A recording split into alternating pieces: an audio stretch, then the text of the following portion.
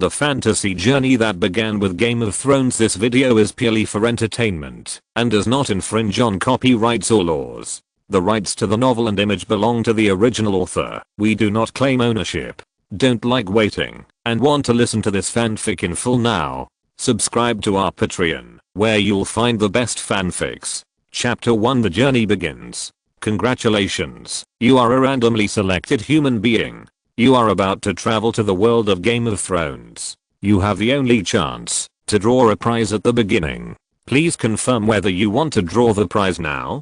Draw. A yellow slot machine as tall as a person appeared in front of Robin. There were 3 blank inventory scrolls in the middle of the machine, and a red round-headed pull handle on the right. You need to shake the handle to draw 3 prizes, and choose one from them. Robin pulled down the handle on the right side of the machine. With a click, the scrolls rolled rapidly, and various patterns rolled across the scroll bar, making people dizzy. Click. The handle returned to its original position and the scrolls paused. Subhuman ability, subhuman world, T-virus fluid, biochemical crisis world, Nen ability, superpower out of control world. Seeing the first prize, Robin's eyes condensed. The kind of subhuman that can be resurrected infinitely? If this is really the thing, then he is really possessed by the Emperor of Luck. Reach out and click on the detailed introduction of the subhuman ability. Subhuman, a new species that is immune to unnatural death. After being killed, they will be resurrected immediately. Their physical fitness is no different from that of humans, except that they are immortal. Some subhumans have stimulated other abilities and can summon black ghosts that ordinary people cannot see. I choose subhuman ability. You will use customization points to create your initial story and achievements in the world of Game of Thrones. The current customization points are 0, and the customization achievement limit is 100 points. There are a total of 6 achievements. Please allocate points reasonably. Your gender? Male. You are a male human with strong bones and a rough body. Customization points, +1. Male characteristics, strength +1. Your appearance, body shape, height, a face that is on the verge of peak, a perfect body shape, and a height of 1.9 meters. You have a stunning beauty that is even considered unnatural. When you were born, the evil gods of the subspace cast their eyes on you and blessed you with joy. Customization points +30. Charisma, charm +10, appeal +80, fertility +40%. Receive blessing, joyful beloved. You can make infertile women give birth again, and even some old women who have lost their menstruation can give birth again. Young girls grow mature in front of you. Mothers get pregnant with twins, or even triplets with your blessing, and little girls become menstruating girls with your smile. Robin frowned. The set appearance can attract the attention of an evil god. Is that strange Trey trying to make me a breeding model in Game of Thrones? What's your race? The first men Andals Royne are Ironborn Valyrians Yiddi. Robin checked the details of each race and found that the initial choice of race only consumes 1 customization point, and the older and more powerful the bloodline, the more it consumes. For example, it takes 50 customization points to strengthen the first men bloodline to Green Seer. Keep reading. The Valyrians trace their bloodline to the blood of the true dragon, which should be the same as the bloodline of the Targaryen family, where the dragon mother belongs. After all, the Targaryen family is from the Dragon King family of the Valyrian freehold. Valyrian Dragon King. You have the blood of the true dragon flowing in your body. You have a very high tolerance for heat, but you are not absolutely immune to fire. And you can hatch, tame dragons and make contracts with them. Customization points +50. True dragon blood, charisma +2, fire resistance +80%, mental resistance -50%. Why is mental resistance halved? Robin pondered the information of the Game of Thrones. Is the bloodline of the Valyrian Dragon King the same as the crazy blood legend of the Targaryen family? This legend talks about the Targaryen family's tendency to have extremists. It jokes that, when the dragon family is born, the gods will toss a coin and choose the great or crazy side for this person. What family and identity were you born into? A translucent panel appeared in front of Robin again, a list with paginated content. House Targaryen, +60 points. Eldest son, +30 points. Second son, +20 points. Bastard, 15 points. House Stark, plus 25 points. Eldest son, plus 20 points. Second son, plus 10 points. Bastard. 0 points. House Baratheon, plus 65 points. Eldest son, plus 50 points. Second son, plus 20 points. Bastard. 15 points. House Lannister, plus 25 points. Eldest son, plus 20 points. Second son, plus 10 points. Bastard. 0 points. House Tyrell, plus 25 points. Eldest son, plus 20 points. Second son, plus 10 points. Bastard. 0 points. House Mormont, plus 15 points. Eldest son, plus 10 points. Second son, plus 5 points. Bastard. Minus 10 points. House of Hightower, plus 20 points. Eldest son, plus 15 points. Second son, plus 5 points. Bastard. Minus 5 points. House of Riverrun, plus 15 points. Eldest son, plus 15 points. Second son, plus 5 points. Bastard. Minus 10 points. House of Tully, plus 20 points. Eldest son, plus 5 points. Second son, plus 10 points. Bastard. Minus 10 points. House of Baelish, plus 10 points. Eldest son, plus 5 points. Second son, plus 2 points. Bastard. Minus 10 points. House of Wealthy Knights, plus 10 points. Eldest son, plus 5 points. Second son, plus 2 points. Bastard. Minus 10 points. Family of Merchant, plus 10 points. Eldest son, plus 5 points. Second son, plus 2 points. Bastard. Minus 10 points. Commoner Family, minus 10 points. Eldest son, 0 points. Second son, minus 2 points. Bastard. Minus 15 points. Chieftain Family, 15 points. Eldest son, 10 points. Second son, 3 points. Bastard. Minus 10 points. Wild Family, minus 15 points. Eldest son, 0 points. Second son, minus 2 points. Bastard. Minus 15 points. Looking at the huge amount of family options, Robin stopped at the Baratheon family and pondered. The custom points after the family clearly represent the weight of this family in the Game of Thrones world, but the Baratheon family has higher points than the Targaryen family. From this, we can analyze the timeline of the Game of Thrones world as follows. The Baratheon family has usurped the Targaryen throne, otherwise there is no way to explain this points difference. Clicking on the details of these families, there are more options. Even the birth methods of illegitimate children are available, such as birth by nobles fornication, birth by incest, birth by adultery, and legal illegitimate children. And illegitimate children will mostly reduce the customization points. He glanced at the current customization points. 81 points. There are still 19 points available, and great nobles like the 7 realm guardians in the list are basically out of luck. He turned a few pages back, and they were basically all weird families, such as the sons of slaves, etc. Hey. A family name made Robin's eyes light up, the Riverrun family of Harrenhal. Robin remembered that this quasi first line noble family had died because of the decline of population, and at the beginning of the Game of Thrones, only a very old countess was left. The illegitimate child who chose this family will automatically become the legal heir in the end. Riverrun family, bastard. Your father, Earl Riverrun, is a great noble in the Riverlands, ruling the largest castle in the continent, Harrenhal, and its surrounding areas. He is loyal to the Tully family, ready to be dispatched at any time, and rushes to the battlefield with his own followers. Earl Heen was drunk and raped a silver-haired maid at a banquet. The maid became pregnant and died after giving birth to a child. You were born into this world where conspiracy and innocence coexist. Customization points plus 5 points. Illegitimate child, reputation minus 50, honor minus 2 later. What did you do in your youth? Growing up in a noble court, plus 10 30 points apprentice of a craftsman, plus 5 points merchant's helper, plus 5 points church attendant, plus 0 points assistant meester, plus 0 points wandering on the streets, minus 5 points mime actor, plus 0 points slave, minus 15 points blacksmith's apprentice, plus 3 points assistant meester. When you were a child, you were sent to the citadel in Old Town. You were one of the few boys of your age who could read. Life in the citadel was strict. You had no time to play, but you could spend time studying, helping at the clerk's desk in Old Town, writing wills for residents, and reading letters. Customization points plus 0 points.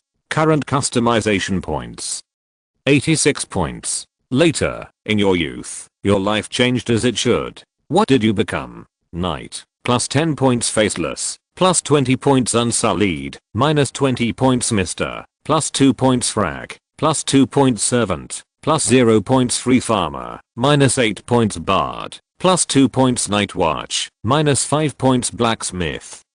Plus 5 points poacher. Minus 2 points beggar. Minus 10 points. Ron clicked on the details of the assistant maester's advanced profession, and found that, if he continued to invest 10 customization points, the maester's rank would be upgraded to a doctor, so he simply invested all the remaining 14 points. Mr. Doctor. According to the points invested, you have 14 links of the maester's chain.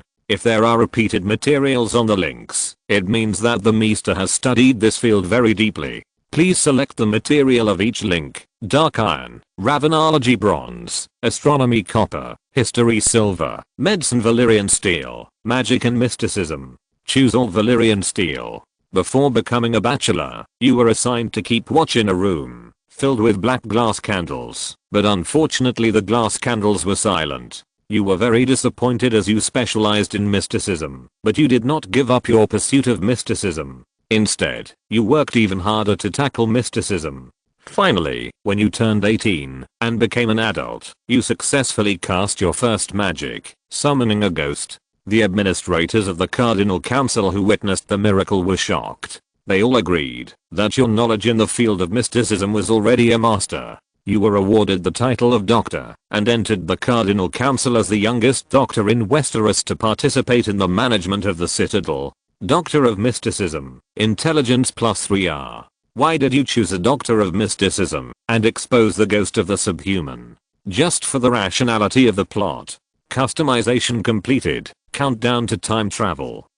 3, 2, 1. Year 292 of the Conquest era. Citadel, early morning. In the bedroom next to the general manager's pavilion. The sun shines through the gap in the window, casting a white beam of light, which falls on the bed, and becomes the only light source in the room. A young man lies quietly on his back on the bed, with long silver hair, a few bangs covering his forehead, a clear face, a firm chin line, and a youthful glow on his fair skin. The early morning sun shines on his face, like a sleeping god sculpture. The cheerful and energetic bird song comes from outside the window, as if awakening the sleeping sculpture, and he slowly opens his eyes. Robin looked at the unfamiliar ceiling, took a few deep breaths, and muttered to himself, "Game of Thrones, I'm here." Explanation: Robin was targeted by Slaanesh, so why didn't he die? Game of Thrones World 292 years of the Conquest calendar. The Game of Thrones world is still in the magic ban period. During this period, all magic, psychic power and witchcraft in the Game of Thrones world are useless. It means that the subspace and the Game of Thrones world are isolated.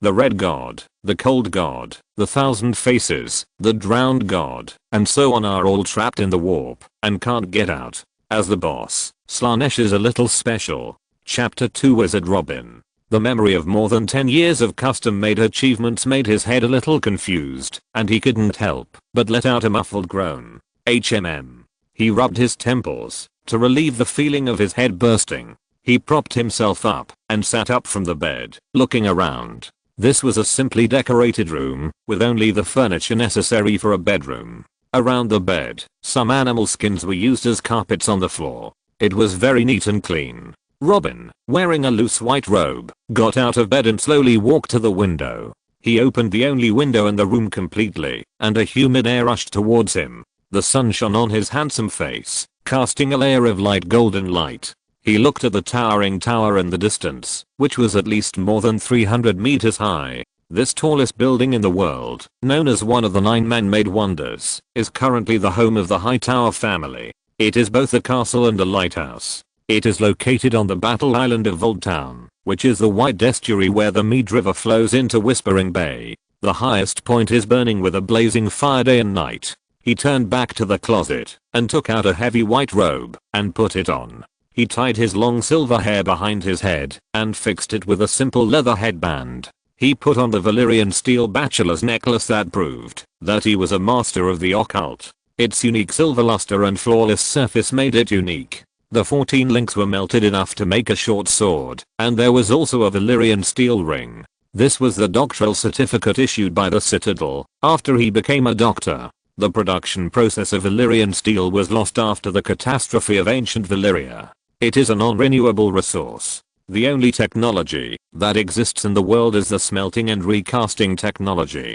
This technology is in his memory of his own achievements. The chain and ring on his body were also made by him. In order to issue him a Valyrian steel certificate, the Citadel was said to have emptied the Valyrian steel inventory for hundreds of years. Otherwise, Robin could not afford to buy Valyrian steel with his tight financial conditions. This thing is priceless. Robin opened a secret compartment under the bed, which contained money, private letters, poisons, experimental records and other precious and private items. He checked his assets, which totaled 4 gold dragons, 3 silver moons, 10 silver deer, and a number of bronze stars, which was equivalent to about 130,000 RMB. In the past, Robin had 3 sources of income. First, smelting and casting tile steel. This kind of work was a 3-year business, but he could make a living for 3 years after opening.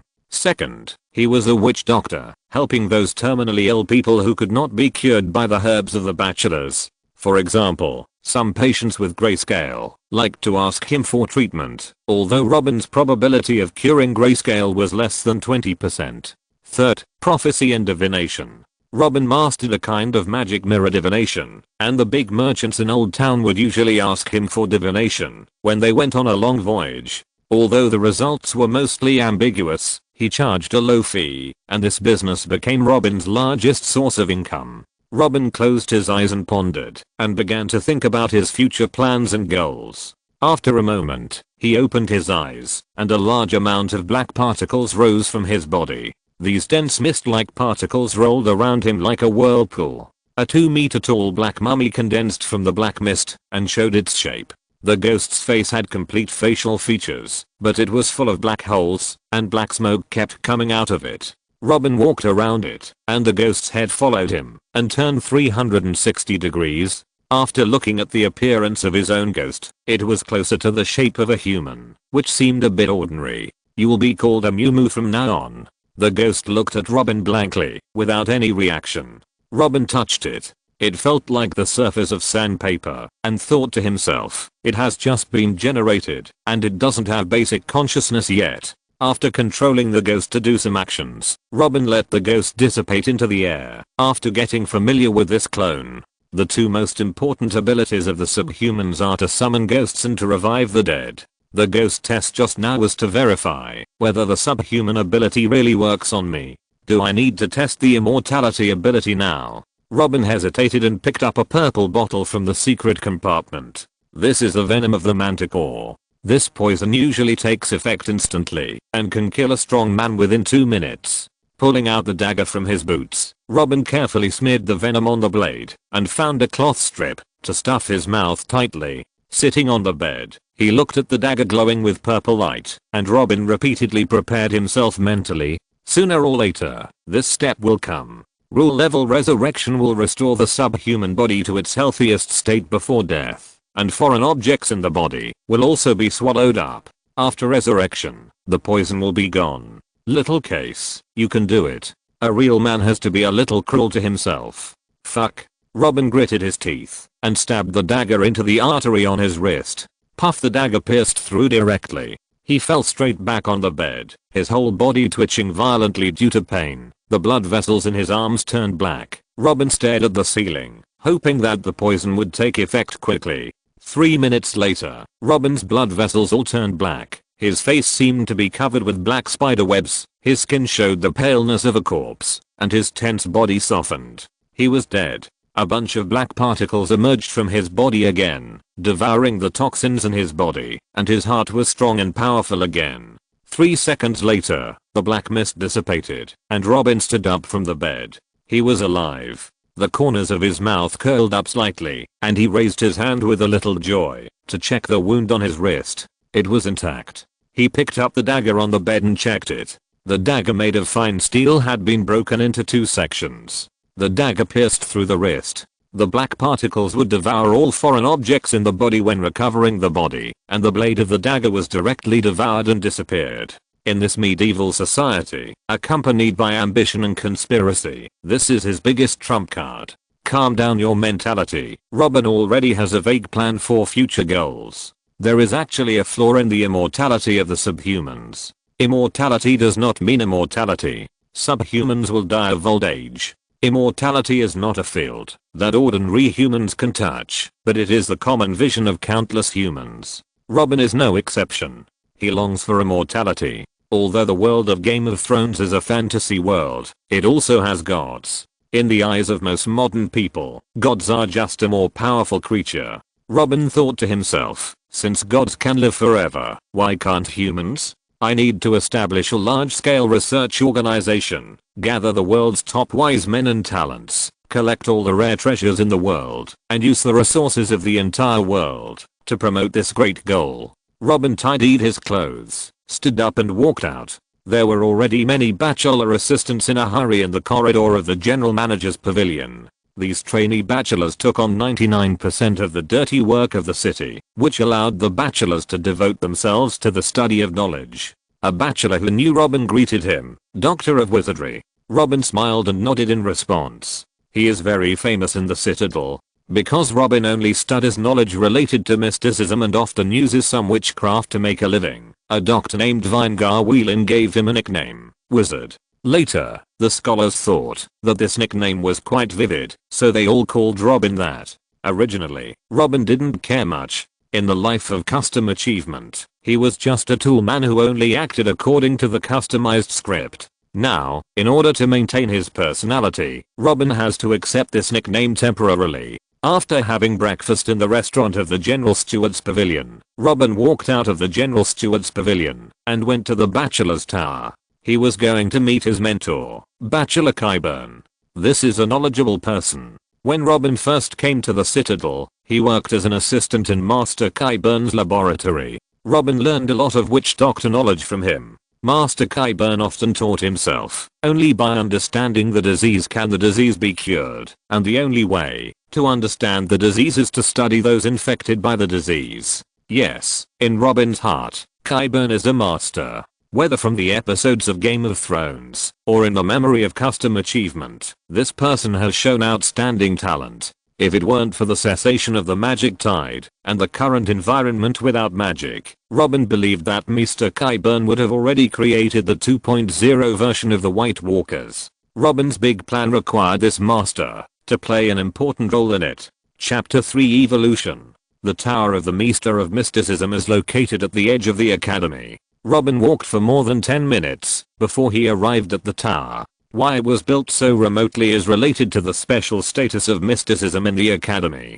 Most of the Maesters in the academy today believe that as a rational seeker of knowledge, religious taboos and magic should be silently despised. This view is the mainstream among the vast number of Maesters who firmly oppose magic and its influence in Westeros. Therefore, the Tower of the Maester of Mysticism was arranged at the edge of the outer city, just like the position of the Doctor of Mysticism in the Cardinal, and was excluded from the core power circle. The master of this Maester Tower is named Dr. Marwyn. He recently traveled to the continent of Essos across the Narrow Sea. Robin only saw his true face a few times a year. Entering the tower, there was only one Maester assistant on duty in the empty hall. After seeing Robin, he saluted and greeted him respectfully. Robin nodded and stepped towards the basement entrance on the right. The heavy wooden door was opened with a black iron key. The dark tunnel extended downwards. An orange oil lamp hanging on the wall was the only light source. The air was filled with a pungent smell, which was the smell of herbs used by the bachelor for disinfection and preservation. Ta-ta. The crisp footsteps were clearly audible in the quiet basement. Walking to the second underground floor, I came to the door of number 1023. This was Qyburn's exclusive laboratory. A man in a grey robe leaned over the laboratory table, concentrating on drilling something with a chisel. Robin approached and saw that there was a corpse of a patient with grey blight on the laboratory table. This blight was a malignant variant of grayscale disease and was more difficult to cure than gray phosphorus disease. Cobbin noticed someone coming in, turned around and saw that it was Robin. He handed the hammer in his right hand to Robin and said in a hoarse voice, "Come and help me remove the plaster. I really can't knock it anymore when I'm old." Robin smiled and nodded, rolled up his sleeves, and took the hammer. Cobbin held the chisel with both hands, and the master and apprentice worked together to knock open the hard bones after petrification. The plaster taken from patients with grey plague can inhibit the spread of grayscale disease, which is a bit like the concept of fighting poison with poison. In order to make some extra money, the bachelors of the Citadel often recycle and reuse the dead patients. But in the article of preliminary exploration of Stoneskin technique, a mystical discipline of human body transformation taught by Bachelor Cobbin to Robin, another use of plaster is also mentioned. "Teacher, I want to build a research center outside the Citadel," Robin said while busy with the work at hand. "It's a place for learning and experiments similar to the Bachelor's Tower." Cobbin looked up at him in confusion and asked, "Do you have so much money?" "Don't worry about the funds. I have ways to make money." Robin helped Cobbin pack the chiseled plaster in a special box and continued, "I want to invite the teacher to the new base to lead the research project." Cobbin showed a soft smile on his face. He watched this child grow up, and he always had some strange ideas. "What topic?" "I'll call it active evolution of life forms for the time being." Robin thought for a moment, and then slowly narrated, "The reason for this topic is that I found that humans have been constantly adapting to the environment and passively evolving their bodies since the ancient heroic era. This passive evolution is a kind of degeneration in my opinion, and the strength of human bodies is constantly decreasing." Hearing this, Cobbin became interested and began to look serious. He put forward his own views, but humans have adapted to the environment due to passive evolution and have become the overlords of the continent. Look at the children of the forest who are unwilling to passively evolve.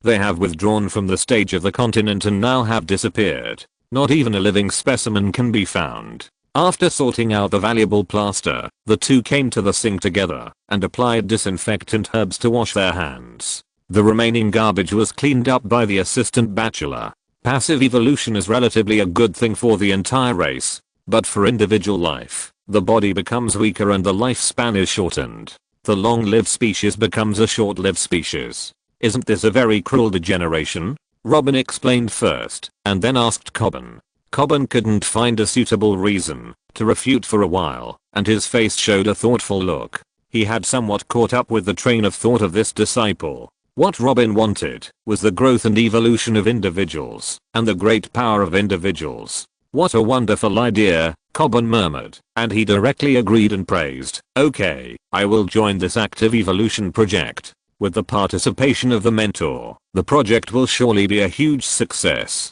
Robin's mouth curled slightly. "I have to go to the library tower to check the relevant information," Cobbin said. "Please, mentor." Robin kept smiling. The two came out of the basement and were about to go out. The assistant bachelor on duty in the hall came forward and saluted to stop them.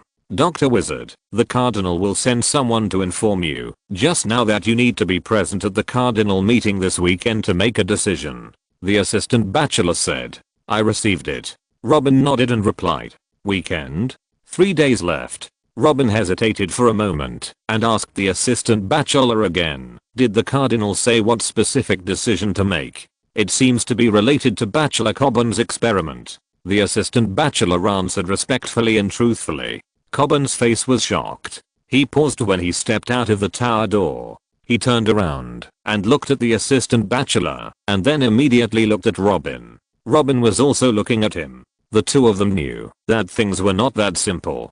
Cobbin had been doing human live experiments and studying necromancy for many years in order to verify academic theories. It was precisely because of these unethical experiments that his doctoral nomination was repeatedly rejected by the Cardinal Council. Some self-proclaimed righteous people in the Cardinal Council hated Cobbin even more. This resolution is likely to be a trial against Cobbin, and even Robin, as a disciple, will be implicated.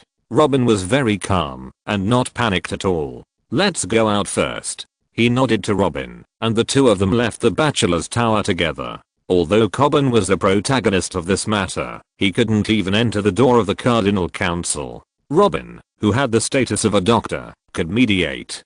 Don't worry, tutor, I will settle this matter. The research topic Robin just proposed requires consulting a lot of information. Now is not the time for Coburn to leave the city. Coburn looked at him again, and Robin was still as calm and composed as at the beginning. Robin's calm demeanor gave him a lot of sense of security. I'll have to ask you for help this time, Coburn said solemnly. Why should we be polite? Robin pointed to the gate of the citadel and said with a smile, I have to go out and prepare some chips. The old man of Old Town has always had a big appetite.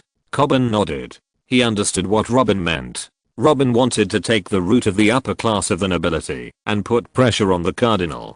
The old man of Old Town was the patriarch of the contemporary Hightower family, and the Hightower family had always been the largest sponsor of the citadel. Even the land of the citadel belonged to the Hightower family, which showed how much influence the Hightower family had on the citadel. After the two separated at the gate of the citadel, Robin walked out of the citadel in a swift and decisive manner. On both sides of the main gate were tall green sphinx statues, a monster with a lion's body, eagle wings, and a snake's tail. He didn't have the heart to slowly admire these two giants, and went directly to the east bank of the Mead River, which led to the port of Old Town. The weather in the coastal city was very humid, and the pebbles underfoot were a little slippery. Robin walked through alleys and along the riverside road. The Mead River meandered, and he passed through the heart of this ancient city. However, he still felt a little uncomfortable while walking. He felt that some residents were staring at him. His conspicuous white robe betrayed his identity. People here had recognized him as a wizard from the citadel. It seems that, no matter what world, humans have a huge curiosity about extraordinary things. Robin found that those eyes avoided looking at him. Well, and fear. Old Town has extremely developed shipping and is the second most important port in Westeros, second only to the capital of the kingdom, King's Landing. Every day, a large amount of food, ironware, and jewelry are shipped here from the free trade cities on the other side of the narrow sea, Slavers Bay, Karth and other places to supply Westeros. Even many adventurers who go to the continent of Sithorias to search for treasure will transport the harvest they have exchanged for their lives to Old Town for sale. Soon, Robin arrived at the port. The bustling scene here was not enough to describe it. Robin walked slowly among the crowd. His destination was the black market next to the dock. To be precise, it was the slave market in the black market. In Westeros, slavery was hated by people and strictly prohibited.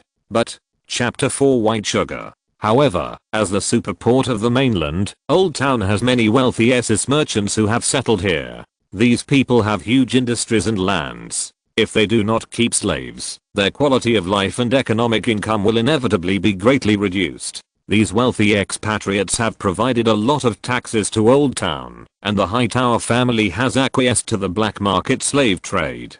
Opening a courtyard door with the Harpy logo, Robin stepped directly in. The guards at the door did not move at all. They all knew Robin as a frequent visitor. This is also one of the reasons why Robin wanted to forcefully resolve the trial of Coburn. As Coburn's direct disciple, Robin basically participated in Coburn's dark experiments, such as purchasing slaves as experimental subjects, which Robin could not withstand investigation. Entering this courtyard, the first thing you see is a large number of naked people. Some people with obvious SS features are commenting on the slaves. They are selecting those slaves like picking animals. The slave owners' men are also shouting hard to attract customers. Come and see a standard Jith barbarian. Look at his figure and teeth. If you buy him back, he will be a good hand for farming or guarding. Slaves from Pentis are not only literate, but also know how to manage. My lord, don't miss it. Sheepmen from Lazarin, affordable and large quantities. High-level me slaves. Do you want your offspring to learn High Valyrian? Buy a me slave home. They not only look at the figure and wounds, but also the teeth. Bad teeth mean that the slave is not healthy, and few people will buy such slaves. Hello, wizard. At this time, a slave owner found Robin, who came in and greeted him very warmly.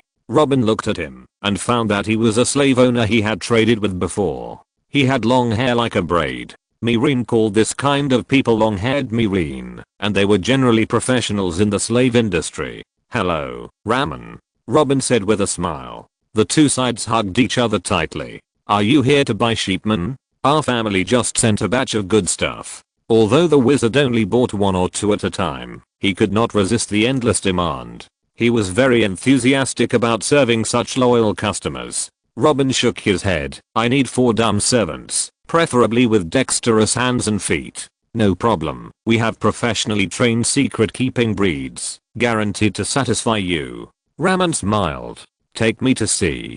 Ramen led him to a house in the yard, and after passing through the house was a shed. On the left were some strong men and beautiful women, and on the right were a group of ordinary looking people. The slaves on the left were obviously treated much better, with their hands and feet simply tied, while the people on the right were all handcuffed to a wooden stake. "These are all dumb slaves. What do you think of them?" Ramen said, pointing to a plump woman on the left. Robin nodded and motioned for Ramen to help him check. Ramen immediately stepped forward and checked the woman. "Open your mouth." Ramen ordered her. The slave trembled all over and immediately opened his mouth. Ramen opened her mouth and looked at her, then checked her body. "This is good, very healthy." "How much?" Robin asked. "The one with a good figure on the left is 10 silver moons, and the one on the right is 20 silver deer. Old friend, the price is not random." Robin nodded. The price quoted by the slave leader was quite reasonable.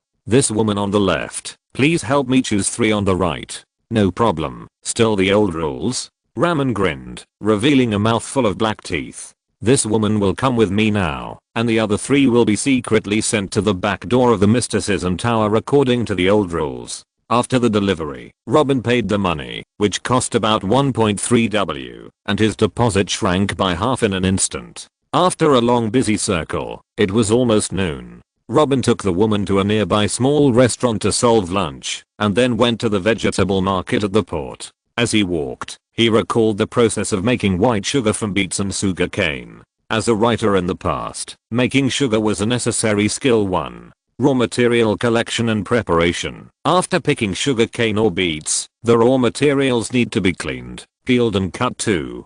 Crushing and juicing. The cleaned sugar cane or beets are squeezed to extract juice. This juice contains water, sugar and other impurities. 3. Filtration and clarification. Impurities, solid particles and impurities need to be removed from the squeezed juice. 4. Crystallization and separation. When the sugar concentration reaches a certain level, the sugar begins to crystallize and form crystals. There are sugar making processes in the world of Kuanao, but they are very primitive and rough, and impurities are not removed cleanly. The sugar that Robin has seen is yellow or black, and the taste is not as sweet as white sugar. The key to making white sugar lies in the 3rd step. The Kuanao process cannot completely filter and clarify the sugar water. Robin's method is to add CO2 to the squeezed sugar water to make non-sugar molecules produce calcium sulfite precipitation, thereby adsorbing the colloids and pigments in the sugar juice. To put it bluntly, it is to add lime water. The 4th step of crystallization and separation is the easiest. Using cotton thread as a hanging line method to obtain crystals. White sugar crystals can be obtained in 2 to 4 days. There is lime in the bachelor's tower, and the raw materials of sugary plants need to be purchased at the vegetable market. Robin took the female slave to the vegetable market to select suitable raw materials. Because there are ships in the port to replenish daily necessities, there are many sweet dishes. Robin asked the female slave to taste the dishes one by one. If they are sweet enough, he would purchase 100 pounds and let the vegetable vendor send them to the mysterious bachelor's tower. It was almost evening when he emerged from the muddy vegetable market. Robin had recorded more than 10 kinds of plants rich in sugar. In order to ensure the success of sugar production within 3 days, Robin had to make multiple experimental samples. This is why Robin wanted to buy a mute slave. The workload of juicing alone is too much for one person, and someone has to help. The assistant bachelor must not be fully trusted. The profit of white sugar is too high. 5-star General MacArthur once said, "If there is half the profit, people will go crazy. 1 times the profit will make people desperate. 10 times the profit can take risks, and 100 times the profit can trample on all laws in the world." White sugar is the kind of thing that can trample on human morality and laws. This thing is definitely more expensive than gold, and there is no problem with sales. It is human nature to love sugar. If it were not for the immortality, Robin would not dare to do this. On the way back to the bachelor's tower, Robin hurried on silently while perfecting his plan. The production process can be copied, which will definitely attract the attention of the powerful. If I promote the production process of white sugar as the effect of my own witchcraft, the uncopyable formula will naturally dispel the greed of some people. Although it will affect sales a little, white sugar is a commodity that is in short supply.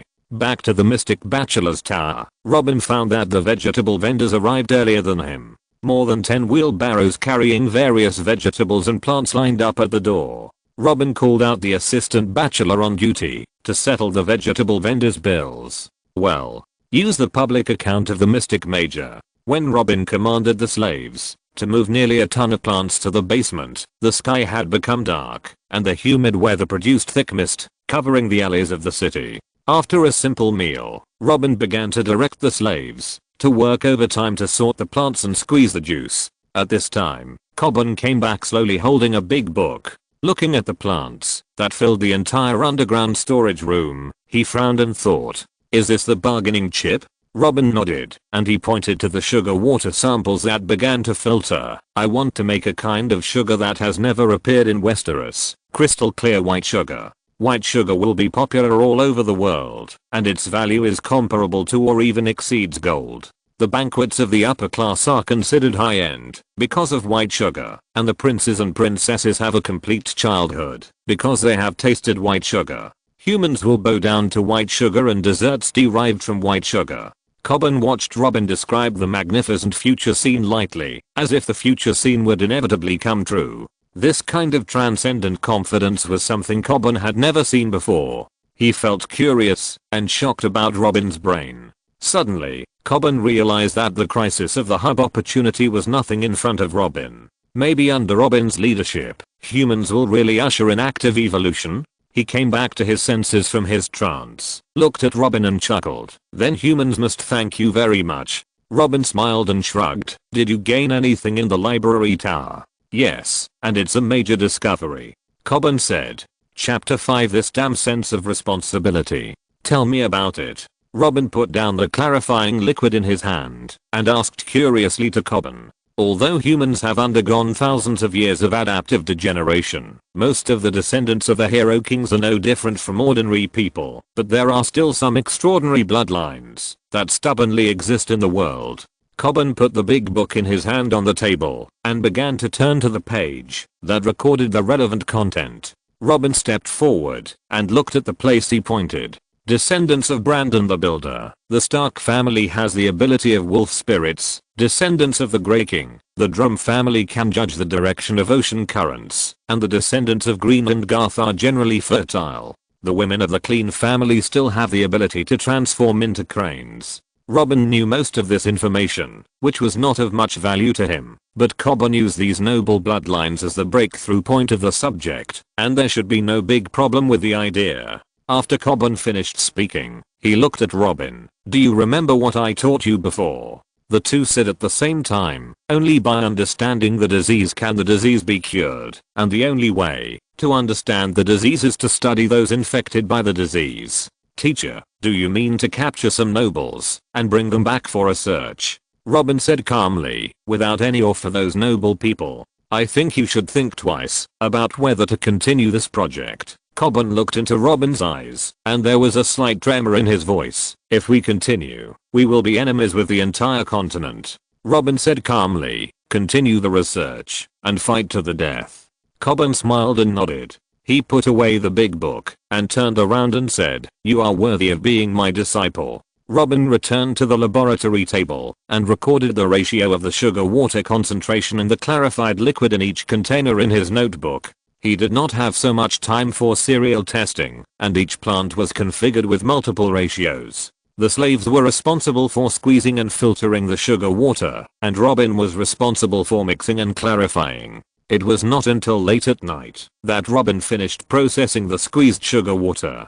After arranging the 4 slaves to go back to the room and lock it, He dragged his tired body back to the shared bedroom on the upper floor of the tower to rest. The production process of white sugar is so important that he changed the lock of the door of the second underground floor to one that only he can open. Looking at the haggard face in the bronze mirror, people will always make mistakes when they are tired and excited. Robin rubbed his temples and began to review what he had done and the people he had met since he crossed over. No, people are too tired and just want to sleep. He feels top heavy now. Leaning on the chair, looking up at the ceiling, an idea came to his mind. He pulled out the broken dagger on the boot and took it to his eyes. The remaining blade was still glowing blue. Well, it's enough. He pulled his wrist with his backhand, and the familiar sharp pain pierced his nerves again. Ignoring the natural reaction of twitching all over his body, Robin closed his eyes and waited calmly for the poison process to end.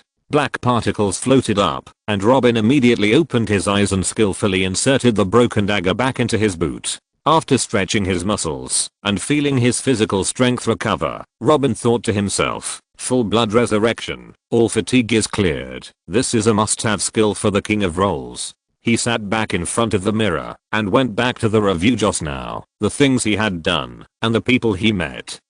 1. Inviting Cobain to join the plan, no problem. He has known this person since childhood. He has no scheming. He is a research geek, and he can be trusted too. Buying slaves to make sugar, no loopholes. The slave owner is an acquaintance, and only the mute slaves were present during the Operation 3. About to negotiate with the authorities. Use witchcraft to cover up the replicability of the formula. Dispel the greed of the Hightower family, and after success, keep his and Cobain's status in the Citadel. He closed his eyes again and thought, tapping the table rhythmically with his fingers. The crisp sound was particularly pleasing to the air in the silent night. 1 times the profit, 10 times the profit, 100 times the profit. There is a problem with the third thing. The crisp tapping sound stopped abruptly. Using witchcraft to cover up the reproducibility of the formula is not a good idea. Human greed is simply unstoppable. How can I guarantee that those beasts blinded by greed will not come to use witchcraft or directly capture me? The image of the slave market flashed through my mind.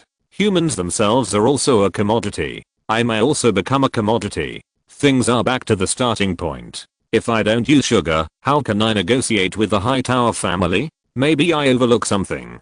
After thinking for a while, Robin remembered a skit by Shenteng called Catering to Their Tastes. It is said that the old man in Old Town often studied magic books with one of his daughters on the top of the towering tower. As one of the few people who can cast magic in this period of magic prohibition, Robin's mouth curled up slightly. Sleep. It was close to noon. The sun pushed aside the clouds and showed its face. Dr. Sauerweingar led a small team of guards and walked leisurely in the alleys of the city. The guards accompanying them were also smiling and making jokes about butter. These guards wore dark brown leather armor with a smooth surface and 3 black castles printed on it. This emblem was the family crest of the Peak family. The guards of the Citadel were composed of soldiers drawn from all the nobles in Westeros, but the most contributions were made by the local nobles in the River Reach. Sir, we don't have a search warrant from the cardinals. Is that against the rules? The captain of the guards whispered in his ear. Dr. Sauerweingar raised his eyebrows and laughed. Myrat reported to me yesterday that the wizard kid bought 3 more sheepmen. Now we will definitely catch them red-handed. There is no doubt about it. Okay. The captain of the guards rubbed his ears. Dr. Sauerweingar's voice was sharp and piercing, a bit like the tip of a knife scraping on a bronze mirror. Captain Chait was a retainer of the Peak family, and Sauerweingar was the second son of the Peak family. Although he was deprived of his surname when he became a bachelor, Sauerweingar gained part of the family's power after becoming a doctor. Captain Chait was obliged to obey Sauerweingar's command. Dr. Weingar heard Captain Chait's somewhat reluctant response, so he turned his head and said in a sarcastic tone, "Can you tolerate living people being tied to the test bench and letting maggots like Coburn eat their flesh and blood?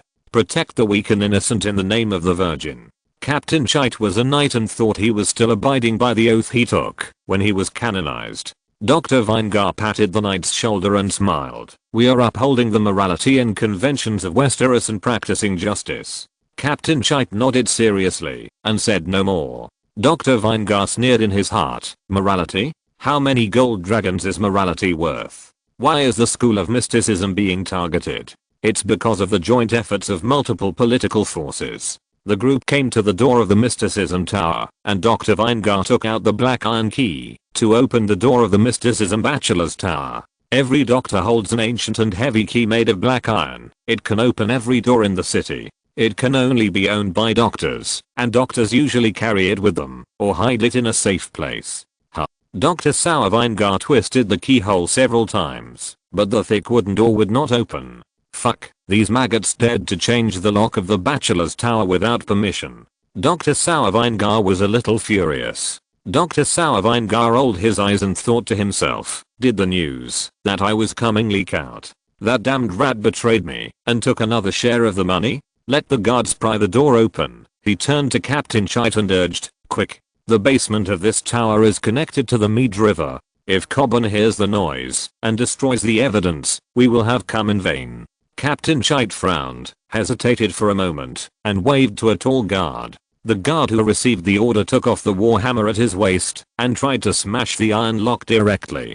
He swung the warhammer violently and quickly. The hammerhead hit the iron lock and sparks flew. Then, one, and another. When he swung the lock for the 5th time, it was smashed, and the chain fell with a clang. With such a loud noise, Dr. Sour Vinegar was sure that everyone in the bachelor's tower must have heard it. Robin was awakened by the loud knocking noise below the tower. He immediately realized that something had happened in the bachelor's tower, and immediately put on his clothes and went down. Bachelor Coburn arrived at the tower door before him. When Sour Vinegar was unlocking the door, the assistant bachelor on duty went to the basement to inform Coburn who was doing experiments. He also changed the lock of the main door of the bachelor's tower in the morning. Although Coburn's political wisdom was not high, his intuition told him that white sugar was a great thing. Moreover, white sugar would be a long-term meal ticket for research funds in the future. He was tired of the days of being stingy to buy experimental materials, so he would naturally take the initiative to maintain the confidentiality and safety of white sugar.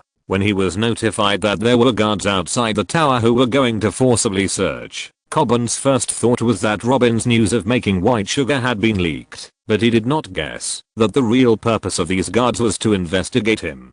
Coming up from the basement, Coburn immediately faced the guards who broke into the room, as well as the aggressive Dr. Sour Vinegar. What do you want to do? You will be sentenced to death if you break into someone else's tower. Coburn stopped the intruder and asked loudly, will the cardinal agree to your reckless behavior? Show me the search documents. The cardinal doesn't have any documents. We are searching under the order of the chief steward. Sour Vinegar curled his lips in disdain. Search for me. Anyone who obstructs us can be killed on the spot. There was no room for negotiation at all. His tone was not just tough, but also sharp. Robin was Coburn's disciple since he was a child. The relationship was no longer as simple as master and apprentice. Robin was also a fellow traveler with the same philosophy as him. A series of memories emerged in his mind. Now, he and Robin are fighting for their common ambitions and ideals. This deep and complex bond makes Coburn's heart full of strength and responsibility. People who do technical research have such direct and simple ideas. Coburn stared at Swanku, stood in front of the guards with his hands outstretched, and said firmly, if you want the formula, you have to step over my dead body. It was Swanku's turn to be confused. What formula? Chapter 6, The Child. The first thing Robin saw when he walked down the stairs, Cobain, with an image of man ready to die, stopped Sour Vinegar and 5 guards. After Cobain let the cat out of the bag, people at the scene reacted differently. The formula has been leaked. Robin. What formula? Sour Vinegar. We came here to search for the formula. Guards. It seemed that everyone had caught the key words and stared at Cobain. Although Cobain's ek was simple, he was not stupid. He instantly realized that he seemed to have let the cat out of the bag, but he didn't know how to make up for it for a while, so he could only stand there speechless. Robin's mind turned quickly, and looking at the reactions of Sour Vinegar and the others, he roughly guessed the cause and effect. These people didn't know that white sugar came for Cobain, and Cobain didn't understand, thinking that Sour Vinegar came for white sugar, so he made a mistake. Drive Sour Vinegar. Is there any misunderstanding? Robin walked up to Cobain, stepped forward and asked with a smile. Searching without a warrant is a felony. I'll go back now and pretend nothing happened. Wizard Doctor, Sour Vinegar sneered, took out a scroll from his sleeve and unfolded it. This is a search warrant signed by the chief steward. I hope you and your tutor can cooperate. In the Citadel, the chief steward is only qualified to sign administrative orders. Search warrants belong to the judicial field and can only be executed with the consent of the Cardinal Council. This is against the rules. Robin laughed and retorted. Sour Vinegar put one hand behind his back and made a Peck family gesture to Captain Chite. Take him down. Captain Chite took a step forward calmly and suddenly punched Robin in the stomach, which instantly made his stomach churn, and he had an urge to vomit. Then Chite used a grappling technique to hold Robin's wrists in reverse behind his back, making him unable to move. Robin. Coban shouted angrily and was also pressed against the wall by the other two guards who responded. Swanku grabbed Robin's hair and made him bend over and look up at him. Boy, my words are the rules now. If we find evidence of you and Coban doing live experiments and the evil formula Coban just mentioned, you will be dead. Robin's facial muscles trembled and a smile reappeared on his face. You are looking for death. His words made Swanku and Kit feel ashamed and angry. Captain Kidd was about to give Robin another ruthless blow, but found that a large black smoke began to float out of Robin's body. In an instant, the anger in his heart was like being poured with a basin of ice water. Kit immediately remembered that the guy in his hand was a wizard and kicked Robin in the waist. Kit used the reaction force to jump back and distance himself. The black ghost only condensed for a short time of 1 or 2 seconds. Swanku was not as agile as Kit and was directly pinched by the ghost and slowly lifted up. His eyes were exaggeratedly staring out of his sockets and his mouth was wide open, but he couldn't make any sound. Ordinary people usually can't see the ghosts of subhumans unless the ghost sends murderous intent to someone, then that person can see it. At first, the guards only found that Dr. Sour Vinegar floated up in the air, but did not see the ghost. Amumu, kill them all. Robin stood up from the ground, holding his stomach. The content in his tone and a little bit of heart-shaking madness made Chet's heart shrink suddenly. As soon as the voice fell, a black mummy layer by layer from the vague material world appeared in the sight of the guards. Crack. Sour Vinegar's neck was twisted and thrown by Amumu to the guard who controlled Qyburn. The guard had to let go of Qyburn to avoid it. Qyburn and Sour Vinegar's body fell to the ground together. Sour Vinegar was dead. If Chet ran away at this time, he would violate the honor of the night, and his future and career would be over. There was only one way left for him, to fight. Kill the wizard.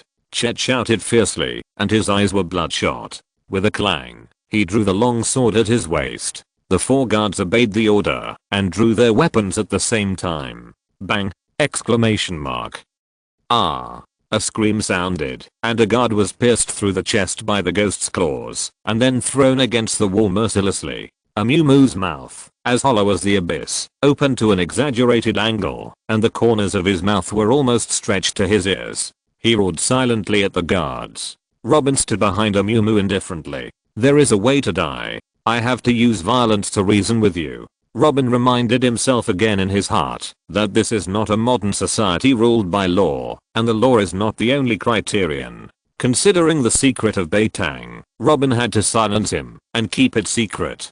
Kite's face was wooden, his whole body was stiff, and cold sweat began to slowly seep out of his vest. Fine beads of sweat slowly appeared on his forehead. Even he didn't see the ghost's instantaneous movement just now. That level of speed. Even he, a well-trained knight, couldn't react to the speed, and the probability of killing the wizard was infinitely equal to 0. Come to my side, let's rush out. His voice trembled slightly. The remaining 3 guards approached Kita with pale faces, and the 4 of them slowly moved back to the door. A shadow stabbed at Chite's lower abdomen. Clang. Chite blocked Amumu's claws with his instincts from years of fighting. He breathed a sigh of relief. The 4 of them stood back to back and defended only one direction, barely able to resist the ghost's attack. Amumu began to attack rapidly, and his claws and weapons kept colliding, making crisp metal collisions and muffled groans. Hold on. Chite encouraged morale. He helped the guards resist attacks from time to time, but these ordinary soldiers were still wounded by a Muumuu's claws. Robin put down his hand that was rubbing his belly and took out a bag from the bag in his sleeve. While Chait and the others were paying attention to a Muumuu, he threw the contents of the bag to the guards. Even the empty bags were thrown over them. The grey powder sprinkled all over the guards, and some of them immediately cried out in pain and couldn't help scratching the wounds on their bodies. This was the lime left by Robin when he mixed clear water last night. At this moment, the four people's defense had a flaw. Bang! Chait's sturdy body was knocked away, hitting a wooden table in the hall, and then rolled far away. A trail of blood was shed along the way. The remaining 3 people showed despair, gave up defense, and rushed towards the gate frantically. Puff! They were slower than the ghost, and were caught up by a Muumuu one by one. Chait stood up with the help of the table. His long flaxen hair was stuck together because of the blood. He looked very embarrassed. He was at the end of his strength. A Muumuu was about to rush up to finish off the last enemy. The door of the bachelor's tower was pushed open from the outside, and the dazzling sunlight shone in, making Robin unable to help but block his eyes with his hands. In the sunlight, it was a little difficult to see the person coming. Squinting to look at the figure, he could vaguely judge that it was a woman in a long skirt. The Cowbana bar is located on the banks of the Mead River and happened to be built next to the Bachelor of Mysticism Tower, with only an alley between the two. The lighting in the bar is good, with plenty of light. The decoration inside the banner bar is even better. Exquisite and elegant, luxury is revealed in a low-key manner. But Ms. Morua Hightower has seen too many luxurious, low-key, and precious things. Although she is interested in looking around, she is probably like a noble entering a village and sighing, "The natural environment here is so beautiful." She is a very beautiful woman, with a thin waist, long legs, plump breasts, and a charming face. She has a pair of watery peach blossom eyes, and she always shows a pitiful expression when looking at people from time to time. Especially when she opens her big eyes and looks at people directly. Her clear eyes always make people bow their heads in shame and dare not look directly. But the chief steward of the school city did not dare to cross the line. He respectfully opened a seat for Ms. Morua, and the lady sat down without any politeness and elegance. This seat is the most distinguished position in the entire private room, and it overlooks the Mead River. More importantly, it can observe the entire view of the Tower of the Mystic Scholar. Morua Hightower is the eldest daughter of the old man in Old Town, and the second oldest among her brothers and sisters. She is obsessed with mystical research like the old man in Old Town. Ms. Morua is famous for her bad temper in Old Town. She is usually gentle and polite to others, but once she is not satisfied with something, she will reveal another tyrannical personality. So, anyone who angers her is put on the experimental table. People in Old Town call her Madwoman Morua. The black servant brought a pot of wine on an exquisite plate. The wine is the wine of King Ting Island, the royal wine. Ms. Morua only drinks this. The black slave brought a glass of wine. When a glass of wine was poured, the aroma was intoxicating. The chief steward looked at Ms. Morua eagerly until she drank a full glass. Ms. Morua exhaled comfortably. She waved her hand. "You have some too." "I dare not," the chief steward replied with a wry smile. "How dare I drink with the lady?" However, before the chief steward finished speaking, the black slave had already filled his glass with wine. The black slave said, "My master always keeps his word. If he asks you to do something, you have to do it. If you refuse, this matter will not be perfect." So the chief steward had to obey the order. After a while, the madwoman saw Dr. Sauerweingar enter the bachelor's tower from the window, and she spoke softly. "Robin, summoning ghost witchcraft must be obtained. This is a death order from my father." "Yes, ma'am. Sauerweingar will search for Cobain's evidence, and I think there will be gains." The chief steward did not dare to neglect and responded immediately. He turned sideways to look at the bachelor's tower of mysticism and sighed. "It's a pity that I used gold dragons to trade witchcraft with Robin and he refused. Otherwise, I wouldn't have to do such a threat." The madwoman played with the glass cup and said, "Are you sure it can work? Robin and Cobain are both teachers and fathers. There will be no problem using Cobain to control him." As soon as the chief steward had made the promise, there was a commotion in the bachelor's tower, followed by shrill screams, shouts, and the sound of weapons colliding. The crazy woman stood up from her chair, frightening the chief steward so much that he fell to the ground with a pale face. Stupid, something happened. The crazy woman cursed. Her delicate features were distorted. The chief steward trembled and climbed up from the ground, not knowing what to do. Bang! The glass cup hit the chief steward's forehead and broke into pieces. Waste. The crazy woman's full chest rose and fell violently with anger. She walked out of the bar angrily, led the clan guards outside, and went straight to the tower of the mystic bachelor.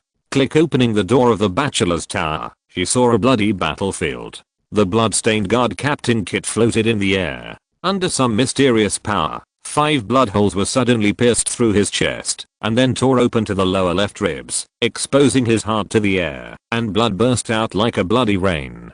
Good afternoon, Ms. Moroya. A clean and gentle voice sounded, pulling the crazy woman back to reality. She looked in the direction where the call came from and saw a young man with a gentle smile on his face, looking at her and bowing calmly. Chapter 7. Hightower the Unwise. TSK. It's so tragic. There's not even one person left alive. The crazy woman acted like an ignorant passerby and exclaimed.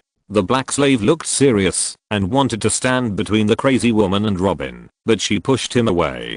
Who said no, Ms. Morua? You don't know. I went downstairs as soon as I heard the sound. I didn't expect that when I ran over, I saw that the murder was over. I didn't see the murderer, but there was blood all over the ground. TSK. Robin looked at the scene and shook his head repeatedly. What happened? The chief steward went into the hall. Exclamation mark. The chief steward screamed and rolled his eyes. He was actually scared to death.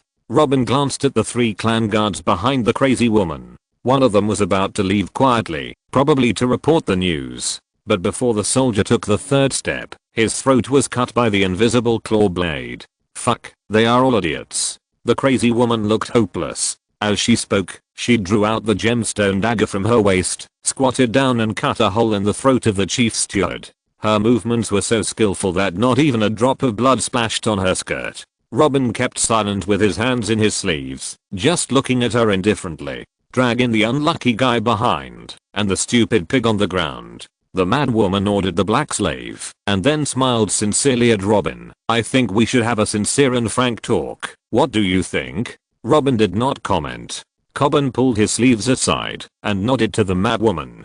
Click. The door of the bachelor's tower closed again. When Robin decided to take action against the Sour Vinegar, he considered how he should deal with it later.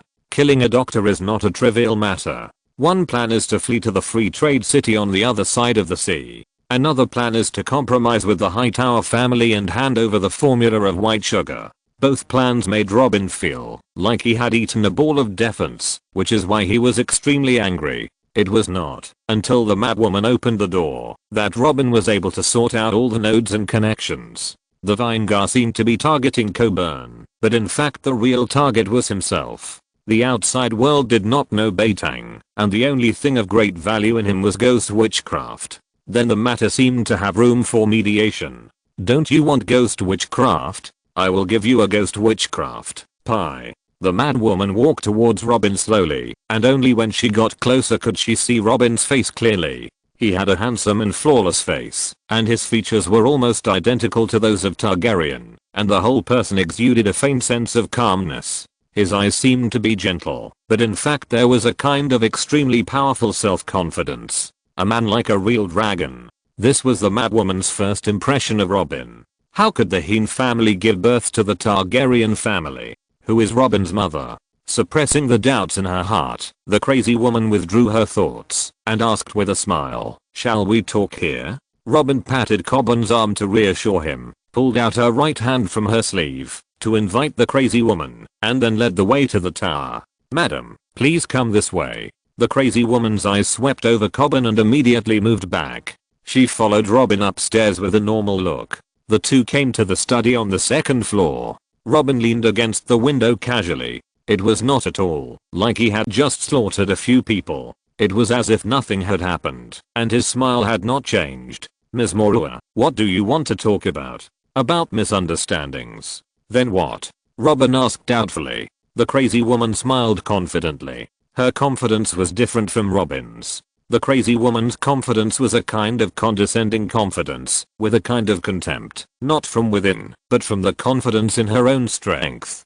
Her confidence came from the power she held and indirectly held. You have the rare magic in the world, and my family has the top strength in Westeros. Our conflict is just a misunderstanding. She walked to the main seat on the right and sat on a high chair. One of her beautiful legs was gently lifted up and placed on the other leg.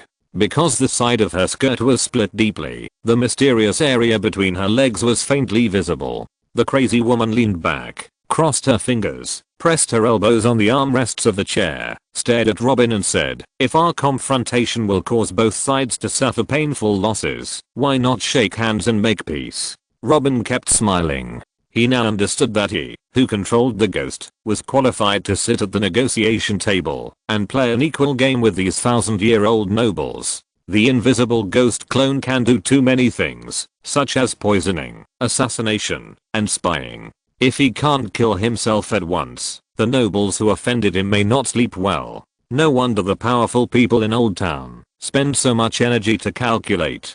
Who wouldn't be jealous of such a useful ability? Shaking hands and making peace requires a foundation of trust. How can we build mutual trust? Robin said. If he foolishly agreed to bridge the gap now, he might be surrounded by a heavy army that night. Robin didn't want to take this risk. It was impossible to reach an agreement without giving up the reason for the grudge.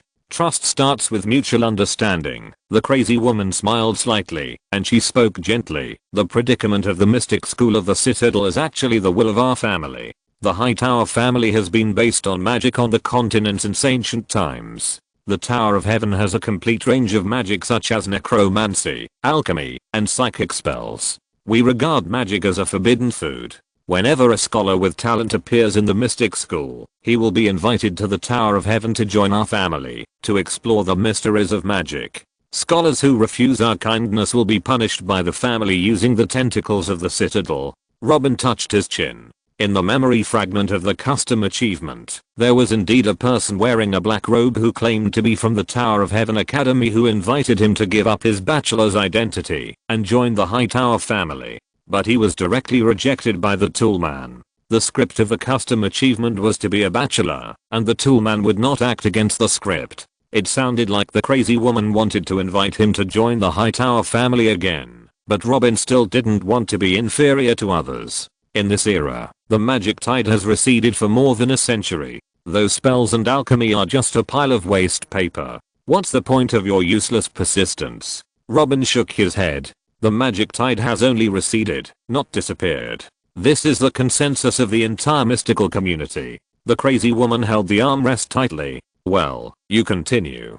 Robin nodded and pretended to agree. He saw that the crazy woman was getting emotional and didn't want to stimulate her anymore. Who knows, she might have a mad attack and the two sides would break up. Robin sneered at the mysterious operation of the Hightower family's obsession with magic. A century ago, when the magic tide was still there, the Hightower family was the protagonist in the Blood Dragon Dance War, and the Hightower family didn't throw fireballs and storms. In ancient times, heroes and kings were everywhere. You are throwing fireballs to fight those demigods? In the more than a century since the magic tide disappeared, with the continent's intelligent brain like the Citadel, Hightower would have risen again long ago if he had focused on technology. The crazy woman said in a very sincere tone, as long as you share ghost spells and join the Hightower family, all the cracks will be stitched together under the bond of the family. Don't you also like mystical research? All the spells in the towering tower are open to you.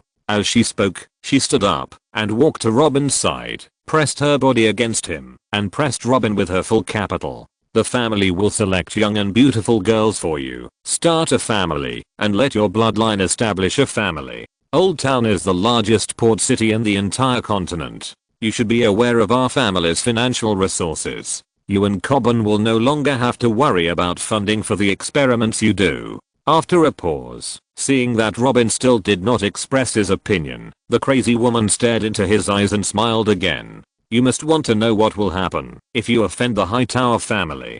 Old Town not only has a school city, but it was also the headquarters of the Church of the Seven Gods. Half of the bishops in Westeros are members of the Hightower family. When the time comes, the sinner will be punished by both the gods and the people in Westeros, even if you escape to the other side of the narrow sea. The crazy woman was about to continue to explain how powerful she was, but suddenly she felt her skirt being lifted up, and a hand reached in from the slit. Her cheeks flushed, but her body did not struggle to resist. Do you know where ghost witchcraft comes from? Robin felt the soft touch, and whispered in her ear. How did it come from? The crazy woman gradually let go of her shame and cooperated completely. My spell is like the wolf spirit of the Stark family. It is inherited from the ancient bloodline. Others can't learn it. You, the Hightower family, want this kind of power. Are you ready? Snap. Robin slapped him. The crazy woman made a sound, supported Robin with both hands, and pushed him away. She took a look at him, and took off her dress on her own initiative. It doesn't matter whether I'm prepared or not. I've already been permanently sterilized with a drug. But, she licked her sexy lips, I don't mind trying it. If you're listening to this novel on a channel other than Fanfic World, it means they downloaded and uploaded it without effort. We cordially invite you to visit our channel, Mundo Fanfic Novelos. There you'll find the original version of this story and you can explore many other novels of various genres. We're waiting for you to immerse yourself in a world of incredible novels. Chapter 8. Talent is hard to find. The crazy woman generously showed off her figure, squinting her eyes and chuckling charmingly. She was tall, with a thin waist and round hips, a perfect figure of a beauty. A hint of aristocratic temperament added to her beauty. Maybe I can give you a surprise. Robin looked at her meaningfully. He remembered that, when he customized his achievements, he got a strange blessing when he maximumed out his appearance. It was called Joyful Pet, with abnormal fertility, which could be called a green hand descending to the earth. The crazy woman was a little dissatisfied with Robin's lack of understanding of romance, and took the initiative to pounce on him. Downstairs, the black slave led 2 clan guards, and stared at Cobbin, and neither of them made any move. After a while, a voice came from upstairs. Cobbin was stunned for a moment, then he realized what was going on upstairs, and showed a relieved smile of an old father. The black slave took out a pipe from his arms expressionlessly, lit up the leaf tobacco, and took a few big puffs. The 2 clan guards' inner reaction was, is this how you negotiate? We just lost a brother. Ahem. Qyburn broke the awkward atmosphere. Hearing the developments above, the problem should be solved. Why don't we clean the floor and the body first? Both guards looked at the black slave, who shrugged. Where do we need to move the body? The first floor of the basement. My name is Qyburn. Qyburn walked towards the black slave, and held out his hand. The black slave slapped his hand away, and turned around to lift the body with the guards. However, the black slave still responded. Poison insect. What? My name is Poison Insect, the black slave said in a muffled voice. Qyburn nodded in understanding. If it wasn't a nickname, naming after insects was a naming custom of the Unsullied of Astapor. They took the black slaves and put the body in the storage room. The Unsullied are castrated slave warriors who have been trained in Astapor since childhood. Their characteristics are absolute obedience to their masters and fearlessness in the face of war. When they had almost cleaned the hall, Robin and the madwoman came out leisurely from upstairs. Walking into the hall, the madwoman shouted to her men, "Go back." Robin and Qyburn sent Hightower and his party to the door. Oh, I feel so relaxed. She tilted her head back and stretched her body vigorously. This posture can make any male with desire feel itchy. It can be said that 90% of men will not be able to resist and take a peek at the scenery between her peaks when she is not paying attention. Robin was unmoved. He had seen everything he should and shouldn't see just now, and he was not greedy for this little tofu. He said to the crazy woman, "Please help me convey my greetings to Lord Layton." "No problem. Bug, give him a first level permission card for the library of the Kangshan Tower." The crazy woman replied. "I live on the 10th floor of the Kangshan Tower." Her tone slowly became pleasant, and a blush with a morbid beauty appeared on her face. "Here, this is the key. If you don't come over, I will settle the score with you." After that, she handed Robin a copper key and left directly with the poisonous bug. Watching the crazy woman walk away, Robin shook his head and sighed. The private lives of the nobles are really decadent. Cobbin said in a deep voice, "You haven't seen those degenerate nobles. They are as rotten as the mud at the bottom of the cesspool. They are the worst and the worst. Robin raised his eyebrows. Cobben's words seemed to contain some resentment. He asked, "Teacher, have you ever seen it? My wife was kidnapped by a noble." Cobben glanced at the card with the Hightower family emblem in his hand and turned back to the bachelor's tower. Robin touched his nose and followed him in. The two returned to the underground laboratory. Cobben and the black slave had just placed Dr. Acid Vinegar on the stone laboratory table. Robin prepared various beakers, test tube racks, bottles and other utensils. "What was the result of your talk with that girl?" Cobben asked while dismembering Acid Vinegar. "I handed over ghost witchcraft to Hightower, and Hightower no longer targeted us, and opened the library of the Tower of Heaven to us," Robin responded. Robin handed over a sharp knife, and with the tacit cooperation of the two, the Vinegar was cut into pieces in a short while. "I thought you would join the Hightower family," Cobben said. "I have my own plan, to join the noble system." Robin hesitated, but still told Cobben about his family, the Heen family. "You are the illegitimate child of the Heen family, the curse of Hirenhal," Cobben whispered, digesting the information Robin said. "Some time ago, I also received news that Earl Heen is seriously ill. It seems that it will not be long before you go back to be a legal illegitimate child." Robin skillfully sealed various organs in jars filled with preservatives. "But before I go back to inherit Hirenhal, I plan to do a big job." Robin's hands did not stop, and he said calmly, "How big?" "The Citadel is as big as it is. I named the research on active evolution as the Grand Plan. The Citadel is indispensable for the implementation of the Grand Plan, and it must be firmly controlled in our hands." Robin turned sideways to Cobben and clenched his right fist. "Then our goal overlaps with the power of the Hightower family. Currently, the Citadel is under their protection," Qyburn continued. Robin showed a soft smile that Qyburn was familiar with. "So, I have to take the Citadel from Hightower, or directly usurp Hightower. You are really capable of tossing." Qyburn laughed teasingly. Robin smiled and did not answer. He sorted out the precious noble materials in his hand. He turned back to wash his hands in the sink, left the basement laboratory, and prepared to go back to the steward's pavilion for a good rest. Out of the bachelor's tower, strolling along the Mead River, the wind blew the fragrance of moonflowers from the riverside garden. It is really an incomparable enjoyment to feel the river breeze blowing gently. This river breeze, with fresh water vapor and a faint fragrance of moonflowers, makes people feel relaxed. The tense nerves seem to relax slowly. Perhaps the Traverser is not only about war and becoming stronger, but also about poetry in the distance. Retracting the divergent thoughts, he still has a lot of work to do. The goal of immortality is so tempting. Back to the present, if you want to usurp a certain power, you must at least have a complete and loyal management organization. Maybe you can start with the Chamber of Commerce. I just happen to have sugar as a commodity. When the crazy woman finds out she is pregnant, let's see what she chooses. If she chooses to keep the child, I will have a reason to enter the Hightower family, and I can also use the crazy woman's energy to protect the Chamber of Commerce. This child is the future master of the Towering Tower. If she chooses to abort the child, I can only choose a more violent way to thoroughly clean up every trace of the Hightower family. Climb the spiral staircase of the chief steward's tower and return to the bedroom. Good dreams. The next morning, go to bed early and get up early. He got up before dawn. Robin opened the window sleepily and looked out. The dawn had just covered the city, and the flames on the top of the towering tower were burning, as if they would never go out. He had no time to appreciate this beautiful scenery. He turned around and put on his white robe and finished his breakfast in a clock-in style. Robin had to go to the talent market to recruit a few team members. He was just a writer, and professional things had to be done by professionals. It's really hard work to build a power from scratch. Robin sighed in his heart. There are two places in the old town that are similar to high-end talent exchange markets. One is called the document desk, which is officially operated. There are bachelor assistants here to help people do some chores. Some bachelor job information will also be posted here, and you can make an appointment for interview and then hire.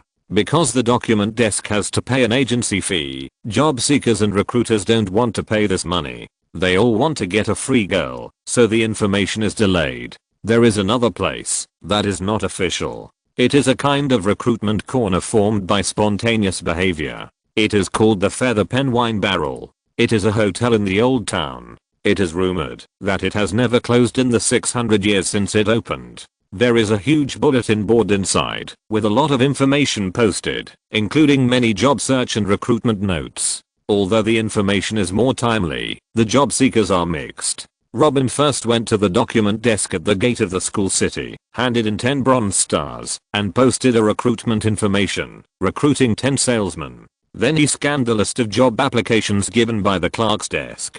There were 2 doctors from niche schools and the rest were all bachelors. There was no school like business administration that he needed, so he had to shake his head and return the list. I'll try my luck at the Quill Pen and Wine Barrel in the evening. Now I'll go to the slave market to see if there are any goods there. I ran to the port again. Dozens of docks lined the waterfront and countless ships were moored in the port. My legs were a little sore, and Robin felt it necessary to set up a rickshaw company in this city, called Diddy Car Company. There are many yards of slave owners, and Robin decided to take care of the business of his old friend. Hey, wizard, do you have new needs? Raman was still enthusiastic. Help me find a few slaves with experience in Chamber of Commerce management. Robin said.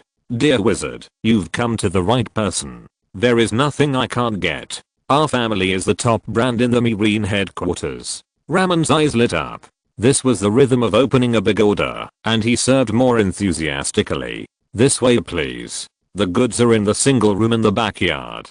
He led Robin into a large dimly lit room with a low ceiling. There was a niche dug into the thick earthen wall, and a pair of incense candles were placed inside. Robin found himself stepping on a Mirish pattern carpet, a tapestry hanging on the wall, and a bed next to it. Miss Rose? Raman called out, and he lit the incense candles on the niche, and opened the paper window, to let the sunlight in. HMM. A voice as thin as a mosquito sounded. As the light flickered and swayed, Robin realized that there was a woman wearing a black veil sitting on the bed. Just by looking at her eyes and skin, as well as the facial contours outlined by the veil, Robin could tell that the other party was definitely a beautiful woman with good looks. Raman stepped forward and began to remove her robe. When he took off the short shirt, he grabbed the shoulders and pulled hard, tearing it down to the navel. The woman didn't care at all and stood up cooperatively, slowly turning in a circle on the spot to show herself to the buyer. Raman, you know I'm not looking for a prostitute. I want someone who can manage the business. Robin frowned and said, hey, this is the stuff you want, and it's the best of the best. Raman stamped his feet anxiously, as if Robin was bargaining. This Miss Rose's father is one of the governors of the Free Federation of Mill. Rose has been exposed to her father's industry since she was a child, and she is definitely good at managing the Chamber of Commerce. He pulled Robin forward and pointed at the woman and introduced. Her father lost in the business gambling agreement, and the Chamber of Commerce's bankruptcy liquidation was not enough to pay off the debt, so he had to sell the family. Our family paid a great price to get Rose, and originally kept her for the year-end auction. You are an old customer, so I took out the goods to show you. Really? Robin rubbed his chin gently and began to examine Miss Rose again. Chapter 9 Sincerely Robin. Yes, sir. My father was a member of the Governor's Council. Rose whispered. Robin could see that the woman was still a little uncomfortable with the change of identity, and her voice was a little timid. Let me give you 2 questions about goods calculation. If you can answer them, I will buy you and give you good respect and treatment. No problem, wizard. Take the test as you like. Raman smiled and patted Rose on the back, looking very confident. Listen carefully. Robin reminded her seriously. My store buys a batch of goods at a wholesale price of 3 copper stars per piece for retail. If the retail price is set at 4 copper stars per piece, it is estimated that 120 pieces can be sold. If the selling price of each piece is reduced by half a copper star, 20 more pieces can be sold. How many pieces should I buy from the supplier? How much should each piece be sold at to get the maximum profit? This. Raman's CPU burned. Rose opened her mouth wide and forgot to close it, as if an egg could fit in it. Haha wizard, stop joking. Who can figure out this kind of problem? Raman laughed funny, trying to make the wizard laugh and get away with it. He knew that the doctorate was not obtained for nothing, and he was really talented. Ah.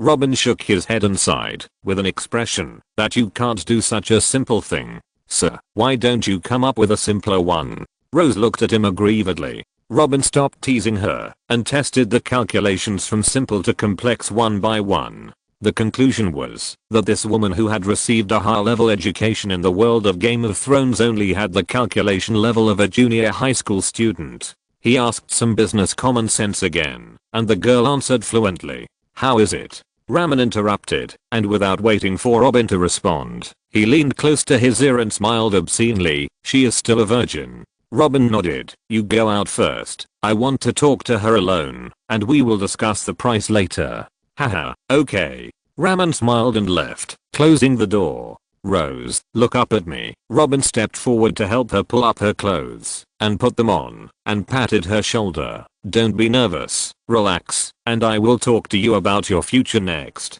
Yes. She looked at Robin with clear eyes. You should become a slave soon, so do you want to be a slave forever? Robin sat in front of her and helped her tidy up her bangs. My lord, what do you mean? Her cheeks were a little flushed. If you really work hard to help me, I will give you freedom in a year. Robin said to her softly, and at this time he was thinking, a year later, you should just be pregnant with your second child. Robin continued with a serious face. I, Robin, swear by the 7 gods that, if Rose does not betray me and works hard, I will definitely give her freedom. Robin held the girl's shoulders and let the two of them focus closely. I will also write this promise into the slave contract. Keep it in duplicate, and it will automatically take effect after a year. Rose's eyes were misty. This man was serious. He didn't need to lie to herself. She pursed her lips to hide her excitement. Robin hugged her and patted the girl's back. After a while, feeling that Rose had calmed down, Robin took out a small bag. Now there is a problem.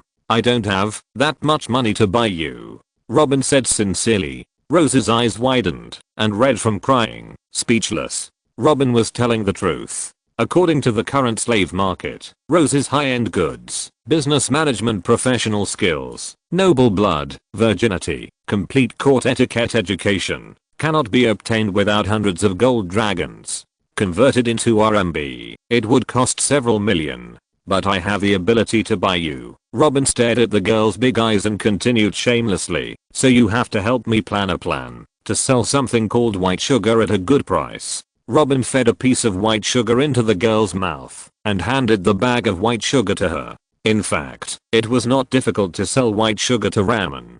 Robin planned to sell the franchise of Mirin to Raman, which is commonly known as the franchise fee. With the potential of white sugar, any businessman with a brain would know how high the profit of the white sugar franchise is and would definitely rush to get it if there is a chance. He just saw that the girl was weak and wanted to test her in the end. After all, if she could only talk but not do, putting her in that high position would also harm her. Rose tasted the white sugar, her eyes flickered slightly, and a pure sweetness bloomed on her tongue. There is no candy or sugar cane in this world.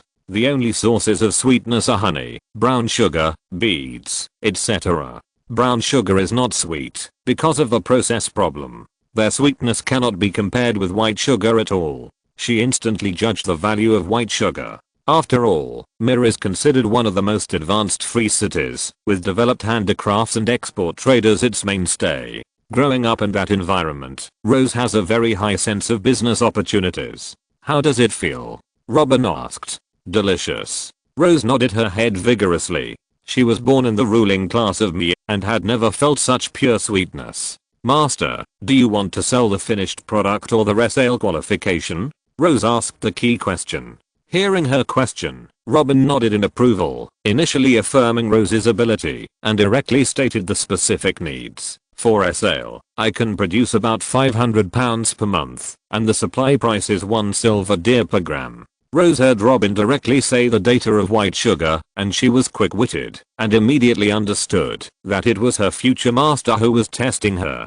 Fortunately, the answer was not off topic. I suggest that the master sign a contract every 6 months, and the resale qualification for half a year is 1,000 gold dragons. Rose talked about the business plan eloquently, and she seemed to have regained her confidence in the business field. She then helped Robin analyze the reasons for the conclusion. According to the master's production and unit price, the monthly transaction flow between the master and Ramen is 1000 gold dragons and 6000 in half a year. After the goods in Westeros are shipped to the free cities, the unit price will generally double or more. Ramen will have a profit of at least 6000 gold dragons, and 1000 gold dragons is just right for selling the resale rights. Robin thought seriously for a while and made sure there was no loophole. Then he showed a satisfied smile. Don't worry, I may have to talk to Ramen for a while. He stood up and walked out, ready to have a fight with Ramen. Robin had never negotiated a big deal worth tens of millions with anyone, but as a seller's market, there was basically no pressure. Ramen was chatting with his men in the yard, and when he saw Robin coming out, he hurried over to serve him. Dear wizard, do you like it? Robin nodded. He led Ramen aside, and then took out the bag of white sugar sample from his body. Ramen, let me show you a treasure. Do you know this? Robin said mysteriously, handing the white sugar to Ramen. What is this? Ramen asked curiously. White sugar, a very sweet food. Try it. Robin smiled. Ramen put a few pieces of white sugar in his mouth, and after tasting it carefully, his eyes suddenly widened, and he immediately grabbed a small handful and ate it. After a long time, a look of surprise appeared on his face. Good treasure. It's so sweet. This is the white sugar I purified from brown sugar with witchcraft. Are you interested? Robin explained. How much is it per pound? Ramen asked. 1 silver deer per gram, 2 gold dragons per pound. Robin said.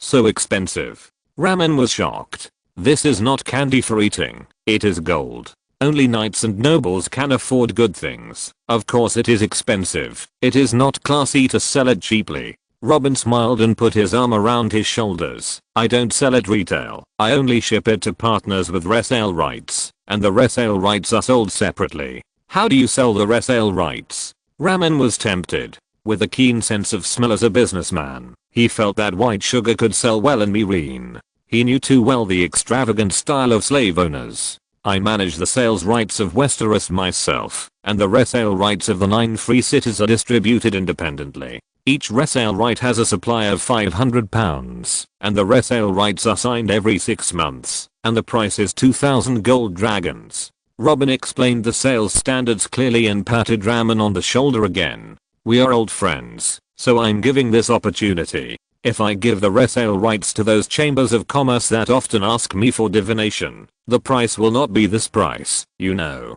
Robin gave him a look that showed he understood. Ramen's eyes rolled, and he kept thinking about the pros and cons in his mind.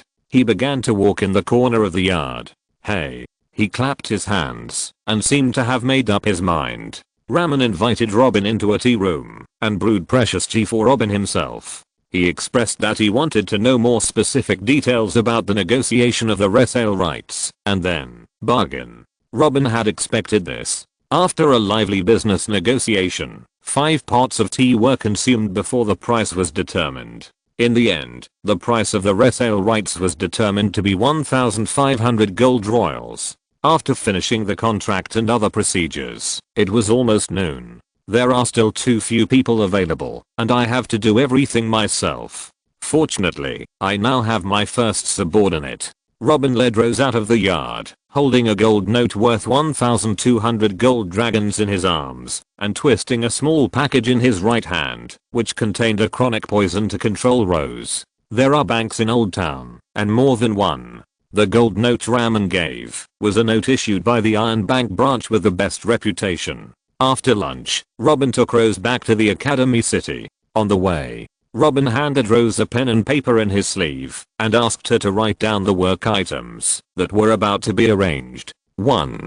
Go to the Chamber of Commerce headquarters in the city to register 3 chambers of commerce, namely, Shunfeng Logistics Chamber of Commerce, operating freight between cities and urgent delivery of items within the city, Didi Chartered Car Chamber of Commerce, operating hand-pulled car passenger transportation, and Keystone Chamber of Commerce, operating sugar-related foods. Rose quickly recorded it. She had to perform well in the first task, assigned by her master. You may not be familiar with Old Town. I will go to the clerk's desk to arrange 2 familiar assistant meisters for you. They can help you guide and run errands, and they can also ensure your safety. Meesters are respected in Old Town and no one should mess with them. Yes, master, Rose replied. One more thing, you don't need to write my name as the legal representative of the Chamber of Commerce, just sign your name directly. Robin reminded him, thinking to himself, it can also be regarded as leaving a foundation for future children. Understood, master. 2. Go to the port, the entrance of the academy, and the crying dock respectively, and buy 3 shops with good locations nearby as the residences of the 3 chambers of commerce. They don't have to be too big, but the location must be good. Okay. Rose quickly recorded. Let's do this for now. Robin patted Rose's shoulder to encourage her. Come on, you will definitely not be able to finish it today. Return to the Master's Tower of the Academy before dark, and I will wait for your good news. Master, I promise to work hard, please rest assured. Rose hugged the notebook to her chest and promised in a emerald voice, full of energy. In the hope of freedom, Slave Rose actively joined the construction of the big plan. Robin's mouth curled up slightly. Chapter 10. What is a surprise? The beacon on the towering tower floated in the mist of the night, like a hazy and magical orange moon. The 30th floor. This is the top of the towering tower, which belongs to the ruler of Old Town, the Old Man of Old Town, Earl Eaton Hightower. On the balcony, the Old Man of Old Town and the crazy woman sat together, with a brass tea table next to them, looking down and admiring the lights of Old Town. The old man sitting by the tea table was very aristocratic and gentlemanly, a demeanor that could be seen at a glance, and made people feel like being bathed in spring breeze. The poisonous insect waiting on the side opened the wine, poured it, and handed it to the father and daughter. Try this batch of Kington wine that just arrived. When the old man smiled, some of his grey eyebrows would tremble, and his entire facial features were very friendly. Clink glasses. Ding. The crazy woman only took a sip. This batch of Kington wine was still a little astringent when it was just delivered, and it was not suitable for drinking in large quantities now. They will become more fragrant as time goes by. What do you think of that, wizard boy? The old man asked directly. The crazy woman put down the wine glass, and the green alcohol liquid slowly slid down the wall of the glass. Cruel and cunning, the crazy woman stuck out her tongue and licked the wine stains at the corners of her mouth. I'm not sure if he is telling the truth about ghost witchcraft. I was coerced into the bureau at the time. If I did anything out of line, I might not be able to come back. The old man gently shook the glass with his hand to sober up, and he continued to ask, what about the ghost? There is not much information. The battle was over when I arrived at the scene. The information that can be confirmed is that the ghost can attack while invisible. I don't know if it can be summoned in multiples. The crazy woman replied. She waved to the poisonous insect. Years of service experience made the poisonous insect understand that the crazy woman wanted some food.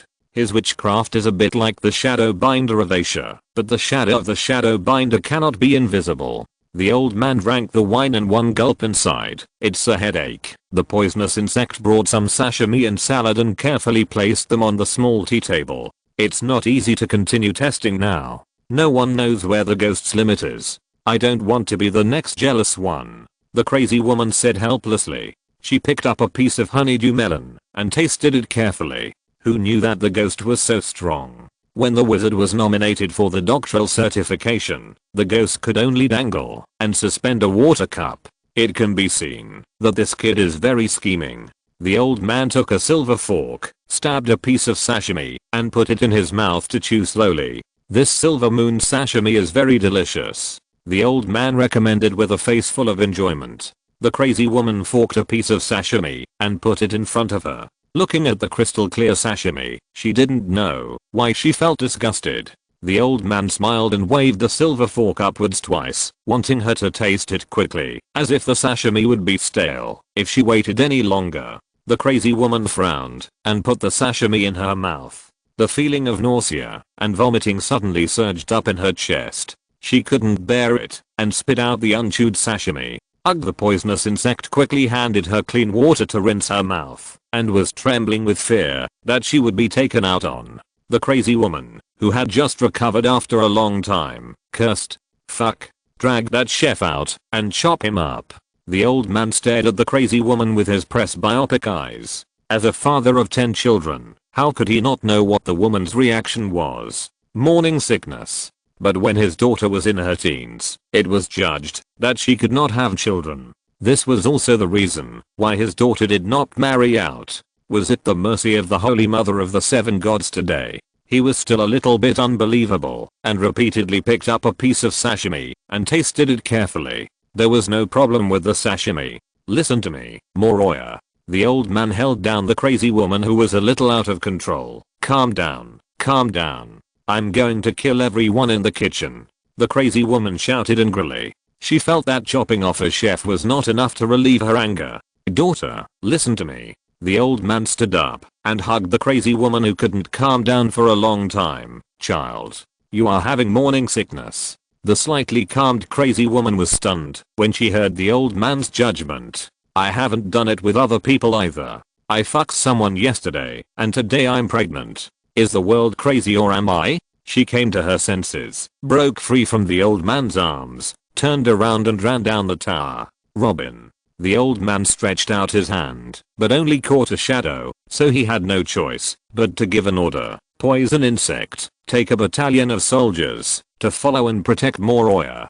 Poison insect nodded to indicate that he obeyed the order and ran down quickly. He had to go to the city guard camp to lead the troops first and then chase the crazy woman. The crazy woman staggered in the alleys of the old town, which was the direction of the academy. She gasped for breath and went down 30 floors in a row.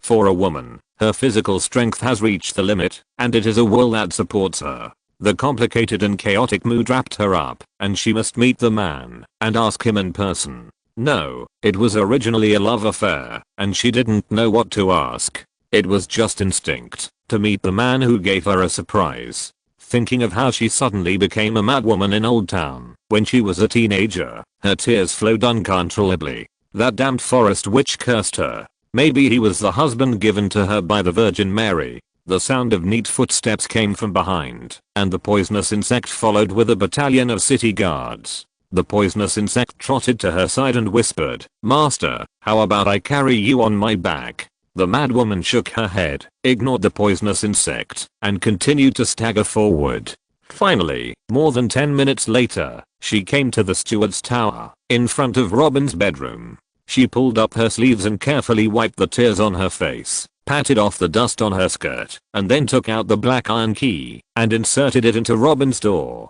Click, the lock turned, and the door opened.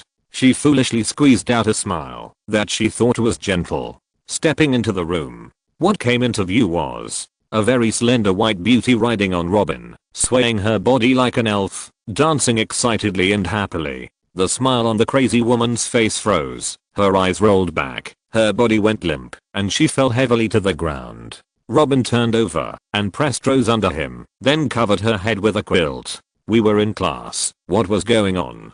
"Don't move," Robin said softly. Rose nodded obediently under the quilt. He put on his robe neatly, tiptoed to the door, and was about to stretch out his finger to feel the breath of the crazy woman. At this time, the poisonous insect heard something wrong and walked in from outside the door. When the poisonous insect saw the crazy woman lying on the ground, his face instantly became ferocious. He roared and pulled out the shotgun on his back and pointed it at Robin, staring at Robin with a look of choosing someone to eat. The soldiers in the corridor outside heard the commander's roar and immediately entered the battle state, all drawing their short swords and placing them on their round shields.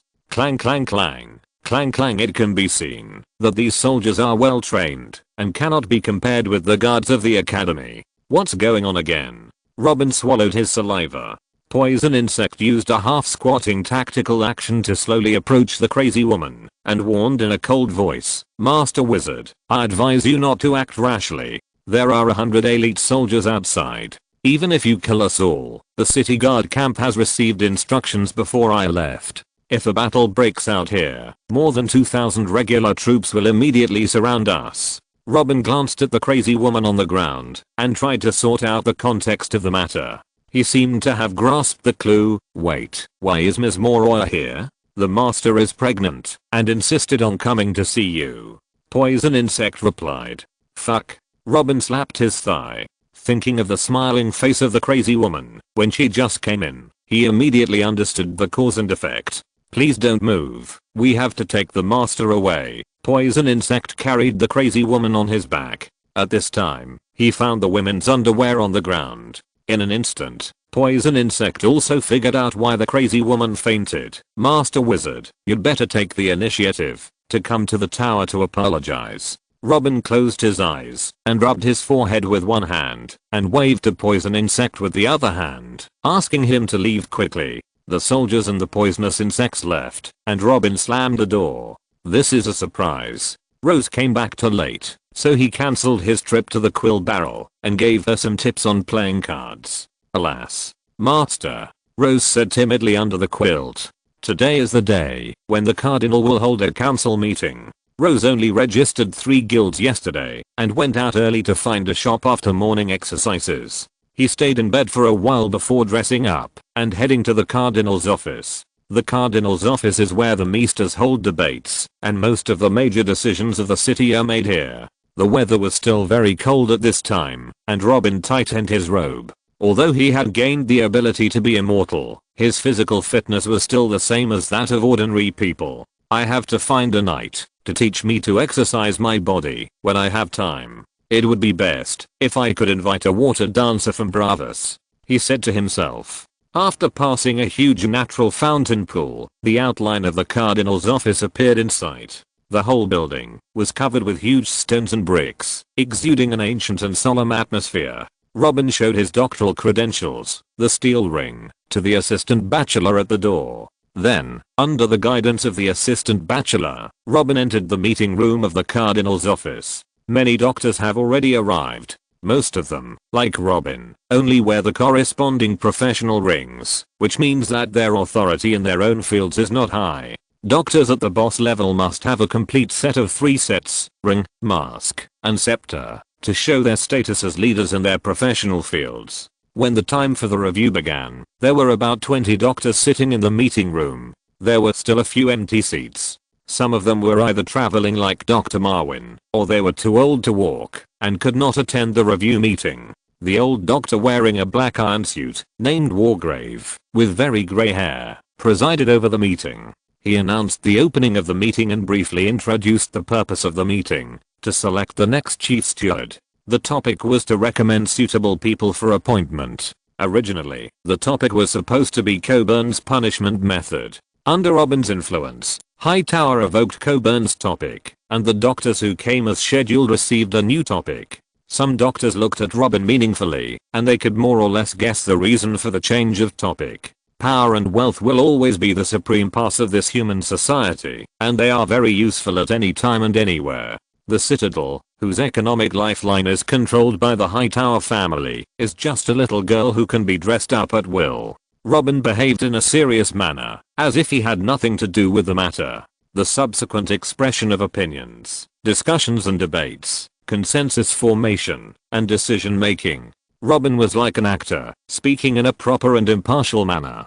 Because he found that he was the nominee with the most votes, I gave a child to the mad woman, and Hightower gave me an official position. Now Robin's attitude is, no rejection, no initiative, no statement. I accept the candy, and I block the shells.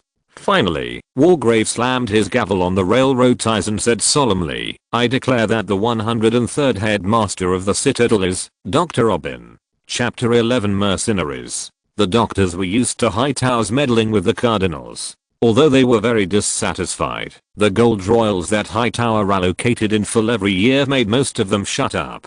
After the appointment of the chief steward was announced, no one came to congratulate him, because such a person with connections was not worth their condescension to please. Moreover, most doctors believed that being a chief steward was a thankless task that would force them away from serious work. Sitting next to Robin was a man wearing a silver mask.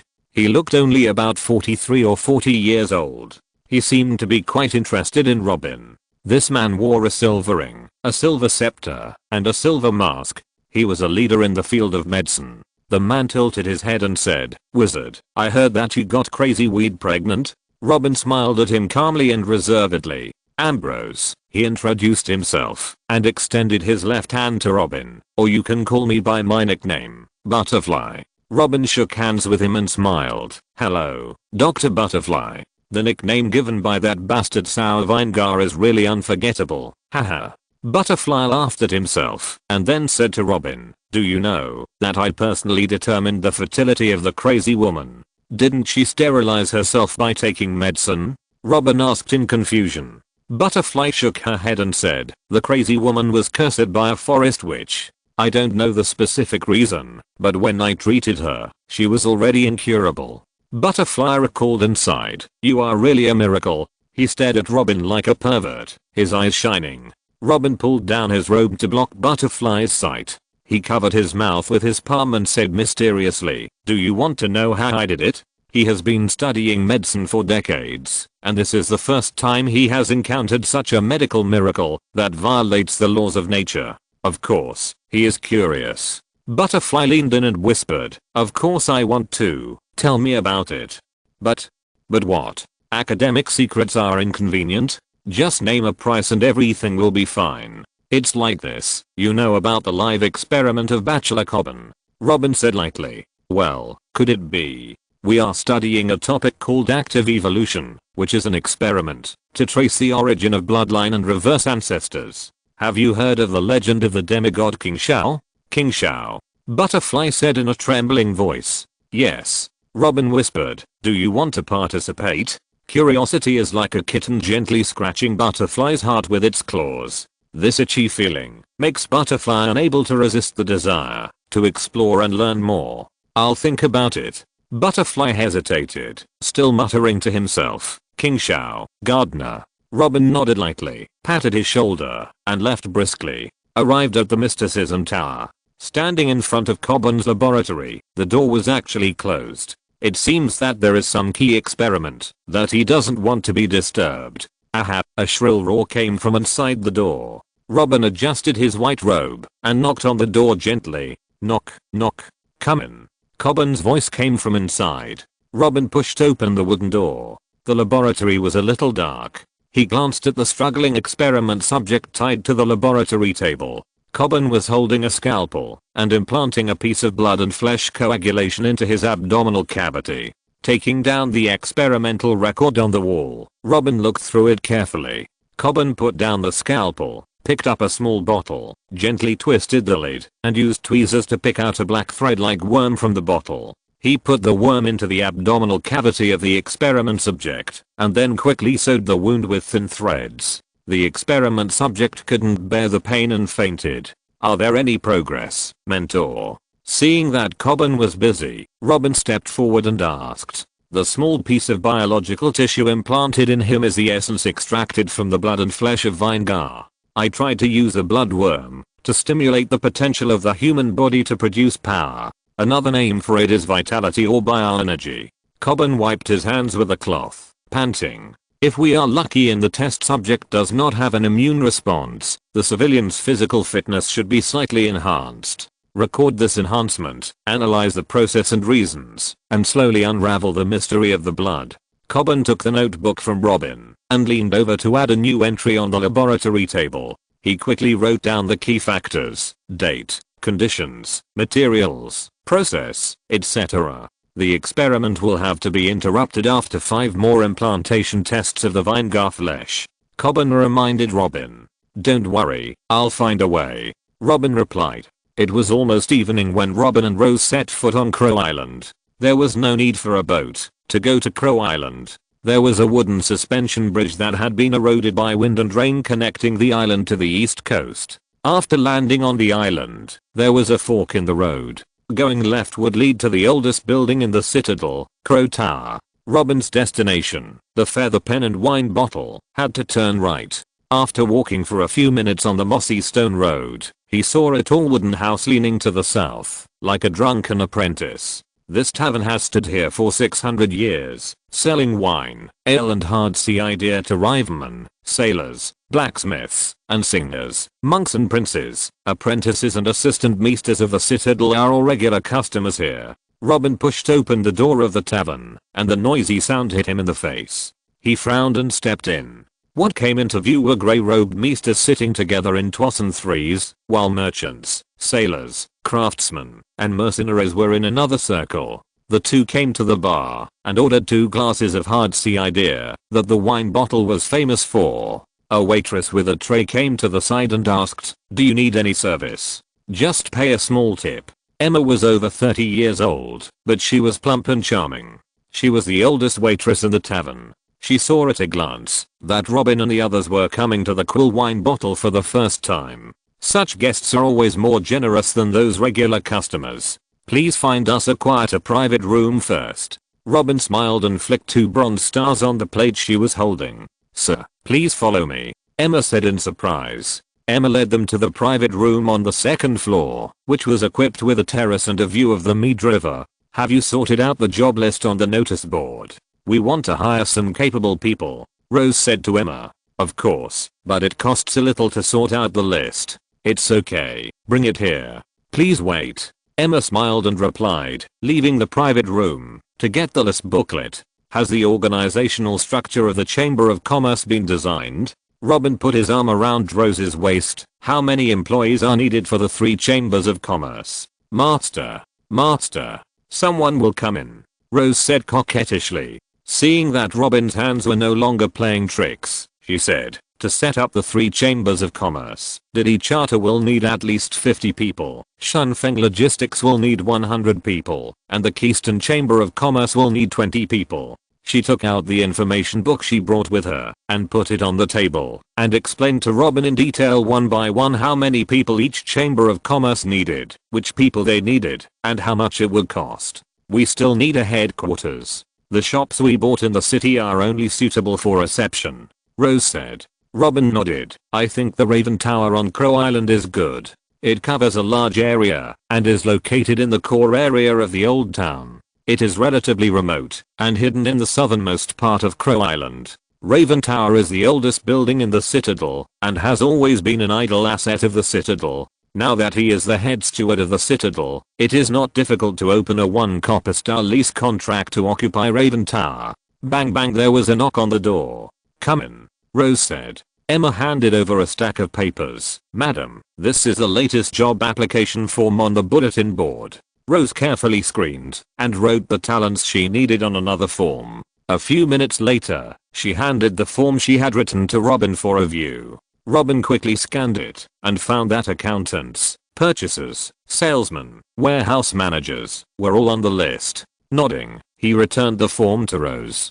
"Please help me contact these people. If they are in the tavern now, bring them up to see me," Rose said. Emma took it and saw that there were dozens of people on the form, big clients. She ran downstairs and called out a long list of names, causing everyone in the tavern to exclaim. The scene that followed was somewhat like the interview scene in Robin's previous life. Emma stood at the door and called out a name, and then the person went into the private room and introduced his talents to Rose. Rose asked some questions to test whether the person was lying, and if he was really talented, she would mark his name on the form as passed. Robin supported the terrace with one hand, waiting boredly for the end of this marathon interview. Looking at the starry cathedral in the distance downstream, it looked noble and solemn in the sunset. The huge stones and spectacular columns combined to form a daunting and admirable scene.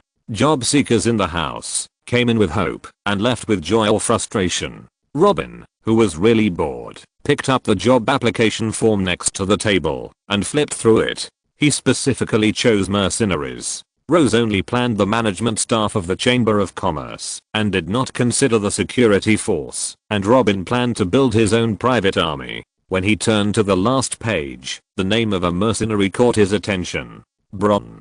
Chapter 12. Mr. Jayakian, Barling. Emma. Robin called. "Sir, what's up?" The waitress at the door trotted over to him. Robin pointed at the job application form. "Call this mercenary up, and get me a room. I want to meet him alone." A moment later, Robin saw Bron on the job application form in the next private room. A man of medium build, with a strong physique and muscles. His hair was thick and black, combed back into a big back, highlighting his very high hairline. His eyebrows were thick and arched, but not long, just right to set off his deep brown eyes. After entering the door, Bron said calmly, "Sir, do you have any difficult problems?"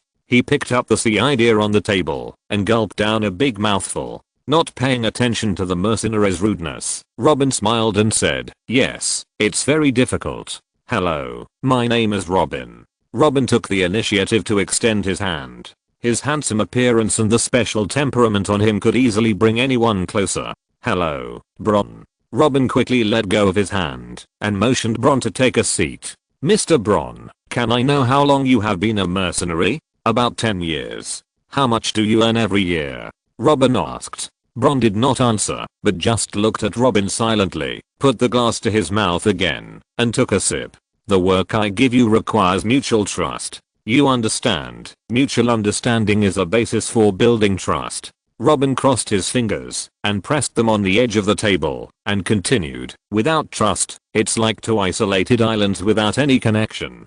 There will be no communication between us.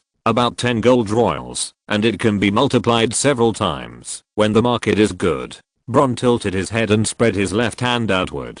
"I have a sword, and you need a person with a sword. It's that simple." Bron asked in confusion, "Why are you asking these questions?" "Because I don't just need a killer, I need a leader, the head of a legion," Robin explained. Bron raised his eyebrows. "I don't quite understand what you mean. Are you going to form a mercenary group?" "I call it something like that, a warband, and it doesn't accept external hiring orders. It's just a standing army responsible for the security of my chamber of commerce," Robin said. "Warband, standing army." Bron digested what Robin said, picked up the wine glass, and took another big sip of the idea. "The chamber of commerce is not forming a guard, but a legion. What kind of chamber of commerce can support such a gold-eating beast?" Bron stood up, tightened his belt, stared at Robin sideways and said, Robin, right, if you're done joking, I think I should leave." A person who has never met before, offering a sky-high price to let himself be a legion leader. Is there anything more outrageous than this? Alas. 100 gold dragons. Robin met his gaze with a smile in his eyes and said word by word, "Every year, 100 gold dragons." After a short pause, Bron pulled the corner of his mouth to reveal an awkward smile and sat back in his seat with a heart. "Let's talk about your amazing warband and guild." Robin slapped the gold note worth 200 gold dragons on the table. "This is the startup capital I give you. Remember the following tasks." Bron immediately sat up straight, staring at the gold note on the table. 1. I have 3 guilds of commerce. You need to use the startup capital I give you to form a warband to escort the 3 guilds of commerce. The warband is stationed on Blood Island. Blood Island is a small island not far from the coast of Old Town. "No problem, boss," Bron replied seriously. "Can you write?" Robin asked. "A little," Bron replied truthfully. "Then write it down." Robin pushed the paper and pen to him. Bron pulled the corner of his mouth and wrote down what he had just said on paper as Robin said. "These 3 chambers of commerce will pay the monthly employment fee of the chapter according to the performance of the chapter and their own profits. I will ask the person in charge of the chamber of commerce to contact you about the specific regulations." Robin stepped forward to see that Bron remembered it correctly and continued, "2. The chapter is divided into 2 groups, the White Hand and the Black Hand. The White Hand is responsible for the security of the Chamber of Commerce, and the Black Hand needs to carry out the great tasks I arrange." "Great tasks?" Bron asked. He knew in his heart that Robin had set up this chapter, an assassination organization.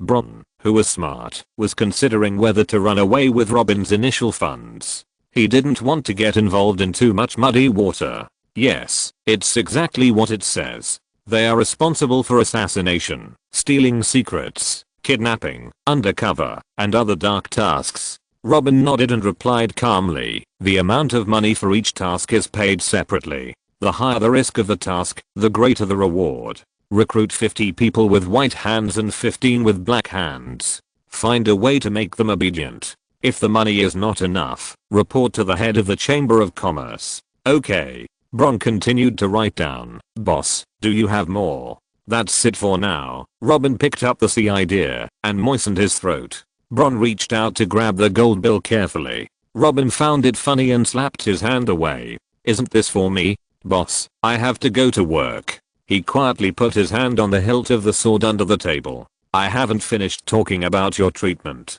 Robin smiled softly. I think the salary you offer now is enough. Bron laughed, and the blade had been pushed out half an inch. Robin took out a small package from his arms. This is a chronic poison to control Rose. The products of Migreen must be top notch. Bron was about to stand up and fight, but he found that there seemed to be a pair of invisible big hands, forcing him to sit, and unable to move. After struggling several times without success, he became more and more horrified. It was this man who did it. He already had a hunch that he would hit the steel plate this time. Robin didn't seem to notice Bron's little action. He opened the package and picked up the blue pill inside. This thing is called happiness. If you take one pill every month, you will be happy. If you don't take it, you will be unhappy. Robin came to Bron and said to him with a smile. Bron showed a smile that was uglier than crying. Can I not take it? Robin shook his head expressionlessly, let the ghost pry open Bron's mouth, and force-fed it mixed with wine. When Bron recovered, Robin clapped his hands and asked him to look at him. Mr. Bron, this is just a helpless move. We need some basis of trust. I, Robin, swear to the 7 gods that I will return Mr. Bron's freedom in 1 year. If you break the oath, you will die immediately. Fuck you, I'm done for today. Ha. Kill me. Bron panted heavily. It took him a lot of energy to resist the ghost. Obviously, Bron didn't believe in any bullshit oaths. Robin recalled the image and character of Bron in the series. He was born in a humble family, had no surname, no family, no feelings, no honor, no money. This is a person without weaknesses. No, having no money is a weakness. Robin's mouth curled slightly. Bron, what I need is someone who can help me work. You can't work well like this. I will never help you even if I die. Bron said with a ferocious face. 200 gold dragons. Robin looked into his eyes confidently, and just like before, he spoke word by word. Every year. 200 gold dragons. Money is just a string of numbers to Robin. White sugar and future inventions will make him the richest man in the world. Now he urgently needs a force to take charge, and Bron is a suitable candidate. Bron's struggling body stopped, his eyes widened in disbelief, and he immediately roared, 300 gold dragons.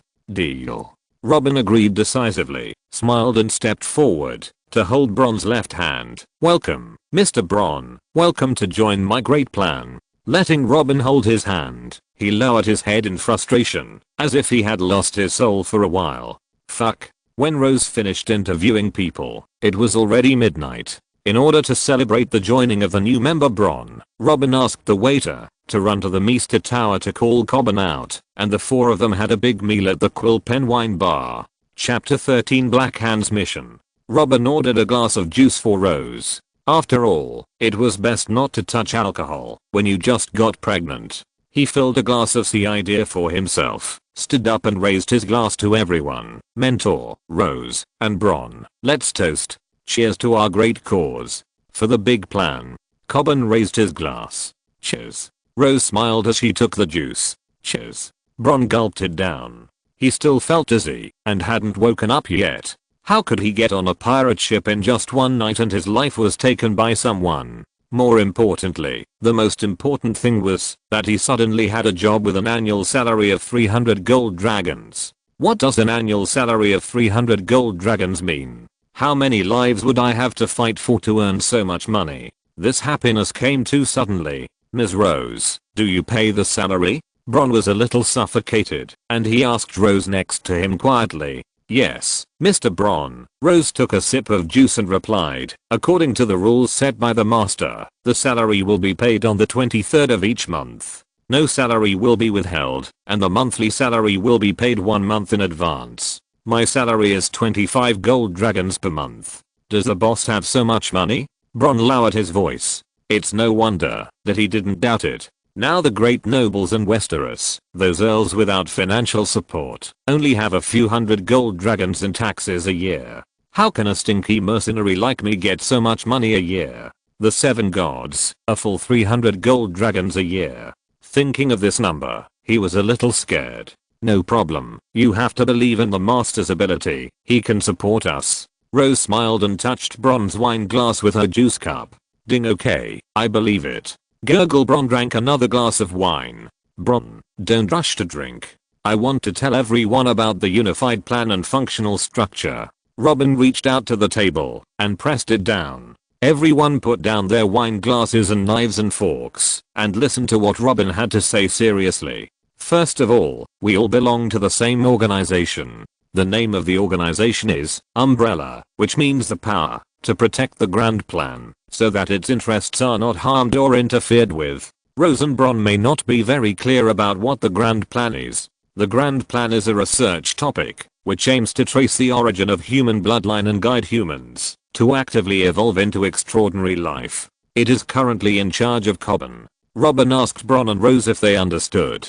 After confirming that they understood it correctly and there were no problems, Robin continued, the purpose of the Umbrella organization is to serve the grand plan and allow it to proceed smoothly. The organization is divided into 3 departments: Research Institute, in charge of Coben; Cornerstone Vault, in charge of Rose; and Chapter, Bron in charge. Your 3 departments are independent of each other, but interdependent. The most core department is the Research Institute, and the Cornerstone Vault and the Chapter must unconditionally meet the needs of the Research Institute. Robin looked around and nodded in response when he saw that they agreed. This is the division of functions. If the division of labor is not clear, this newly established organization will not be able to operate. Rose is also clear about her job content. She runs many chambers of commerce to make money and then provides research and development funds for research. In addition, she has to calculate and distribute the salaries and bonuses of the entire Umbrella organization. Whether it is a research institute, a chamber of commerce, or a war group, as long as they want to use money, they must report it to Rose. Large amounts will be subject to Robin's approval. Bron also understood Robin's words. The war group is a violent organization that provides security for the 3 departments. No matter whether the threat is clean or not, he has to deal with and eliminate it. This is also our first work meeting. It will be held as a regular meeting on the 23rd of each month, when the salary is paid. Robin took a sip of wine to moisten his throat. Got it, Master. Rose. No problem. Coben. Okay. Bron. Robin sat down and said to Rose, tomorrow you and I will go to the general manager's pavilion to get the deed to the Raven Tower and I will give it to you directly. The sugar production factory must be built in Raven Tower as soon as possible, and all the workers must be dumb slaves. Yeah. Rose nodded her head. Instructor Coburn, Bron, the Research Institute and the regiment's base will be built on Blood Island. The island is sparsely populated, with an abandoned village, where some tax-evading savages live. These savages need to be captured and used as laborers to build the village into a fortress. Robin looked at Bron calmly and said seriously, I want to see the savages under control within a week. Yes, boss. Bron replied in a deep voice. Coburn smiled silently on the side. He knew that these wildlings would eventually come to his experimental table. Robin was still very considerate to this newcomer and did not say too much to avoid irritation. Robin nodded and clinked glasses with him. Ding, they both drank it down in one gulp. Robin was quite satisfied with Bron's attitude. 300 gold dragons were such a huge fortune for Bron. If he couldn't even get over that hurdle in his heart, then Bron had no reason to exist in the world. The path he chose was destined to be filled with corpses. This was inevitable. No matter if it was a commoner or a noble, a king or a beggar, if necessary, they had to lie down at his feet. It's getting late. Let's go back first. Robin got up first, and Rose took his arm and left together. 2 days later. Crow Island, Crow Tower. Robin and Coben walked outside this ancient castle. During the heroic age, Crow Tower was a fortress of pirate lords. They sat here and robbed ships going down the river. Coben was telling Robin beside him. Robin saw moss and vines covering the walls, and crows replaced archers on the battlements. The small moat outside the castle had dried up. It's too dilapidated now. Robin shook his head. It will take a lot of work to repair it. Coben nodded in response. The two chatted casually as they walked. Stepping onto the drawbridge outside the castle, the chain of the drawbridge was nowhere to be seen, and it seemed that it had never been raised. It felt a little cool and dim when I walked into the castle. Looking up, I could see a few members of the Chamber of Commerce arranged by Rose working in the tower. White sugar has been successfully produced in the valley behind the castle. and there is still more than half a month before the delivery date with the slave trader Ammon. This castle has 4 towers, and their names have been lost in the long river of history. Robin named them the East, West, South, and North Towers according to their locations. I heard from the cleaning craftsman that a nest of white crows was found in the crow's nest on the West Tower. I have to go and see. Cobbin said. Well, I'll go check on Bronn and the mercenaries in training. Robin and Cobbin separated at the city gate. After passing the Barbican is the inner courtyard of the fortress, where an ancient fish beamwood occupies the entire courtyard. The human face is carved on the trunk and the pale branches are covered with a thick layer of purple moss. Half of the branches look dead, and the rest still have some red leaves swaying, which is the favorite habitat of crows. Continuing to move forward inward, there were faint voices of people shouting. After crossing the inner courtyard was an open training ground, and a dozen warriors dressed as mercenaries were wielding long swords in unison. Bronn was wearing a black top and grey pants. He walked through the ranks, correcting the warriors' postures from time to time. If he was not satisfied, he would kick the warrior's ankle hard. Those who fell to the ground did not dare to get angry, and immediately got up and continued training. Obviously they were all used to Bronn, the hot-tempered instructor. When Robin saw him, Bronn also saw Robin who came in. Bronn. Robin raised his hand and waved at him. Okay. Bronn shouted. Everyone stop for a moment. Let's rest for a while. Bronn trotted over, and the mercenaries looked at Robin with curiosity. Ignoring these warriors, Robin and Bronn walked to the pavilion on the side. Robin told Bronn that like Rose, he would not stand at the front desk himself, and the people in the war group and the guild did not need to know who he was. Boss, are you satisfied with these warriors? Bronn asked carelessly. Robin didn't care about his casual attitude. There was nothing superior about the identity of a boss. People with ability and strength deserved his attention and respect. It was very good to be able to pull together a decent team of warriors in 2 days. Not bad. Robin nodded, and his eyes occasionally looked at the warriors who were sitting on the ground to rest. Brown, find a few trustworthy warriors to be Black Hands. There will be work in the evening. Robin said lightly. Bronn looked at Robin, and raised his head slightly. After hesitating for a moment, he nodded. No problem. What mission? How much money? The illegitimate son of the Florian family, 5 gold dragons. Robin looked at him, and handed him a piece of paper. This is detailed information. We will go there in person for the first mission. There can't be any mistakes. Bronn took the paper, lowered his head to look at it carefully, folded it into a square, and put it in his pocket. See you tonight, boss. Bronn said to him calmly, and walked out of the pavilion to the training ground. Guys, keep training. He clapped his hands in the middle of the field and said loudly. The field returned to its previous state. Robin folded his arms across his chest and watched them sweat quietly, thinking that his own training plan should be put on the agenda. As the main body's combat ability improves, the combat effectiveness of the ghost clone will also be significantly improved. Chapter 14. The Unsmiling Baler. Old Town Port. Stinky Goose Tavern. This is located in a remote corner of the port. The tavern is dirty, small, and dilapidated. The smell of pig manure and rotten fish is everywhere. Many sheds nearby have been abandoned and left vacant. The residents can't stand this dirty environment and have moved away. Obviously, the guests who come here to drink are not noble people. Late at night, 2 mysterious men in black hooded robes quietly walked into the alley next to the tavern. Shit, which dog shit is shitting here? One of them cursed. Enough, Bronn. We are here to supervise the assassination mission. Can you be quiet? The other man just finished speaking and cursed. Fuck, I stepped on it too. The 2 were Robin and Bronn who came to supervise Blacken's mission. It seems that they have never learned how to lurk. Hurry up and climb to the roof. The target will come soon. Bronn reminded in a low voice. You squat, I'll step on your back. After a long time of tossing, they finally found a suitable observation point on the 2nd floor of an abandoned house. Enduring the unforgettable smell, waiting for the target of the mission to appear. Is your information correct? Bronn said. Omar Flowers is the illegitimate son of the Earl of Brightwater. After being driven out of the castle by the mistress, he came to Old Town to do smuggling business. I found out the news from a reliable slave trader. He would go to the Stinky Goose Tavern every night to drink and wait for customers. Robin said. Where are the two black hands arranged? They will be there when the evening bell of the temple rings. I have repeatedly rehearsed with them before coming.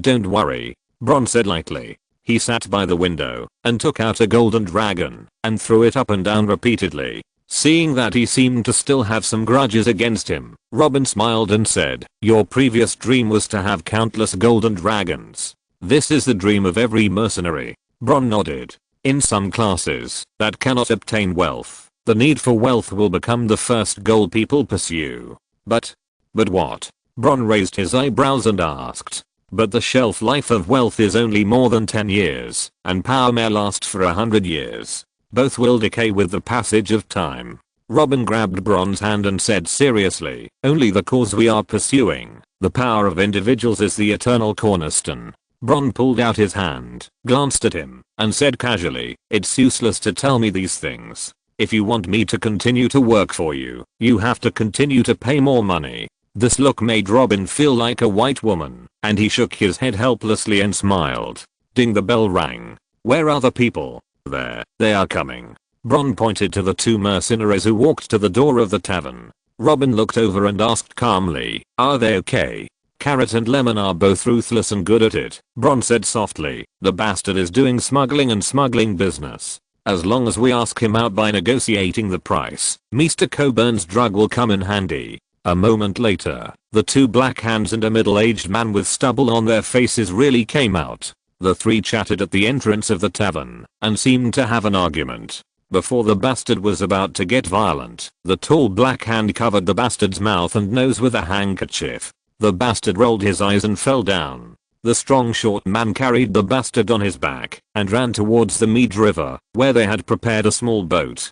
Done. Bron was about to get up and go back. Meow, suddenly, a cat's cry sounded in the alley next to the shed. Robin immediately stretched his head to look downstairs, only to find a dark shadow disappearing at the corner of the alley. "We are being followed," Robin shouted. "Chase." Bron's reaction was faster than him, and he had already flipped out of the window. But when Bron ran to the corner, he could no longer see any trace. "I can't catch up." Bron shook his head to Robin upstairs. Robin closed his eyes, summoned the ghost, and attached his mind to the ghost. The ghost flipped 360 degrees onto the roof. Stepping on the roof of the shed, it quickly chased in the direction they left. There were many soft places that could not be used for leverage, so the ghost used his hands and feet to expand the contact surface and crawled. The ghost seemed to have transformed into an agile crawling species. He came to a towering stone building, put one hand into the stone wall, and climbed to the top of a stone tower. The ghost was like Spider-Man, squatting on the top of the tower, with one hand behind, and the other hand on the top of the tower, searching for the traces of the tracker at a high altitude. "Found it. That direction is the camp of the city guards." Robin knew who sent the tracker. Has the Hightower family been monitoring him? He took a leap of faith and quickly jumped towards the tracker on the roof. The tracker was obviously a professional spy. While desperately escaping, he still had the energy to pay attention to the movements nearby. When he heard the sound on the roof behind him, the tracker knew he was in danger. When he was sent to perform the tracking mission, he had received detailed information from Robin.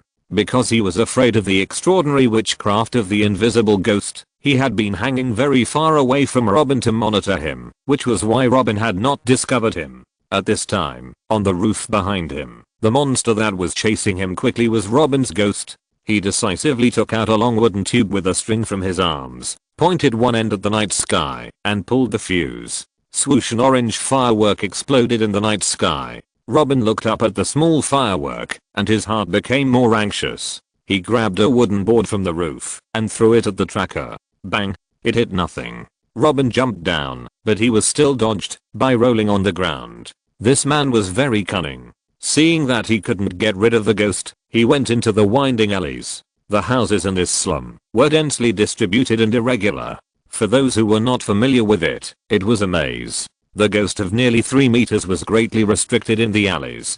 Just as he was about to approach the tracker, a team of fully armored soldiers rushed out from the side. The soldiers formed a joint attack formation and protected the tracker in the middle with round shields. The ghost rushed forward without hesitation, using his claws to claw left and right through the gaps in the shield. Along with the screams of the stalker, a bloody arm was grabbed out. But more soldiers rushed over, and the two sides fought closely in the alley, throwing human limbs and arms from time to time. The soldiers fought and retreated. Although the alley limited the ghost's agility, they also could not play the advantage of numbers. The ghost attacked like a blender. The rooms near the battlefield were destroyed, and the wood chips and gravel that the ghost grabbed were flying everywhere. The residents in the destroyed houses screamed wildly, and the sound was heard far away in the silent night sky. More and more people in the residential area of the port were awakened and walked out of the room. After paying the price of more than a dozen people, the soldiers finally retreated to the edge of the slums.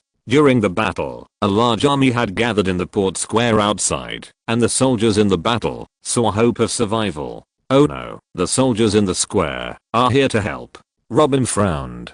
Countless soldiers swarmed in to join the battle. The ghost was helpless in the face of these people who knew how to attack together. Enough wizards. A roar came from the square. The tracker was overjoyed when he heard the roar. He dragged his body and staggered towards the source of the sound. The soldiers in the battle also quickly retreated to the army formation on the square.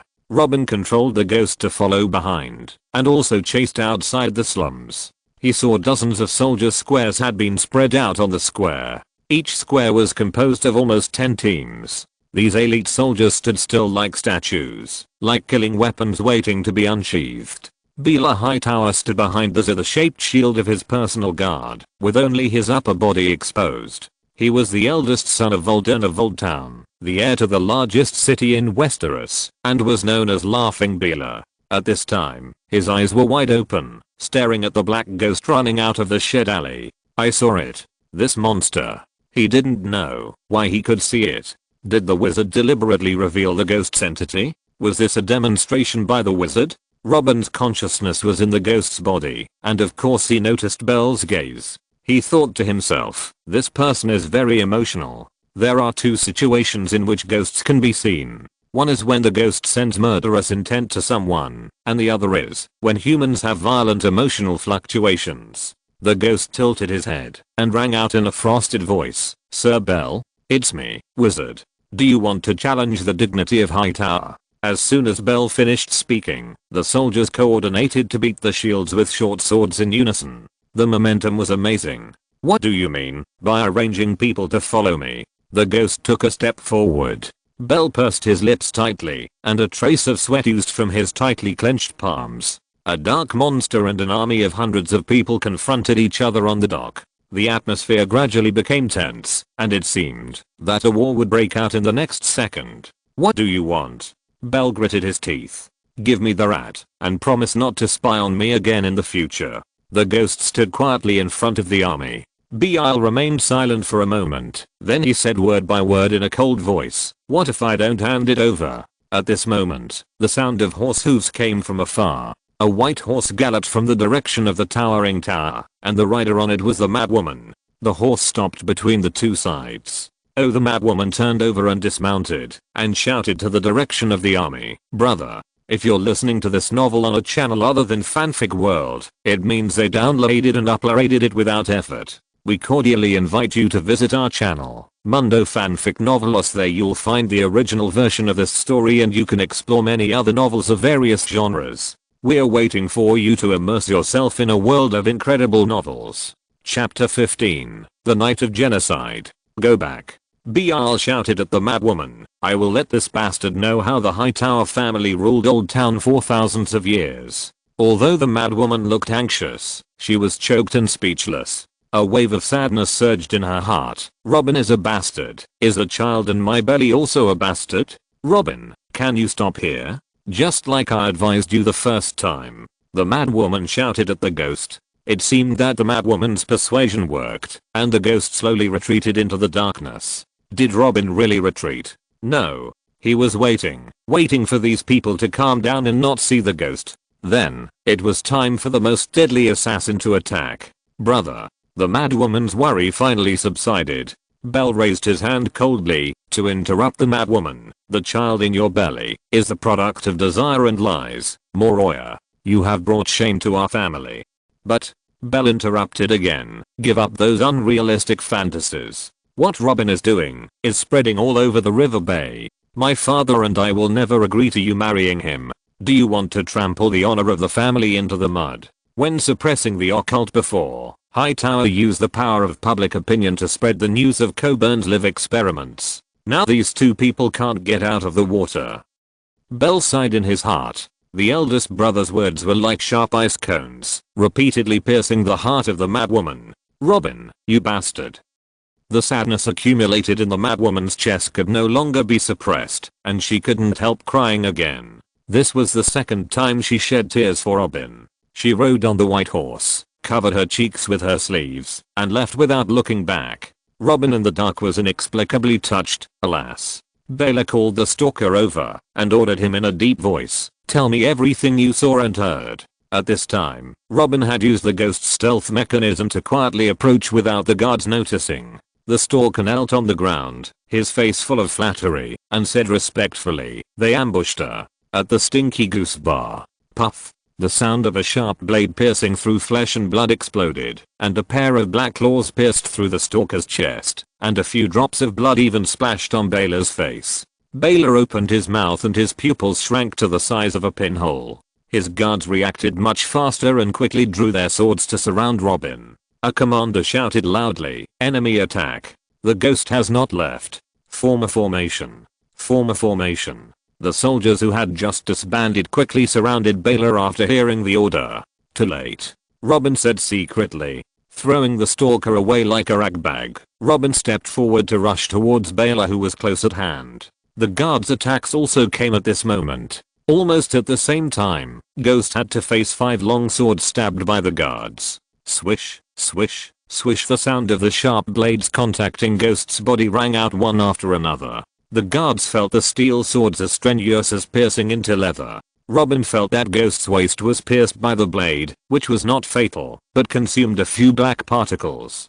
Ghost's claws had already grabbed Bell's throat. Hiss. The laughing Bell could no longer laugh, as his throat was pulled out by the ghost. Bell's facial expression instantly became stiff, and a large mouthful of blood spurted out of his mouth. The world in his eyes completely, instantly, and silently stopped. Except for the light, because the light was gradually disappearing. His world was about to fall into darkness. The future master of the towering tower died at this moment. Ghost showed the guards a gentle and terrifying smile, and took the initiative to dissipate on the spot. At the moment the ghost dissipated, Robin's tightly closed eyes in the shed immediately opened.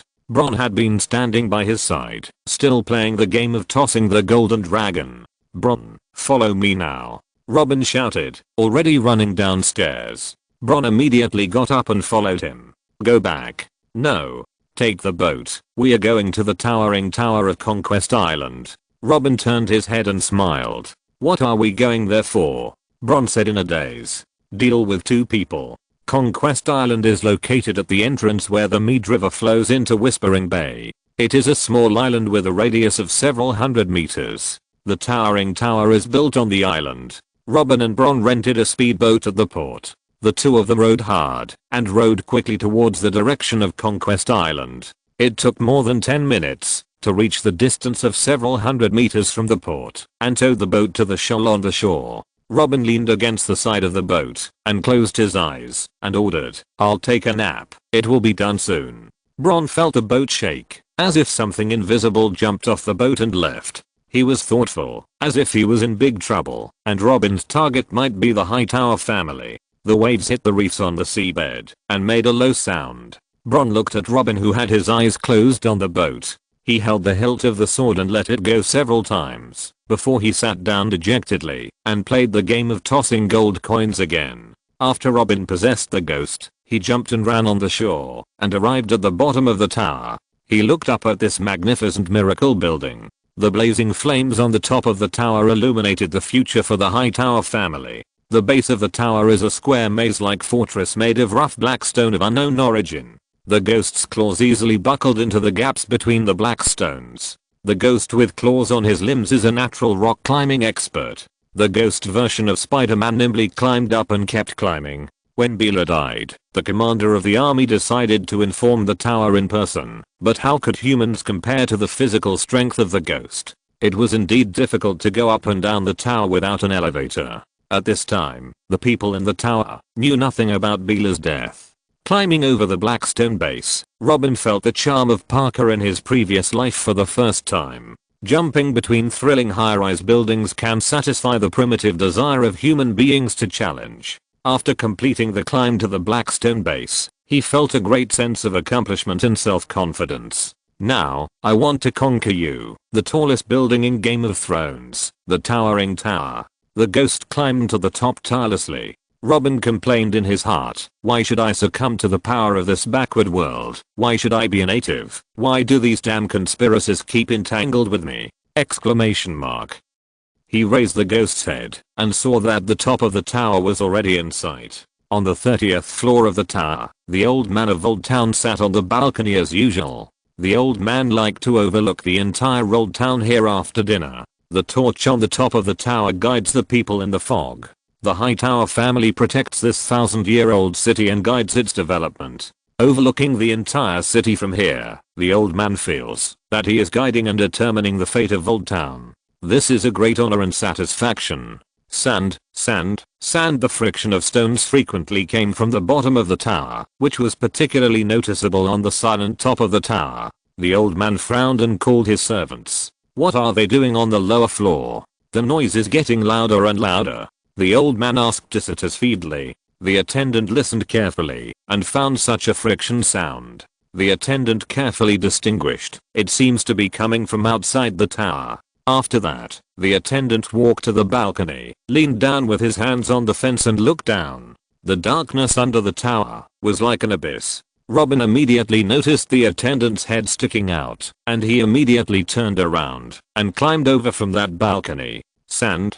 Several finger pits suddenly appeared on the balcony fence. The old man's forehead wrinkled into deep wrinkles. In an instant, his cheeks sank, his face changed drastically, and he stood up and ran away, shouting in fear, "Guards! Guards!" Robin originally wanted to capture the attendant and interrogate the old man's address, but when he saw the old man in a gorgeous robe sitting on the balcony, he knew that the real master was in front of him. The attendant was pulled off the fence and fell screaming under the tower. The ghost's murderous intent made the old man see this terrifying monster for the first time. Without any unnecessary pretense, the ghost rushed over without saying a word, kicked the ground hard, and instantly flew in front of the old man.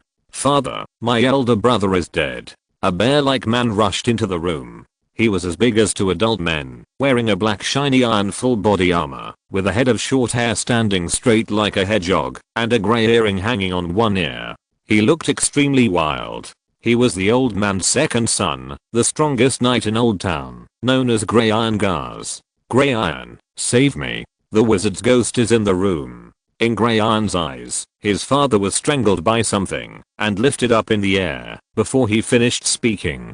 Grey Iron, who was shocked, gradually saw the real body of the ghost holding the old man. Is this the ghost? Grey Iron licked his lips, and a dark thought turned in his mind. "Father, my elder brother are dead, then I." Robin looked at Grey Iron strangely. He originally wanted to force Grey Iron to come to the rescue, so that he could sneak attack this knight who looked very strong. Unexpectedly, this man still stood there calmly. The atmosphere of the scene became awkward at this moment. The old man and the ghost saluted Grey Iron at the same time. Chapter 16. Things have changed. With a snap, the neck of the old man in Old Town was broken. Robin threw the corpse at Grey Iron. Judging from his style, he might not fight to the death. There were already many footsteps in the corridor. The guards were coming. They had to fight quickly. Bang! Grey Iron easily blocked the corpse with his sword. He had strength that matched his body size. With a cold light flashing, Grey Iron actually took the initiative to attack the ghost. With a snap, Grey Iron's long sword was heavily knocked away by the ghost's keen perception. The ghost stepped into his arms and went up to grab Grey Iron's throat. Grey Iron let go immediately when the long sword was hit, hugged his neck with his arms, and fell backwards. As the force of Old Town, Grey Iron didn't know how many dangerous battles he had experienced and how many peak nights he had hunted beasts. Even though he had tried his best to overestimate the strength of the ghost before taking action, Grey Iron still had to admit, this monster is invincible to humans. But, the result will not change. The ghost's hollow features were cold and ruthless, just like the action of attacking. Puff Grey Iron's arms were torn by the claws, and his body fell heavily to the ground. He rolled and rubbed to get away from this terrifying monster. What greeted Grey Iron was a huge black claw. The guards who rushed to the door at this time were almost scared, and it was too late to rescue. Bang! The claws stepped down heavily, and Grey Iron's head was crushed. Without any pause, Robin pounced on the guards again, and the panicked guards were killed instantly. Shaking off the blood on his claws, Robin controlled the ghost to walk to the corridor to search for the next target. Old Weng had a total of 10 children, 4 sons and 6 daughters. Among the 6 daughters, only the crazy daughter was not married, and the other 5 daughters were married. The most famous one was Linus Hightower, the wife of the great bear jaw rat. 2 of the 4 sons were gone, and there were still 2 targets. The towering tower was already in chaos, and large groups of guards rushed to the 30th floor. The ghost was in stealth mode, and these people passed by the ghost without noticing it. No, still no. Robin carefully observed the guards, and there was no one dressed as an aristocrat among them. He silently calculated the remaining time of the ghost, which was about 5 minutes. Robin could summon the ghost 3 times a day, and each time lasted for 20 minutes. This was also the reason why Robin was reluctant to completely overturn the table. Although the ghost was powerful, it could not be summoned permanently, and he was still at risk of being caught and imprisoned. The duration is about to end. Let's get some information first, and then come up again.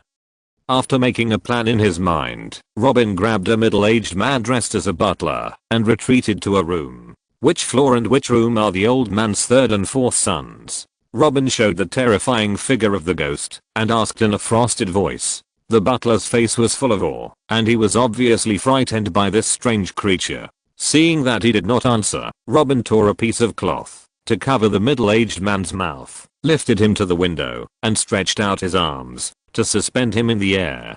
Shake, shake, and then pull the man back into the room. I'm going to tear off the cloth now. Answer my questions honestly. If you play tricks, you will be thrown down immediately. Bringing the frightened middle-aged man to the ghost face, Robin reminded him again. Do you understand? The middle-aged man nodded frantically with tears streaming down his face. Robin took the cloth off his mouth. This is your last chance. Which floor are the old man's 3rd and 4th sons on? Sir Gunther is on the 12th floor, and Sir Humphrey is on the 13th floor. They are the masters of those 2 floors. I don't know which room they are in. The middle-aged man spilled out everything he knew like a flood. He was so scared that he lost his ability to think.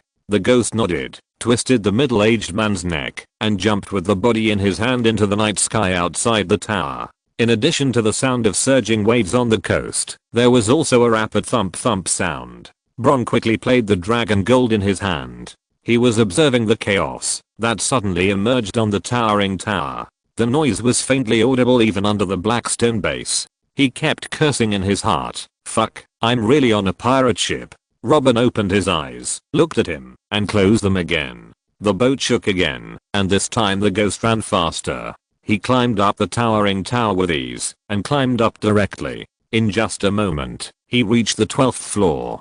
Then he found someone and killed someone. It was so simple. Mortals were so fragile under the extraordinary power. While hunting, Robin still had the energy to calculate the response plan after the genocide night.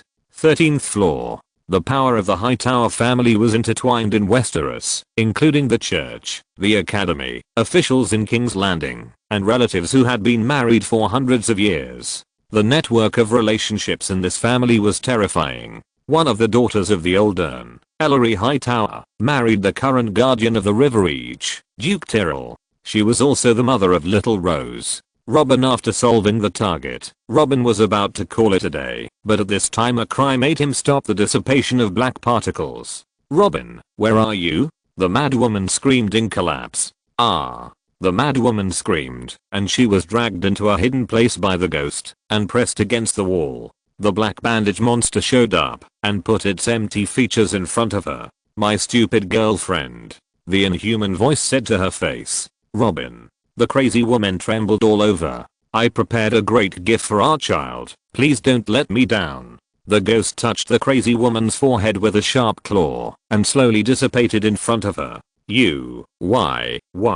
The crazy woman knelt on the ground and screamed, "Ah, sure." Robin got up from the side of the boat and stretched. "It's done," Bron asked calmly. "The people of the Hightower family?" Robin nodded, went to the boat to pick up the oars and threw them to him. "Where to go now?" Bron asked. "Go back to the Raven Tower and then call Rose and Qyburn. We have to discuss it." Robin looked a little tired. After summoning ghosts 3 times, he felt like he had been up all night for 3 days. Bron was present, so he couldn't kill himself to refresh his status. "How far did you go?" "Kill them all," Bron asked. "Killed them all," Robin replied indifferently. The two rowed slowly towards the Mead River. They did not plan to go ashore, but to go directly to Crow Island by water. Crow Island looked even more mysterious and beautiful at night. It lay quietly in the middle of the river, letting the night surround it, as if enjoying the embrace of its mother. The two returned to the Crow Tower and greeted the sentry on duty, asking them to call Qyburn and Rose. However, when they passed the inner courtyard, the crows on the fish beams were startled, and the crows croaked continuously. The war group mercenaries staying in the South Tower heard the sound and came out to investigate, but were scolded by Bron. Half an hour later, in the study of the East Tower, Rose arrived last, with a blue hairband in the middle of her long black hair. The black silk dress on her body tightly highlighted her plump little chest and slender waist. Robin retracted his gaze and described what happened to them. "It happened like this. Well, all men. Yes, someone saw the ghost, including my face." The study fell into a brief silence. For a while, no one spoke, and no one knew how to speak. They seemed unable to accept the reality. Robin looked at the people who were in a state of panic and shook his head. He still had to practice more. "If I go and kill the king tomorrow, will you all be stunned on the spot?" Robin glanced at everyone. "Ah," Rose called out in a silly voice. "Everyone, you are the backbone of the Umbrella organization. You must understand a very important fact. When the magic tide recedes, I'm the only person in the world who masters witchcraft, and mortals have basically no resistance to this witchcraft." Robin emphasized and continued, "Using my ghost witchcraft as a deterrent, the enemy can realize that they may face unbearable consequences of retaliation and become afraid, and dare not rashly take hostile military actions, thereby achieving the goal of conquering the opponent. Sorry, Master, I just think that a family that has stood on the continent for thousands of years is just like this. I have heard about the strength of the Hightower family in Mill," Rose whispered. Clearing his throat, Robin thought, "The only Hightower left in Old Town is the Mad Woman, who is destined to be the Countess of the Towering Tower in the future. As long as I'm alive, the deterrent will always exist." "What if Tyrell leads a large army?" Bron asked. "So, I have to retreat behind the scenes. They can't find anyone to lead the army to fight. There is an investment opportunity in Pentus, so I want to go there," Robin replied. "I will stay on Blood Island for another 3 months. During this time, I can dispel other people's temptations against you. You must also develop quickly and have the strength to protect yourself." "Understood, boss," Bron replied seriously. "I will solve Blood Island as soon as possible." Robin has experienced the era of internet information explosion, and of course he knows all kinds of crisis public relations techniques. If you want to minimize the public opinion of your genocide, the best way is to create a bigger and more explosive public opinion. People's energy is always limited, and it is easy to be attracted by bigger hotspots. It just so happens that Robin has a shocking melon of the royal family of a kingdom in his hand. That night Robin secretly took a boat to Blood Island. The next day, early in the morning, when people woke up in the largest city in Westeros, teams of well-equipped soldiers patrolled the city. The Old Town has begun martial law. The port has been blocked by the city guards, and no one is allowed to go out. The sky has changed. In the hall on the 30th floor of the towering tower, the crazy woman had dark circles under her eyes and looked very haggard because she had not slept all night. She sat on the honorable seat that originally belonged to the old man, looking blankly at the vassals standing in the hall. As a top noble with potential strength stronger than his own lord, the Hightower family has as many as 5 secondary nobles, not to mention the canonized knights and so on. At this time, Sir Valen of the Hive City stepped forward and said loudly, "Ms. Moroya, please issue an order to arrest the wizard Robin." Chapter 17. The Shadow over Old Town. "We can't let evil escape punishment," Sir Valen roared when he saw the madwoman did nothing. His son died next to Grey Iron. His throat was torn apart by being scratched. The madwoman looked at Sir Valen expressionlessly, but her hands clenched tightly on her abdomen showed that she was not at peace. "Please be sad, Sir Valen. I understand your pain of losing your son." Earl Mattis of Golden Tree City stepped forward to hold Valen's left shoulder to comfort him. Although he was not a vassal of the Hightower family, he was a relative of the Hightower family. Earl Mattis's daughter married the Laughing Beale, and now his daughter can only stay at home as a widow. Whether to punish Robin is a difficult choice. The horror of ghost witchcraft makes them shiver, but not taking action is not only a slap in the face of the Hightower family, but also a slap in the face of all nobles. The kind of snapping sound. Many vassals looked at her eagerly. Now she is the only direct descendant of the Hightower family in Old Town, just in time to be pushed to the front and bear the blade. The madwoman grew up in the court of the nobility. She suffered the great change of sterilization during her growth. She experienced the fickleness of human nature in the struggle for power. She knew what these vassals were thinking. If she didn't handle the crisis of the Hightower family's extinction well, her life would be threatened. Robin was punished and executed. As a woman, she could easily be forced to marry by the powerful vassal of the family, and then the Hightower family would face usurpation. Robin was not punished and killed, even if Robin didn't come to kill her for the sake of the child. Her pregnancy with Robin's child would be manipulated by someone with ulterior motives, so that she would be charged with the crime of being connected with Robin, or death. By then, Hightower would be like a whale falling, and would only be eaten by a group of sharks. It seemed that she had only one choice, to accept the gift arranged by Robin for her. "Moroya," Mattis called the godless madwoman. "I'm listening, Sir Mattis," the madwoman replied. Valen said to the vassals around him, "The wizard is not invincible. He has a biggest weakness. The wizard's body is still a mortal like us. Even the wizard has not been trained by the night. As long as you get close to his body." He raised a finger and said loudly, Only one soldier is needed to kill him instantly." The vassals seemed to be persuaded by Valen, and began to whisper to each other, as if thinking about the feasibility of Valen's plan. The crazy woman's palms were bleeding, and the situation seemed to be slipping towards an unfavorable situation. The wizard must be punished. Sir Valen yelled at them. He wanted to get more support and put pressure on the crazy woman. Mattis shouted at the same time, "The wizard must die. He should be punished, lady. A Night Lord. This demon cannot be let go. A knight. Kill the wizard. Chop the wizard into pieces and feed it to the dogs."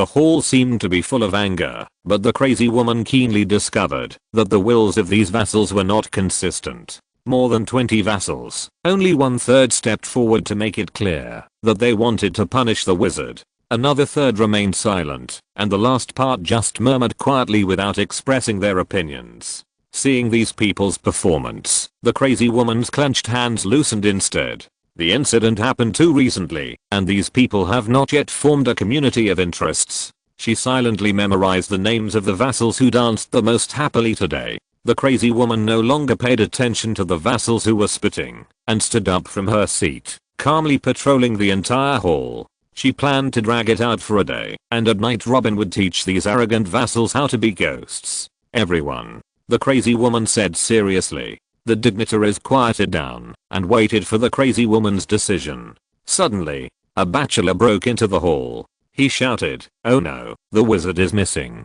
"What?" Sir Valen exclaimed. The corners of the crazy woman's mouth curled up slightly. She had learned Robin's beautiful smile unconsciously. Count Mattis stepped forward and grabbed the bachelor's collar and asked in disbelief, "Where did you get the news?" "In the city. The chief steward found the wizard missing this morning when he was looking for him to sign the executive order," the bachelor replied with a fearful look.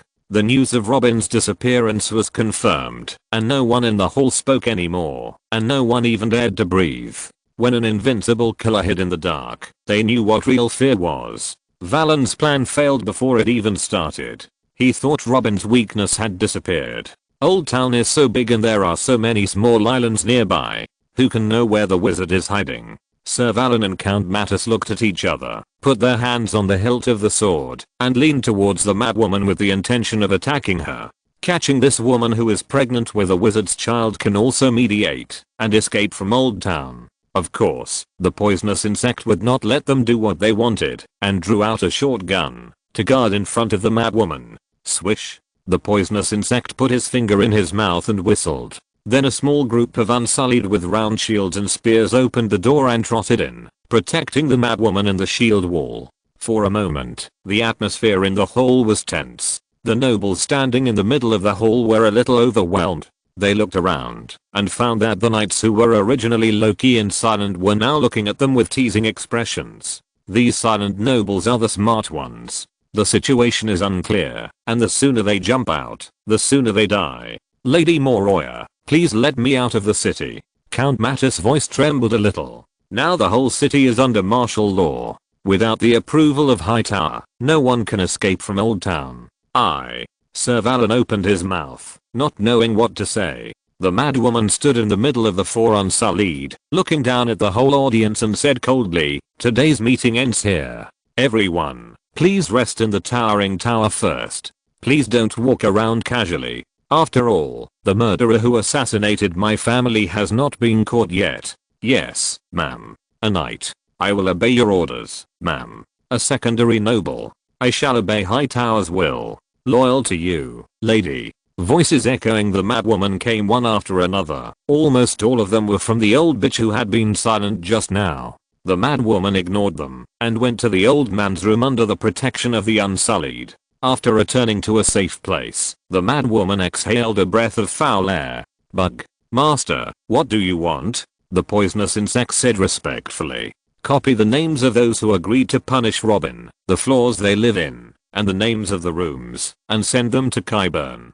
These vassals have their own armed forces. She has not yet completely controlled the army of Old Town. If she issues an order to strangle her own people, it may cause a mutiny in the army. Robin is very suitable to handle it. Anyway, the man doesn't need a little bad reputation. And tell him that I will meet Robin on Crow Island tonight." She supported her forehead with one hand as if thinking, and continued after a moment. "Immediately control the Citadel's crow nest, and warn those meesters with crow nests that it is strictly forbidden to spread the information about Old Town. If they are found out, they will bear the consequences. That's it, do it." After saying that, she waved her hand. "Understood." The poisonous insect bowed and stepped back. She touched her forehead, and there was a light red blood scab in the middle of her eyebrows. The slight stinging reminded her, "Don't let him down."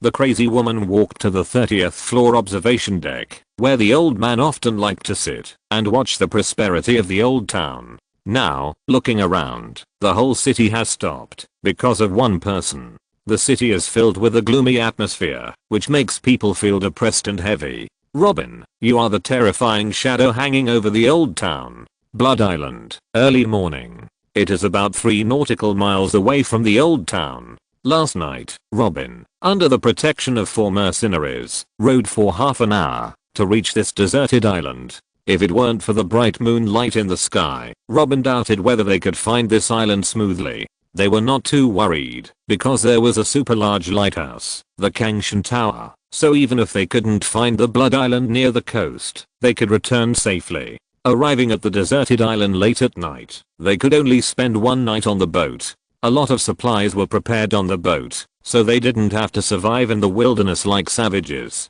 There is a unique tree of Alsophila on the deserted island. Its branches and leaves are very lush and can block the sunlight. Robin stood under the tree, looking at the towering tower, thinking, "I wonder what the Old Town is like now." Captain Bron said that he will bring all the brothers here in the afternoon. Carrot was chatting with several companions, including the new members. "There are more than 30 people in this operation." Lemon said, "It shouldn't be difficult to just wipe out a wild village." "Hey, look, there's a small boat," a mercenary shouted. Robin also found the boat, and he was confused in his heart. "Aren't they coming here in the afternoon?" He didn't ask everyone to hide, even if the boat was full of soldiers. It was just a meal in front of the ghost. The sailor slowly docked the boat, and the iron anchor of the hull made a clacking sound. Cobbin stood up from the cabin. Mentor. Robin smiled and came forward to hug him. This is a letter from the madwoman. She seems to want your help. Cobbin handed him a piece of letter paper without an envelope.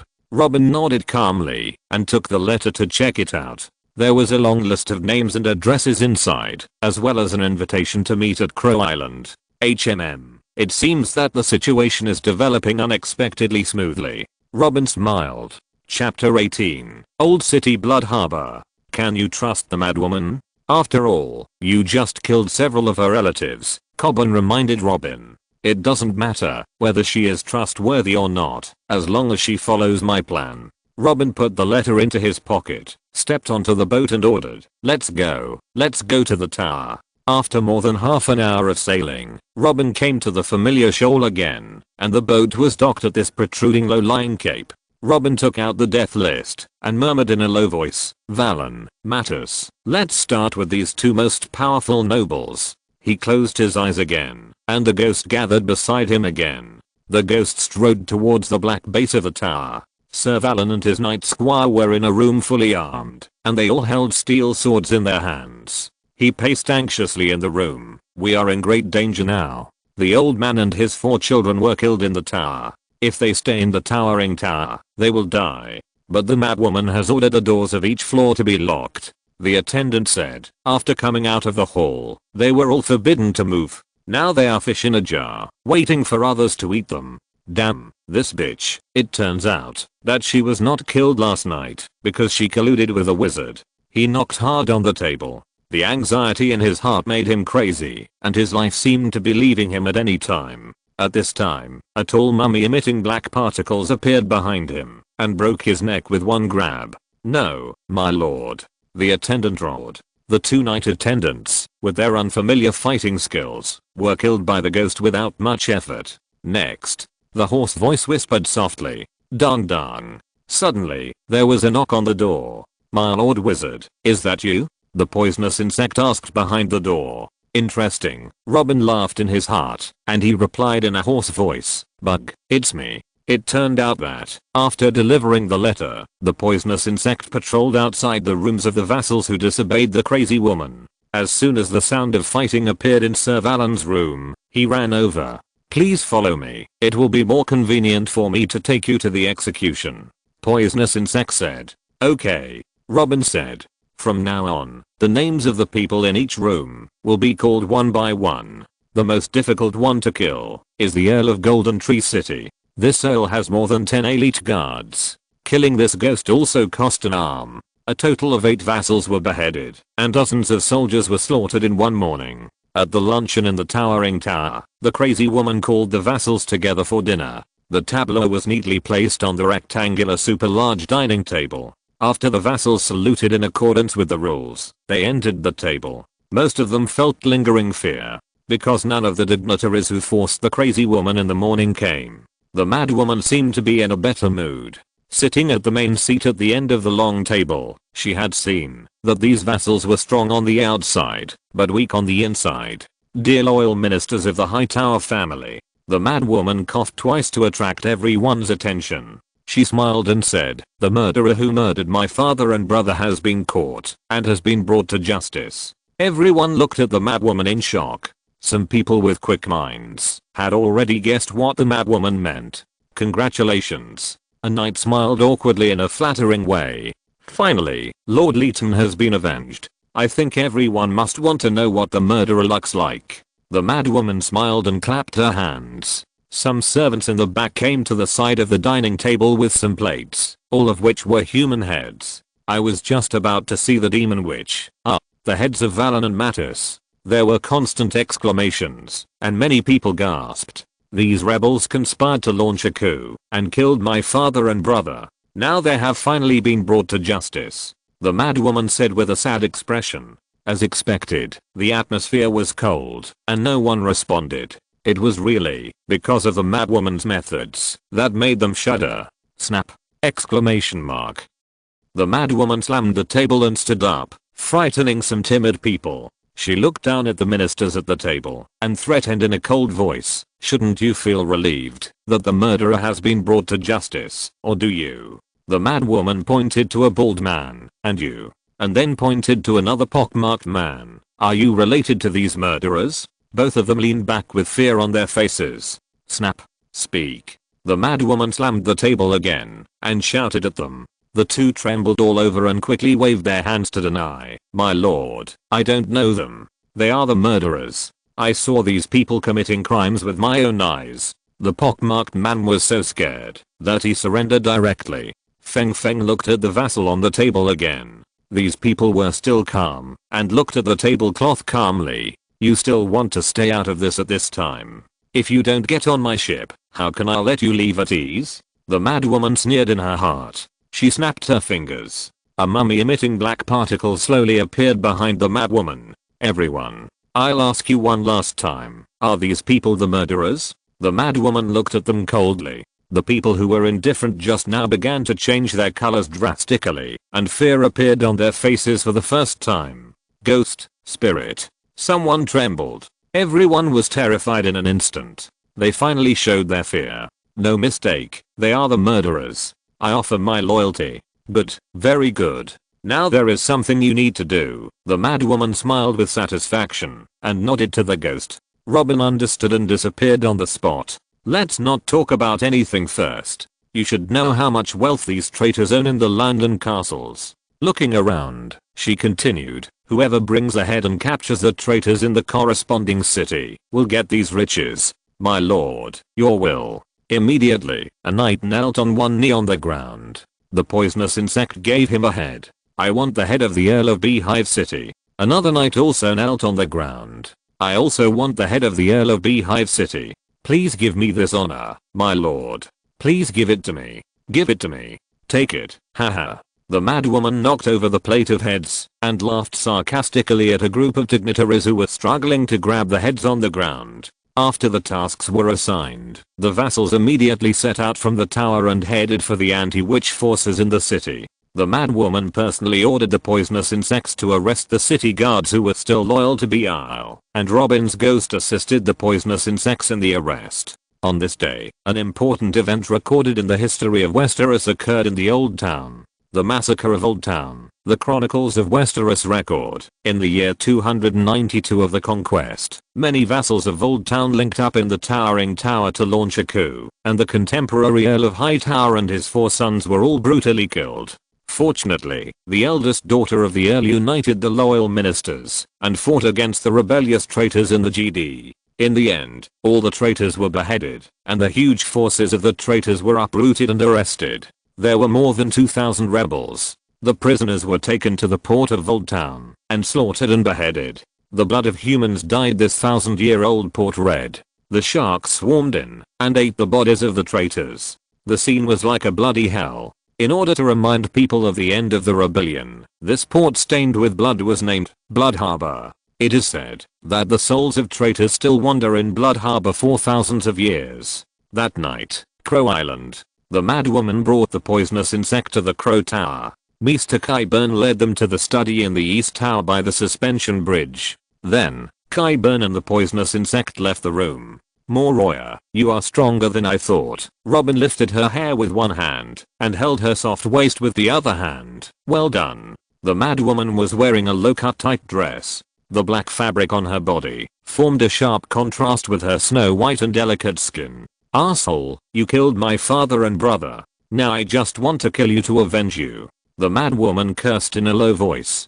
Do you plan to kill your husband? If you are willing, please force me to make me less painful. Robin said with a smile. A generous way to die. The crazy woman panting. Her full chest was violently ups and downs. She watched Robin's bad face gritting her teeth, but she was helpless. Hate and lost the dagger. Slap crazy woman's deadly palm fan was on his face. After a long time, the two came out of the study. The mad woman's face seemed to still have the after effects of the battle, and it was tender and red. While adjusting the wrinkles of her skirt, the mad woman said to the poisonous insect on guard, let's go to the White Crow's nest at the Cardinal. Let's go together. Robin looked relieved and said to Cobbin, who was sitting next to him reading a book. On the way, Cobbin whispered, what are you going to do now? To inform the whole continent of the news of the traitor of the Hightower family, and to publicize the scandal of the royal family. Robin no longer concealed and told this precious information.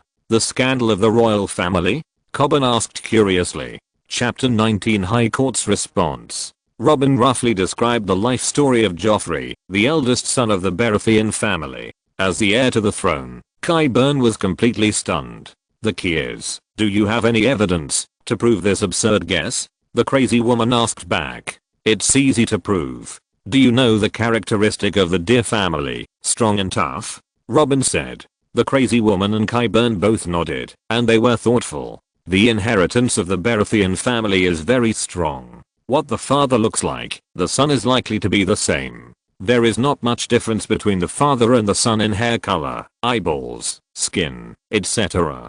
This is called strong and tough. Currently, the queen has 2 sons and 1 daughter. Although the youngest prince is not yet a year old, they all have one common feature. Robin drew a circle on his hair. Blonde hair. The crazy woman suddenly realized. Yes, in the history of the Deer family, the Baratheons and Lannisters who married were all black-haired without exception. Robin gave a thumbs up to the crazy woman who answered the question. The method of verification is also very simple. King Robert is a womanizer and has fathered many illegitimate children outside the palace. As long as we compare the hair of these illegitimate children with that of the princes and princesses, wouldn't it be clear? We have arrived at the White Crow's Nest, Robin. Cobbin reminded. The White Crow's Nest is located in the backyard of the Cardinal's office and is a heavily guarded important place. Because messengers such as White Crows are generally responsible for conveying information about natural changes or natural disasters. There is another situation in which White Crows will be used, that is, when a major event occurs on the continent of Westeros. The event must at least affect the stability of the continent's political structure to be eligible to use this special bird. To send such an urgent letter, it must be reviewed and approved by the Cardinal's Council. The privilege of the Hightower family is the only way to bypass the Cardinal's Council. The guards of the nest are still members of the Hightower family. They did not encounter any obstruction and even called the on-duty Maester to lead the way. Cobbin wrote 2 letters in person. One letter explained that many vassals launched a coup in Old Town, and then the madwoman set things right. At the end, she reminded the 7 guardians, the crown, and the Iron Islands not to believe in wizards and sorcery, as those were all rumors. They were all lies fabricated by traitors to exonerate themselves. The second letter directly described the report of the authoritative cardinals of the Citadel. It analyzed, judged, concluded that the prince and princess were not the king's children. Exclamation mark. The reason was the strong character of the Baratheon family, and the evidence was the king's illegitimate child, with black hair and blonde hair. The Maester brought 9 white crows, and tied the 2 letters separately. These white crows will fly to the most important administrative district in Westeros. After leaving the crow's nest, Qyburn separated from them, and Robin started living in the Tower of Heaven from today. They walked and chatted. Westeros is going to be in chaos. The madwoman sighed. If Westeros is not in chaos, Old Town will be deserted by its friends and relatives. Robin put his arm around her slender waist. When the relationship between the Lords of the 7 Realms is tense or a war breaks out, we, as the leading force on the continent, will be won over by them. On the contrary, if the 7 realms live in harmony, our letter of notification full of loopholes will only make people more suspicious and prove that we are the mastermind behind the usurpation of the Tower of Heaven. The crazy woman nodded. The Tyrell family has long coveted the giant city of Old Town. They walked to Blood Harbor, and the stench of blood in the sea breeze was nauseating. Even in the middle of the night, countless sharks could be clearly seen competing for blood. Robin shook his head, saying that a general success is the result of the sacrifice of thousands of people. After returning to the Tower of Heaven, both of them were extremely tired and did not speak for the whole night. Riverreach, Highgarden. This is the first stop where the 9 White Crow messengers completed their mission. Lord Mace Tyrell, the guardian of the southern border, is tall and strong. Although he has gained some weight, he still looks handsome. At this time, the Duke was drinking afternoon tea with his mother in the plant maze. His mother, Olenna, the Queen of Thorns, was recognized as a shrewd and calculating person in Westeros, and she was truly the one who had the final say in the Riverlands. Under the leadership of the Queen, no one in the Tyrell family dared to offend the glory of the Golden Rose. An old maester hurried over and bowed to pass 2 letters over his head. "Madam, the White Crows of the Citadel have sent urgent information." The maester said respectfully. "Is summer about to end? Alas, I have to wear those bloated robes and leather clothes again." The Duke of Mace muttered in a plaintive manner. The Queen of Thorns took the letter and joked to her son, "My inflatable fish already has a round figure. If he puts on a thick layer of leather, he will not be able to see the end." At this time, the Duke had gained some weight, and the Queen often used the inflatable fish to mock her son. I hope her son can lose weight and maintain the dignity of the Guardian of the South. The Duke of Mace felt a little helpless. His mother's sharp words were just like her political tactics. She was completely invincible in the Riverlands. He could only shut up and surrender. The Queen of Thorns was disappointed when she saw her son didn't respond. It was not easy to find someone who could argue with her in high court. The Duke's son, who used to be able to argue a few words, now began to lie down and pretend to be dead. She shook her head in disappointment. The Queen opened the envelope, and just as she glanced at it, she was attracted by the first line of text. After a moment, the Queen of Thorns sighed and said to her son, "Your father-in-law is dead. Take a look." The inflatable fish stared, obviously startled by this sentence, and hurriedly took the letter to check. At this time, the Queen began to open the second letter. This time she was no longer casual, but read it seriously. Sure enough, it was another shocking news. Although she had expected it when she read the first letter and was mentally prepared for the big event. But after reading it, her brain blood vessels were still beating. The Queen threw the letter to her son. She lay back heavily on the back of the rattan chair, closed her eyes, and kept rubbing her temples with her hands. The Duke of Inflatable Fish picked up the second letter that slipped to the ground, and his face became even uglier after reading it. Fuck. He slammed the armrest of the chair hard and cursed angrily. 2 bitches. Although he was ridiculed for his lack of political skills, the Kulai made up by Robin could only fool children. As long as you infer from the ultimate beneficiary, you will know that there must be something wrong with the mad woman and the wizard Robin. "Mother, what should we do?" He threw the question directly to his mother. The Queen of Thorns glanced at him and began to analyze and find a way to deal with it. These 2 things are separate and independent problems for other realms, but they are a chain of events coupled together for us in High Court.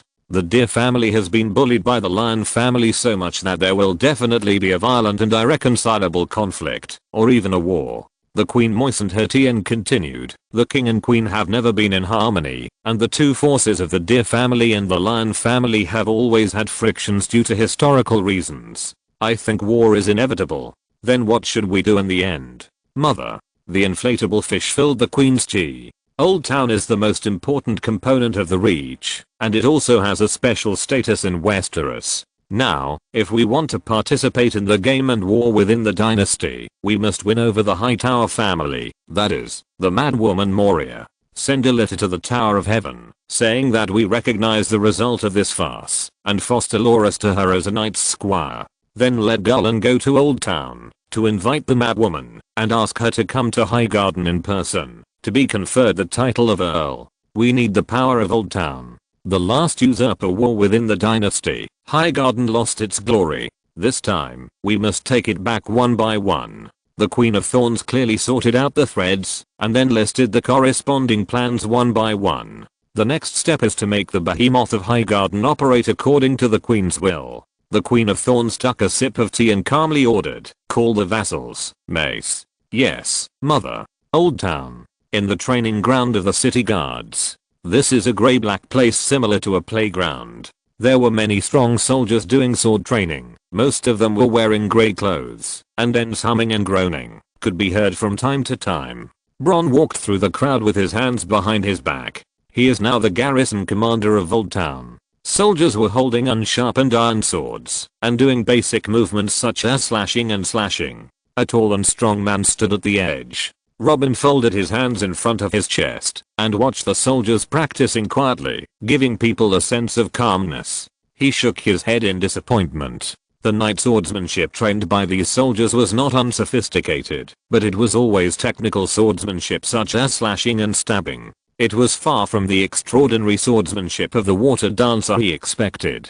Now he has used Hightower's relationship to go to Bravas to hire a water dancer for a large sum of money, but the probability of hiring one is not very high. When Bron turned around, he found Robin standing on the side of the field, and he immediately trotted over. Robin made an appointment with him today to ask him for a sword lesson. Bron took Robin to an open space on the side. Taking a practice sword from the long sword rack next to him, Bron threw it directly to Robin. Robin took it quickly, and his hand sank. He roughly estimated that it was about 5 or 6 pounds. The length of the sword was about 1 meter, and the guard in the sword formed a standard cross shape. This was a common standard sword. Robin waved the long sword in his hand slightly, and the iron sword whistled slightly in the air. "It seems that your body strength is not low," Bron said, while taking out an iron sword himself, waving it casually, leaving a shadow in front of him. "But you are not proficient in basic sword style, or you don't have it at all," Bron said, holding the sword with both hands, and slashed at Robin. "Whoosh!" Exclamation mark. Robin only felt a breeze coming from Bron, and he immediately used the iron sword in his hand to block it. With a clang sound, the iron sword was shaken away, and the middle door of Robin's chest was wide open, and Bron's iron sword was placed on his neck. Bron retracted the iron sword, and began to demonstrate basic movements one by one. Straight cut, upward slash, horizontal slash, straight stab. Robin put away his contempt, carefully observed and learned, and followed Bron with his sword. After practicing once, Bron taught him the moves again, pointed out the shortcomings one by one, and demonstrated the correct practices in detail. Real VIP service, one-on-one hand-in-hand guidance. Robin immersed himself in the study of cold weapons. Each VIP course cost 1 gold dragon, and Robin bought 100 lessons from Bron at one time. Chapter 20 Seed of Life. In the evening, Robin dragged his tired body to the base of the black stone, looked up at the towering tower, and cursed weakly. In an empty corner, he pulled out the dagger in his boots, and refreshed his status, before continuing to walk in. Instead of climbing the spiral staircase, Robin walked towards the underground passage of the Blackstone base. Today is the 23rd, and it is also the day when the Umbrella organization holds its first regular work meeting. The meeting place is in the conference room of the Blackstone base. It is still early before the agreed time, so Robin will go to see how the experiments done by Cobbin and others are going. After the power of the Hightower family is resolved, there is no need for the research institute to move to Blood Island. Cobbin moved the big plant data and laboratories under the Blackstone fortress. The base of the towering tower is a square maze-like fortress made of rough black stone, which feels chilly to the touch. This blackstone is a building material of unknown origin. In every corner of the known world, wherever there are ancient wonders, this blackstone mysteriously appears. Ancient records in Chinese literature have a relationship with deep divers in the deep sea, but now it is impossible to disprove and explore. It has only been a week since Robin overthrew Old Town. Now, part of the base has been transformed into the residence of the Institute, and there are about 40 researchers working on various subtopics of the big plan. Most of these researchers were originally from the Kangshan Tower Society, and now they have all been incorporated into Cobbin's team. Robin also hired a doctor from the Citadel to join with a large sum of money, but the response was slim. Dr. Butterfly, who I met at the Cardinal Council before, joined the research team happily, and now Butterfly is the deputy director of the institute. Robin grabbed a bachelor who was in a hurry and asked, "Do you know where Director Cobbin is?" "The director is in laboratory 103, doing a blood factor mutation experiment," the bachelor answered quickly. Robin nodded and let him go. He walked slowly in the institute. He could see that not far to the right, there were many craftsmen knocking down the extra walls and renovating and decorating them into various research experimental sites. Robin was worried that such a transformation would knock down the load-bearing wall. If he accidentally collapses the towering tower, he will become a sinner in the Game of Thrones. After all, a building that has been passed down for thousands of years is also a cultural relic. The craftsman who was renovating the building did not allow Robin to question him. He quickly showed him his glorious architectural family inheritance scroll, and Robin was relieved to hand it over to the man to start the work. While thinking, Robin came to the laboratory where Cobain was. The assistant bachelor guarding the door saw that it was Robin, and opened the door respectfully. After entering the door, the pungent disinfectant herbs penetrated into the nose, and Robin's expression did not change much. He was used to this smell. Cobain and Butterfly were standing by the experimental table, and there were 4 grey-robed bachelors around to help. The grey-robed bachelor saw Robin, and was about to remind Cobain, but was interrupted by Robin shaking his head. He went forward, and saw Butterfly holding a silver scalpel, and suturing the heart of the experimental subject. Cobain assisted in dealing with heavy bleeding to prevent blood from accumulating in the chest cavity. Half an hour later, the experiment was completed. Butterfly, who was in backache, looked up and found Robin beside him. He suddenly asked, "When did the wizard arrive?" "Just arrived." Robin smiled. "Are there any breakthroughs?" "Let's go outside to talk," Cobain said softly. He told his assistant to do the finishing work, and the 3 of them walked out of the laboratory. Because this turmoil contributed a lot of noble materials, the experiment has indeed made some progress, Cobain said as he walked. "We have succeeded in 3 cases of benign mutation induced by vitality alone. This is also thanks to the joining of Ambrose, a leader in the medical field, otherwise I might not succeed even once. After all, my previous research field was necromancy and witch medicine." Cobain praised Butterfly heavily. "Haha, I'm really not that important." Butterfly laughed. "Thank you for your hard work, Doctor. I will ask Rose to double your performance bonus this month." Robin smiled. "Thank you, but it's a pity that we have only succeeded in a few cases, and the extent of the benign mutation to improve physical fitness is also very low." Butterfly sighed. "It is undeniable that we are on the right track," Robin encouraged. He then suggested, "How about calling this blood factor that induces vitality life seed?" "Yes, very appropriate." Butterfly agreed.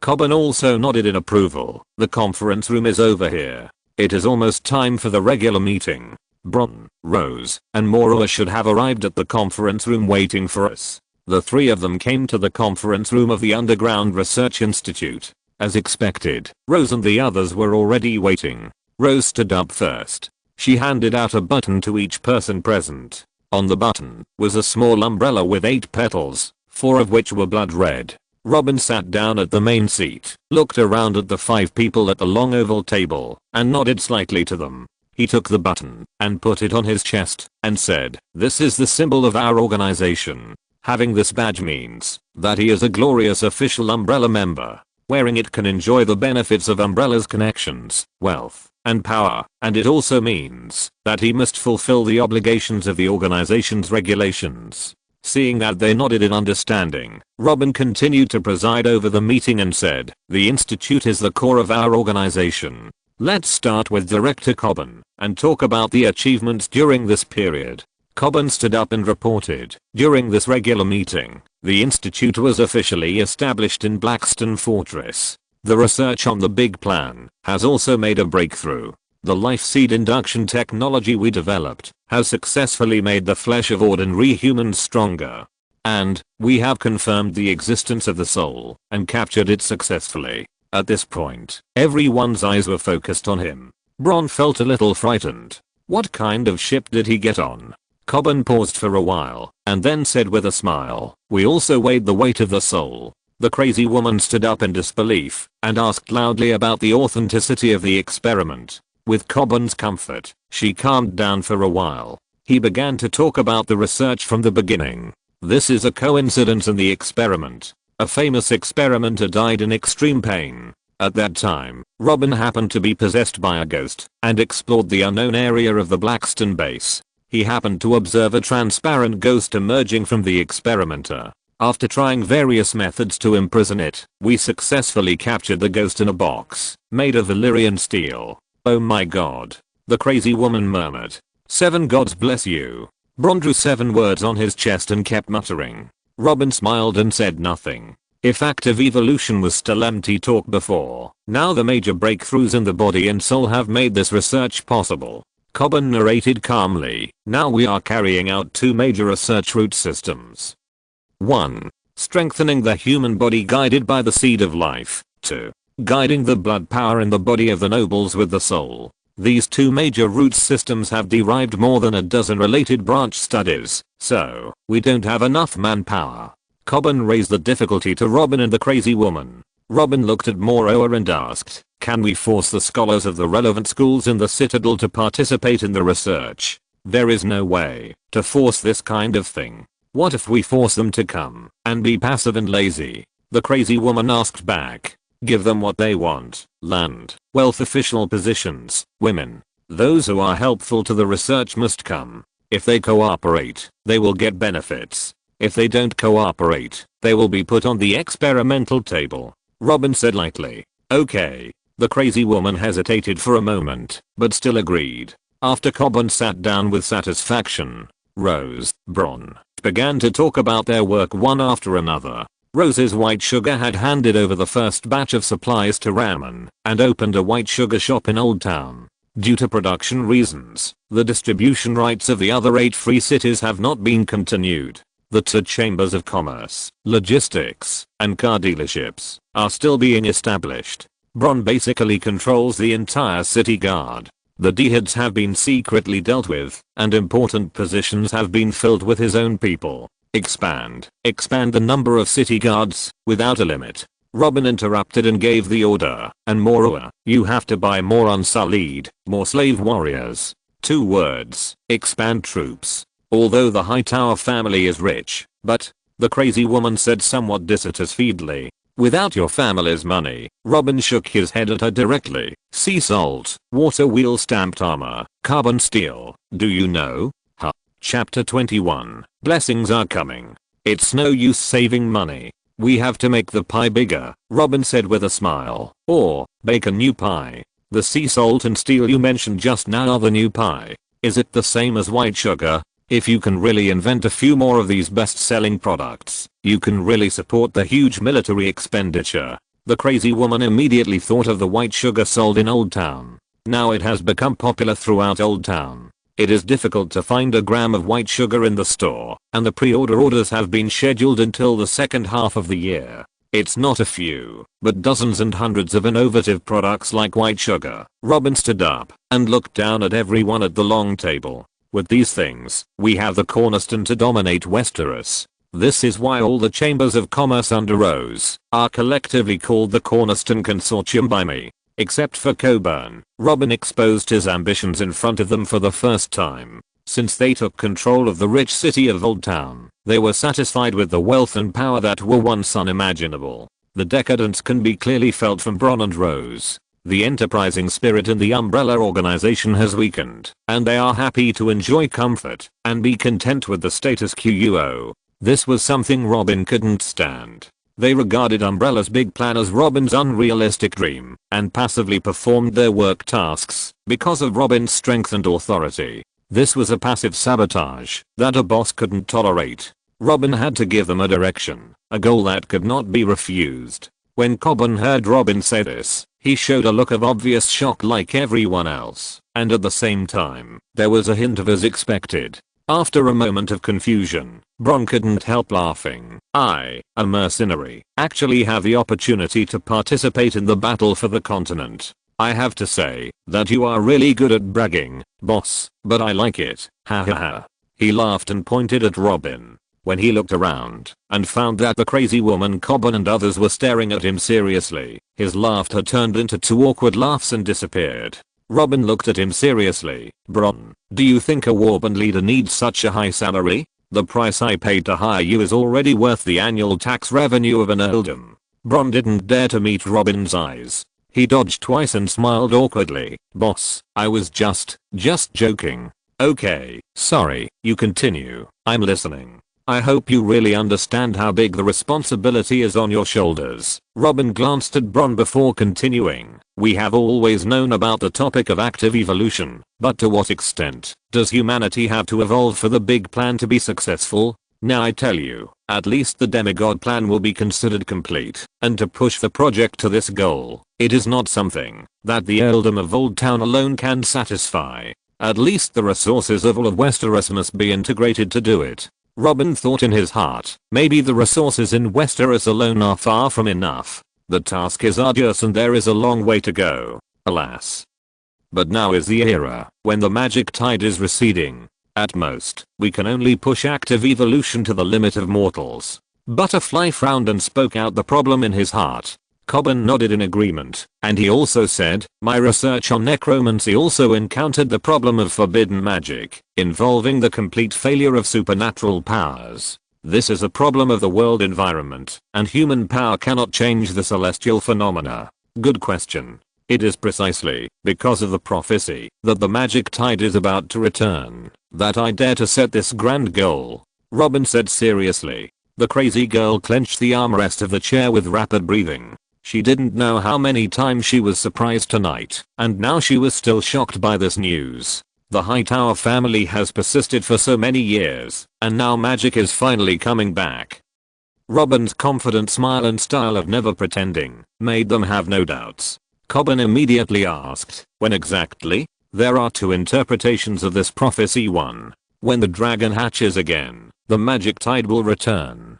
Or, two, in the 298th year of the conquest calendar, a dragon will be hatched. I'm not sure whether it will be the first or the second dragon that meets the magic tide to return. Robin said. The madwoman was thoughtful. Qyburn showed that this was the case, and Bronn was confused. So, we have to find the Targaryen family and buy dragon eggs. Rose said. That's half right, because I'm also a Valyrian dragon king. Robin smiled. After saying that, he took down the burning candle on the wall and put his hand in the flame to burn it. When he felt that he could not bear it, Robin retracted his hand. I was wondering why your hair and eyes are the same as the Targaryen family, the madwoman teased. You are not the illegitimate son of the Mad King. I'm a descendant of the Riverrun family, and the Dragon King bloodline in my body is inherited from the maternal line. Robin shook his head and denied it. Master, maybe you can pretend to be a Targaryen, so that we can claim Westeros, which will also help our future goals. Rose suggested. Not for the time being. There are still 2 orphans in the Targaryen family. We have to find a way to catch them. Robin said. Do you need to go immediately? Bronn asked proactively. Robin shook his head. We are still focusing on accumulating strength. The madwoman stood up and handed a letter to Robin. This is the reply from the Queen of Thorns. She asked the heir Garland to invite me to go to High Court to complete the ceremony of being crowned. After reading it, Robin handed the letter to Cobbin and the others to circulate. The Southland Guardian sent his youngest son as a hostage. It seems that he urgently needs our strength. Bronn raised his eyebrows and said while holding the letter. Although Old Town is suppressed and controlled by us on the surface, there are still some stubborn forces trying to overthrow the status quo. Robin put his elbows on the long table and analyzed, and there is no news from the king's territory. It is not clear whether the Deer family and the Lion family have started a war. We will delay until the situation surfaces before going there. Okay. The madwoman responded. Does anyone have anything to add? Robin asked. Seeing that they all shook their heads and kept silent, Robin announced the dissolution of the meeting. In Rose's resentful eyes, Robin and the madwoman returned to the top of the tower to rest. There was no conversation all night. The Starry Cathedral is an awe-inspiring church building. The glass windows of the church are inlaid with colorful legends. The light penetrates the colored glass windows, casting a dreamy color, as if the elves are dancing in the church. Robin and Rose saluted the statues of the 7 gods. After the salute, Rose stepped forward and placed a large bag of gold dragons in the main altar as a tribute. The fat archbishop who was serving on the side finally showed a chrysanthemum-like smile on his face. Chief Butler, your pious 7 gods have received it. He will always bless you. The fat bishop stepped forward and sprinkled some holy water on Robin and the 2. Archbishop, my request. Robin asked with a smile.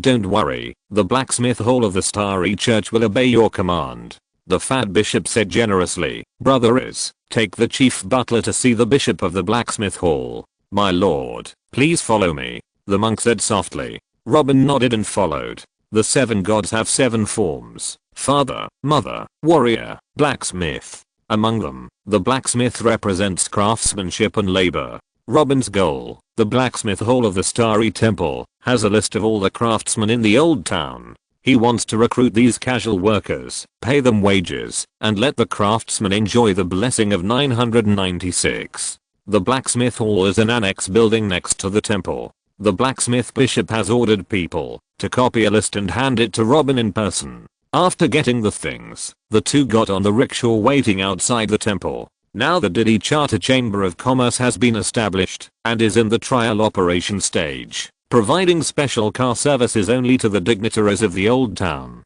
Go to the high tower forge on the outskirts of the city, Rose said to the new rickshaw puller. Deck, set off. This new type of travel tool ran on the streets of the old town, attracting the attention of countless people. After getting off the car with Rose, Robin met up with the crazy woman, who had agreed to meet at the forge, and several people walked into the forge. This is a huge open-air blacksmith shop, where dozens of blacksmiths are forging weapons like rain, and the sound of ding ding dang is endless. The crazy woman had already learned about the situation of the forge with the steward here, and while walking, she introduced the structure and personnel of the forge to Robin.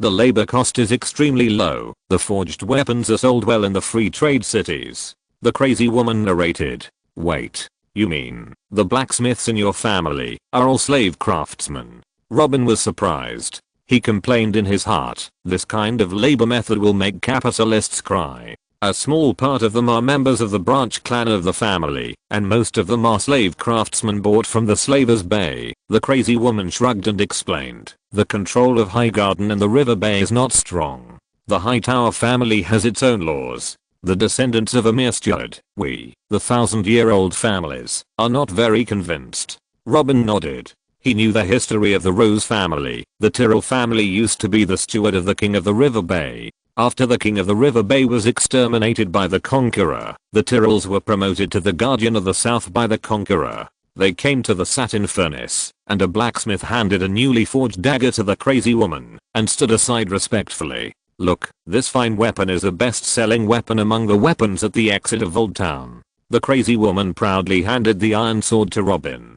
Robin took the iron sword with a strange look on his face. This is also considered fine. Aren't your guards equipped with steel swords? This weapon can only be considered a defective product. He swung the dagger on the anvil, scanned him, raised it in front of his eyes. There was a rice-sized gap on the blade. The crazy woman said unhappily, steel tools need to be repeatedly heated and forged, and they are very difficult to make, and cannot be mass-produced. The master blacksmith works for several weeks to produce a finished product. This kind of sharp weapon is a heritage of each family, and is not sold to the outside world. Don't you know how to perform heat treatment? Robin said with disdain. If you're listening to this novel on a channel other than Fanfic World, it means they downloaded and uploaded it without effort. We cordially invite you to visit our channel, Mundo Fanfic Novelos. There you'll find the original version of this story and you can explore many other novels of various genres. We're waiting for you to immerse yourself in a world of incredible novels. Chapter 22. He will eventually be crowned king. When the crazy woman heard that this person was teasing her again, she immediately got angry and wanted to scratch Robin, shouting, I know why I asked you to come here today. Robin pressed her forehead easily. The difference in height and arm span between the two was too big, and the crazy woman couldn't catch him with both hands. Okay, let's talk business. Robin comforted the angry woman and turned to the blacksmith and asked, do you have a better iron sword? The sword had a notch after being cut, which means that the forging used pig iron with a carbon content of about 0.4%, also known as wrought iron. Before the advent of steel, humans used this wrought iron to make weapons in the Iron Age. Wrought iron is a kind of wrought iron processed at a low temperature of about 1000 degrees, which contains a lot of impurities. This is the best iron sword. If you want a better weapon, I'll get you a steel sword. The blacksmith shook his head. No need, Robin said. Robin thought for a while and found that he could only teach heat treatment today. The technology of carbon steel making requires some special tools that have not been customized yet. Can this man be trusted? Robin confirmed with the mad woman. His family has been serving Hightower for hundreds of years, and there is no problem with their loyalty. The mad woman said. Okay, I'll discuss confidentiality with you after I'm done. Robin nodded to her and then instructed the blacksmith, let's find a separate forging platform and have the guards clear out the people around. The blacksmith led them to an independent iron shop inside the forge, and the poisonous insect arranged the family guards to take up positions around. You go get a quenching tank, and then get some vegetable oil. Robin instructed the poisonous insect. The poisonous insect and the mad woman looked at each other, and immediately went to get someone to move the stone trough, and get the oil. First, forge another iron sword according to your previous method, Robin said to the blacksmith. The blacksmith did not dare to neglect it. Although he was a master forger, Robin and the mad woman were now the uncrowned kings of Old Town. He quickly picked up the hammer to forge the iron sword. With his skillful movements, the iron block slowly turned into a sword shape. When the blacksmith was about to grind and sharpen the blade, he was stopped by Robin. Put it in the furnace and heat it red, then take it out and let it cool naturally, Robin said. The crazy woman held her hands under her chest, squeezing her round breasts into an amazing arc. She quietly watched Robin's command. Is this another innovative process like white sugar? Robin watched the iron sword gradually turn red. This step is called normalizing, which is a treatment to improve the toughness of metal. After the metal component is heated to a temperature of 50 degrees, it is kept warm for a period of time and then taken out of the furnace to air cool. During normalizing, the crystal grains of the metal can be refined during slightly faster cooling, which not only can obtain good strength, but also can significantly improve toughness and reduce the tendency of metal to crack. Can I ask why you do this? The blacksmith asked respectfully. Increase toughness. Remember that this step is called normalizing. Robin briefly explained, and then instructed, forge a few more swords to avoid accidents or bad luck that we fail the test. As a writer, steel craftsmanship is a basic material, and this industry is more or less understood. Fortunately, I wrote a historical article, but I have never operated it myself. Just like making white sugar, make more samples, and there will always be one that will succeed. The cooling time after heating was still very long. Robin went to check the quenching tank. After finding no problem, he asked someone to move the tank inside the house. The first iron sword was almost air-cooled. The second step, annealing. Robin said. Annealing is a metal heat treatment process that cools at an appropriate speed. The purpose is to improve or eliminate the defects and stress caused by the metal during forging, and pressing.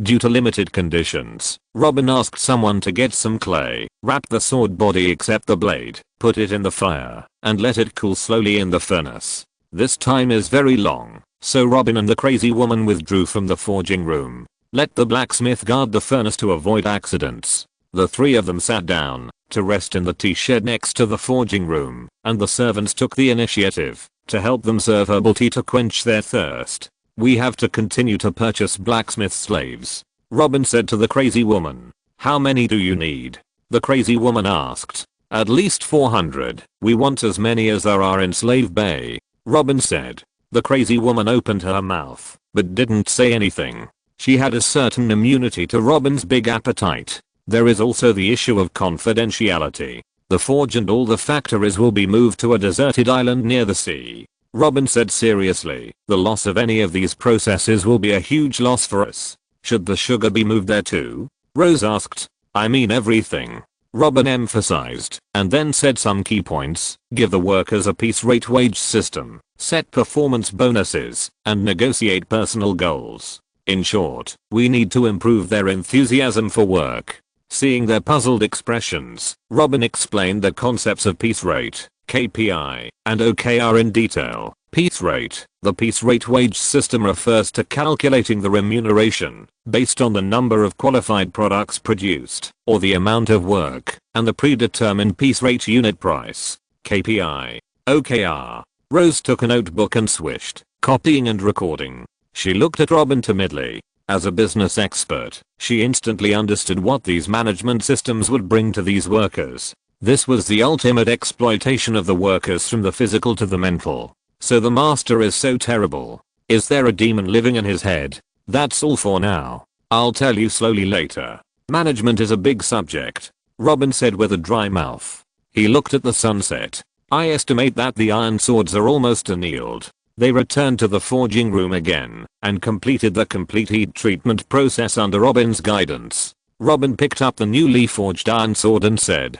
take a previously forged iron sword and lay it flat in front of me. The blacksmith did as he was told. The crazy girl and Rose stared at Robin with wide eyes as he raised the new sword and slashed at the flat old iron sword. Clang. An obvious gap appeared on the old iron sword again, and there was also a gap on the new sword in Robin's hand, but it was much smaller and almost imperceptible. Seeing this result, the blacksmith exclaimed in shock. This is amazing, so amazing. He threw the old iron sword aside, as if throwing away garbage, and excitedly took the long sword from Robin's hand, rubbing it carefully, as if caressing a lover. 7 gods, this is a miracle. You must be the incarnation of the god of blacksmiths. The old blacksmith was so excited that he almost cried. This kind of technological innovation was a blessing from God to people like them who had devoted their lives to forging. The crazy woman and Rose were equally excited. The two sisters grabbed each other's hands without knowing it. Robin was sweating in his heart. He didn't expect to be so lucky. The first one was successful. There were still 3 pieces in the furnace that had not been tested. He was sure that there must be defective products. See, Morua, Rose, how big a storm will this subversive technology bring to the world? Robin took advantage of their distraction and put his arm around a slender waist. There will be more in the future, countless. We are creating an era. Robin walked out with the 2 women. The crazy woman glared at him and broke free from Robin's hand. She couldn't serve a man with a slave. I will arrange the confidentiality and migration to the island immediately. What other magical technology do you have? Tell me quickly. The crazy woman stared at Robin and said, how can I handle so many technologies? I'm your boss, not your vassal or employee. Robin laughed. I don't want to enjoy myself after traveling here. Do you want me to continue to be 007? Robin thought to himself, the last time the Earl of Golden Tree City was killed by me, the Earl's 2 twin daughters were just given to him by his lackeys and hidden in a small courtyard behind the general manager's pavilion. I have to find time to comfort the 2 girls. How about this? Robin hugged the crazy woman's waist again. I will sort out the names of important technologies later. When your migration work is almost completed and the confidentiality measures are basically established, I will give you the detailed information. Yes, the crazy woman replied. She lowered her head, as if thinking about something. After a moment, she whispered to Rose, Rose, you should go back to the Chamber of Commerce first. Yes, ma'am. Rose lowered her head and her eyes flashed, and she walked away. Seeing Rose walking away, the crazy woman put her arm around his neck and looked into Robin's eyes. Robin, she called. What's wrong? Is there something you want to say by sending Rose away? Robin saw that she seemed to be worried. The crazy woman said softly, I know you will have many women in the future, and your extraordinary fertility makes me confused in my heart. What roles will I and the children play in the future, or how do you arrange us? The crazy woman carefully observed the changes in the man's expression. Robin smiled slightly and gently stroked the crazy woman's forehead. There was a small scar there, which was a memorial left by the ghost on the night of the genocide. Isn't being the master of the towering tower enough? Robin said softly. The towering tower originally belonged to our family. The crazy woman looked at him deeply, as if she wanted to read the man's inner thoughts from her eyes. Robin was silent for a moment and said expressionlessly, what do you want? I don't want it. I will only accept the gifts you give me. The crazy woman pressed her belly against his abdomen. He tilted his head and laughed, thinking to himself, this smart woman. Robin showed an expression, as if he had just met the mad woman for the first time. He looked at her with a gentle smile and whispered in the woman's ear, one day I will abdicate and our child will be crowned king.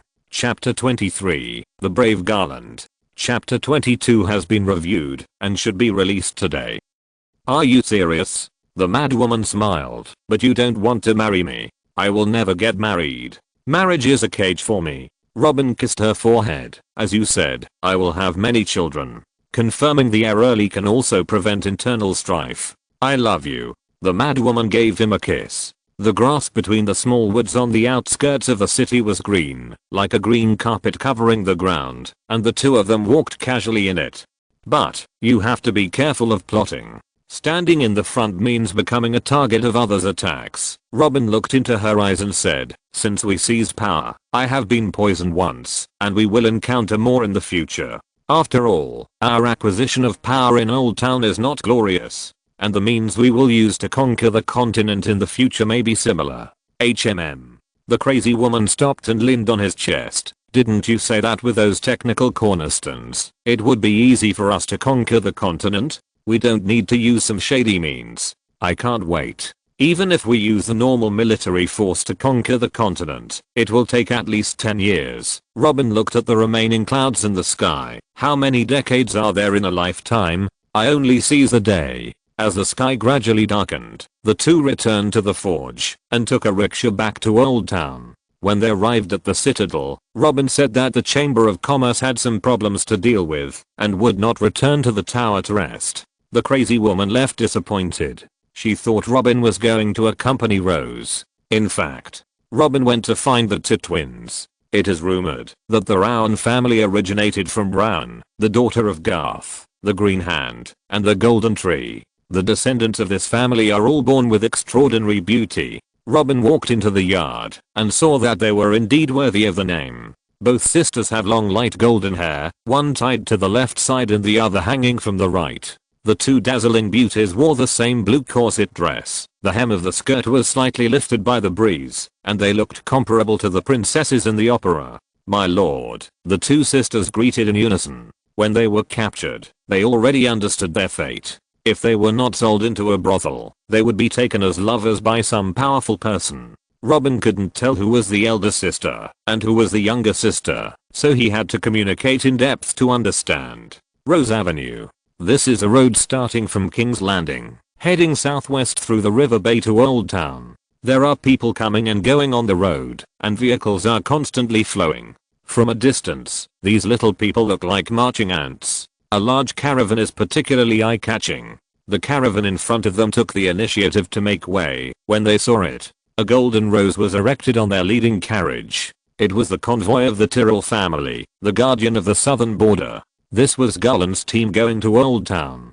Garland Tyrrell, the second son of the Duke, was only 15 years old, but he had already begun to show strong muscles and a strong physique. His eldest brother had a limp in a jousting contest. In medieval society, physical disabilities were considered to be lacking in bravery and majesty, and could not inherit the title. Garland became the heir to Highgarden. Although the eldest brother's status as heir was taken away by the second brother, it did not affect the brotherhood between the two since childhood. Garland was fat in his childhood, and his eldest brother gave him a nickname Brave to protect Garland from being laughed at by others, so this nickname became something that Garland had to protect in his heart. Garland rode on a black horse, slowed down the horse, and came to a carriage at the back. Mr. Wild Chrysanthemum, how long will it take us to Old Town? Garland asked in the carriage. The window of the carriage opened, revealing an old man with grey hair observing the environment. His eyes were sunken, but still sharp and bright. The Hive City is ahead, and we should reach Old Town in another day. Mr. Wild Chrysanthemum replied. His voice was very clear. Seeing that they were about to reach their destination, Garland planned to talk to the Meester about the situation in Old Town. I heard that the coup in Old Town this time affected more than a dozen nobles, and almost all of these nobles were exterminated. Garland said with lingering fear. Ouch. Please get on the car. My neck is sore from bending. Mr. Wild Chrysanthemum complained.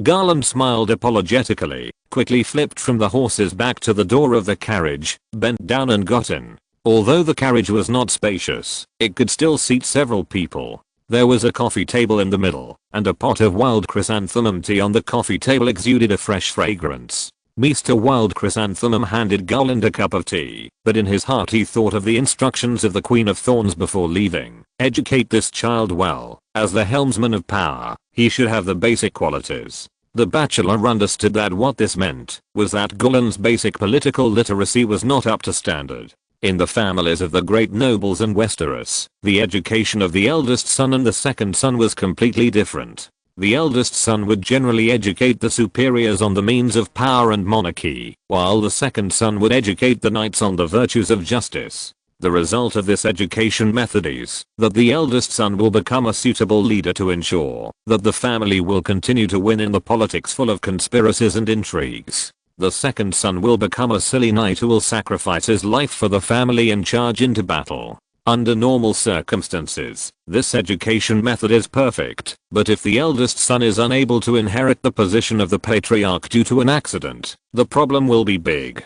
When a second son sits in the position of the patriarch, those knightly virtues will bring the great noble family into the stinking ditch very justly. The Queen of Thorns is very worried about this. Therefore, as the chief bachelor of the Rose family, Bachelor Wild Chrysanthemum has been following Garland since the succession order was changed the year before last, and has been teaching by example. Unfortunately, the effect is very limited. After being brainwashed for more than 10 years, it is impossible to reverse the 3 views in just 1 or 2 years. I heard that the Duke of the North, Eddard Stark, is also a second son. I wonder how this man succeeded in transformation. Alas. Mr. Yeju secretly had a headache. Mister, what are you thinking about? Garland saw that Yeju was distracted and called softly. Garland felt a little reluctant. Mr. Yeju is too old to accompany me on such a trek. We were just talking about the coup in Old Town. Let's continue. Yeju took a sip of tea. Child, what do you think? I heard from my father that the madwoman should be the mastermind behind the scenes. If that is true, we should not accept more oya. Garland put down the teacup with a look of disgust. If a wolf appears in the sheepfold, if it is not killed immediately, more sheep will die. Yeju nodded expressionlessly, thinking in his heart, the strategic compromise and the balance of interests that I taught before are all lost. Anything else? Asked the Meester. Grandma summoned the vassals to confer the title to the madwoman, and sent my younger brother to be fostered by the Tower of Heaven. I feel a little weak. Garland hesitated when he said the last word. He felt that he had offended the majesty of the Queen of Thorns. My child, the situation is not as simple as it seems on the surface.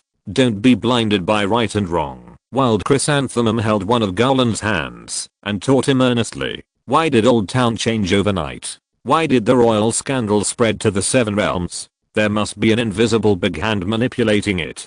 These results cannot be achieved with the ability and energy of the madwoman alone. Wild Chrysanthemum said.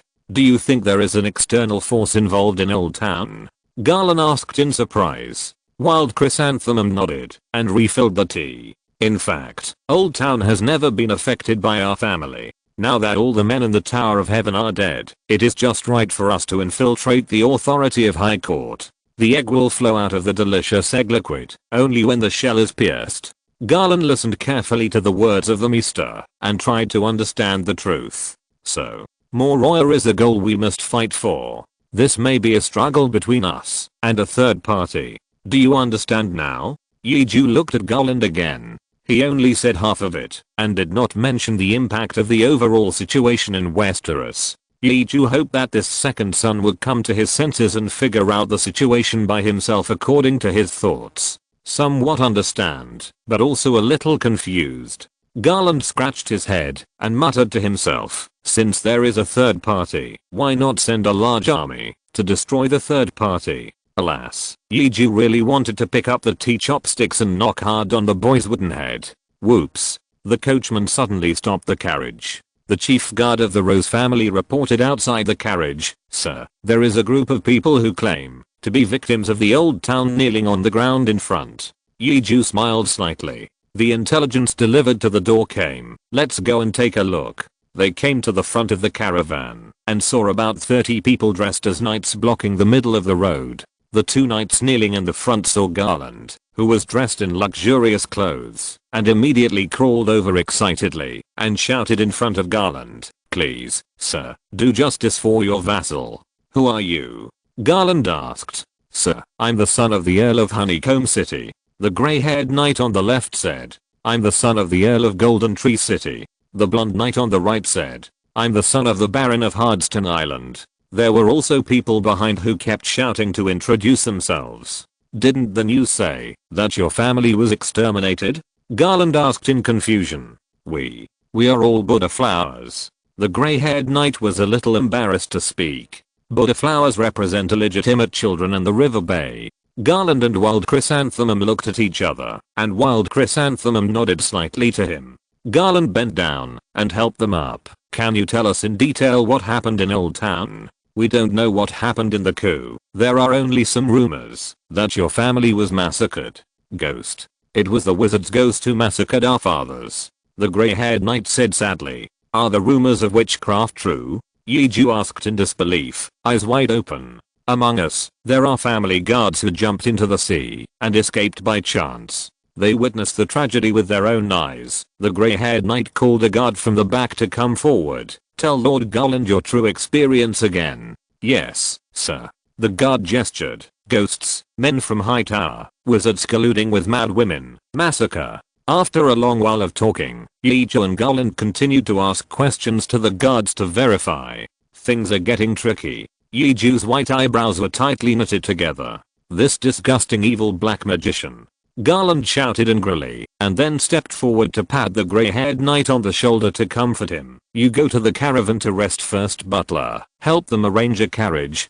Garland ordered the servant. Meester, these bastards said, that old town still has their hidden armed forces. Garland walked up to Wild Chrysanthemum. As long as we unite these forces and ambush the madwoman when she meets, we will definitely be able to catch both the madwoman and the wizard in one fell swoop. What? Wild Chrysanthemum looked at him in surprise. Ha ha ha ha. I'm just kidding you.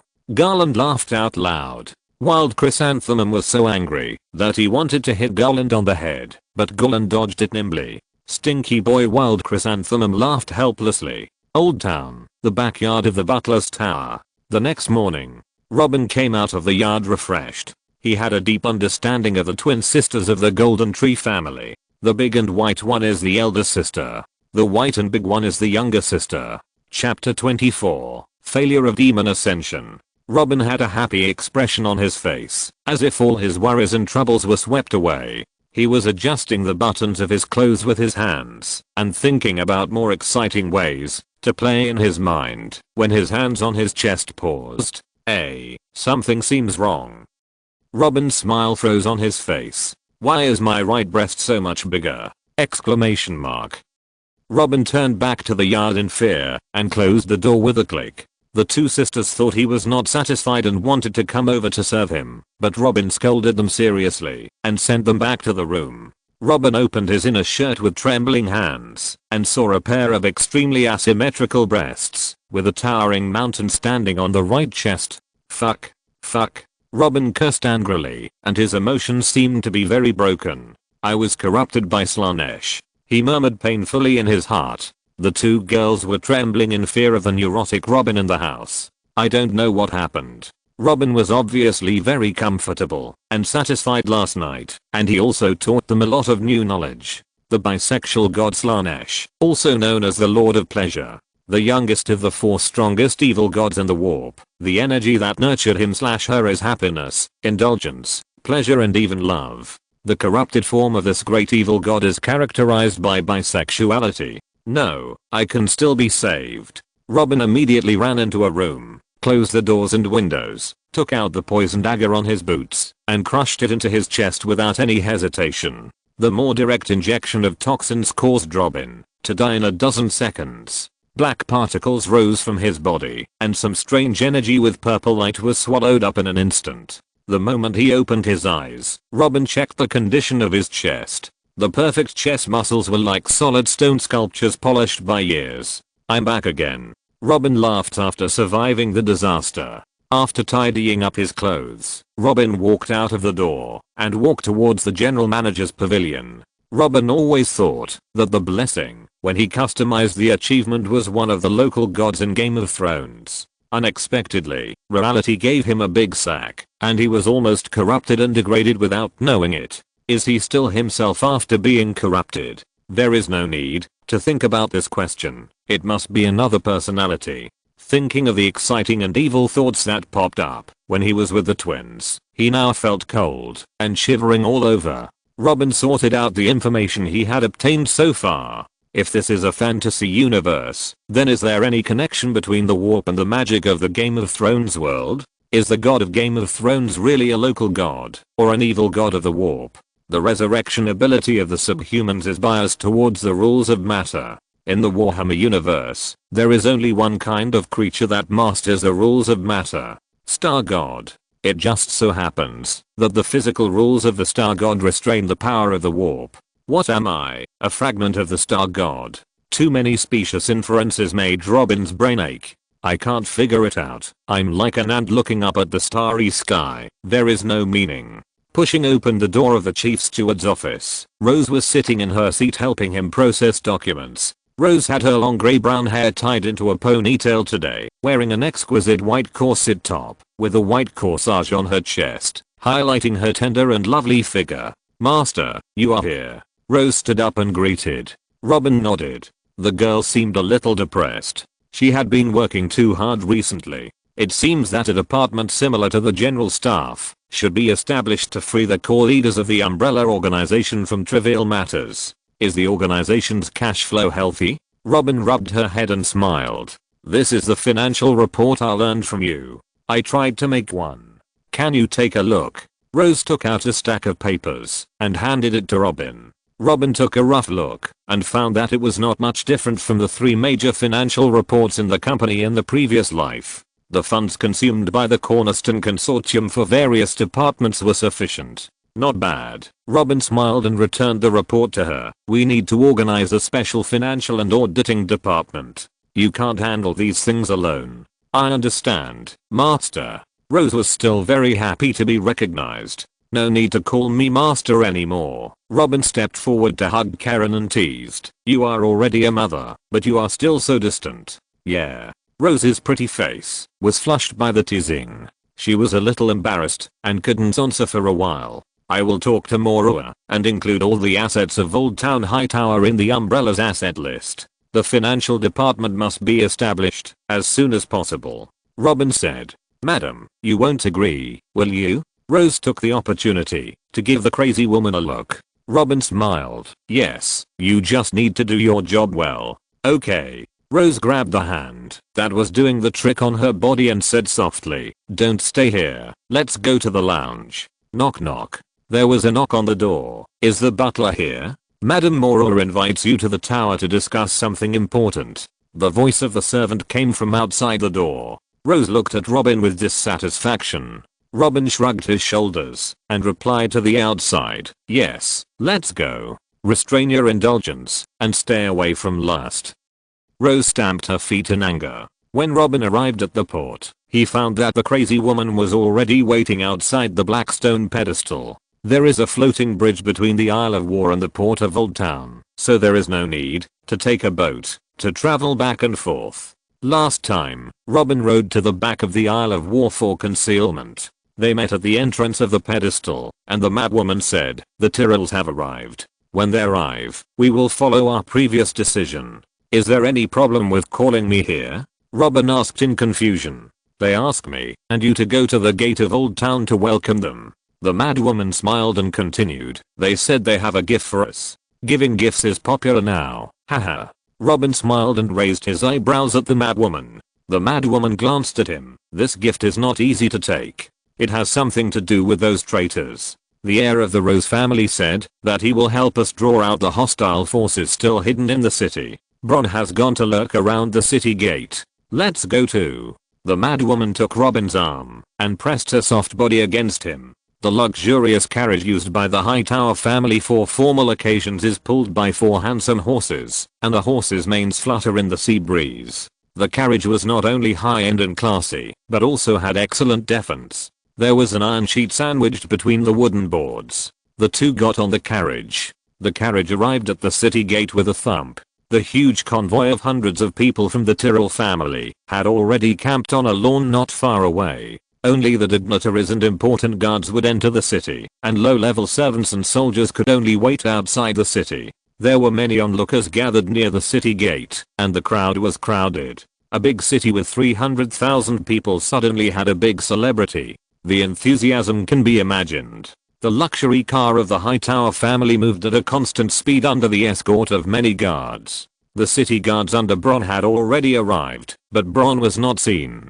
At this time, Bron was squatting on a tree branch with a good view, disguised as a mercenary. It can only be said that this behavior is very mercenary. There are indeed many more people equipped with weapons. Bron looked around with a dogtail grass in his mouth. At this time, the Hightower family's carriage drove over. Although the crowd was more chaotic, they were still stopped aside by the Hightower family guards. Bron searched for suspicious people on the tree. When he saw someone he suspected, he made a few gestures on the tree. 8 o'clock, 2 people, arrest. 5 o'clock, 1 person, kill. Lemon, Radish, and other black hands hidden in the crowd faithfully carried out Bron's orders. They acted in a covert and insidious way, and before they knew it, they would fall silently and be dragged out of the field. Now there are hundreds of black hands in the war group, and the number is still expanding.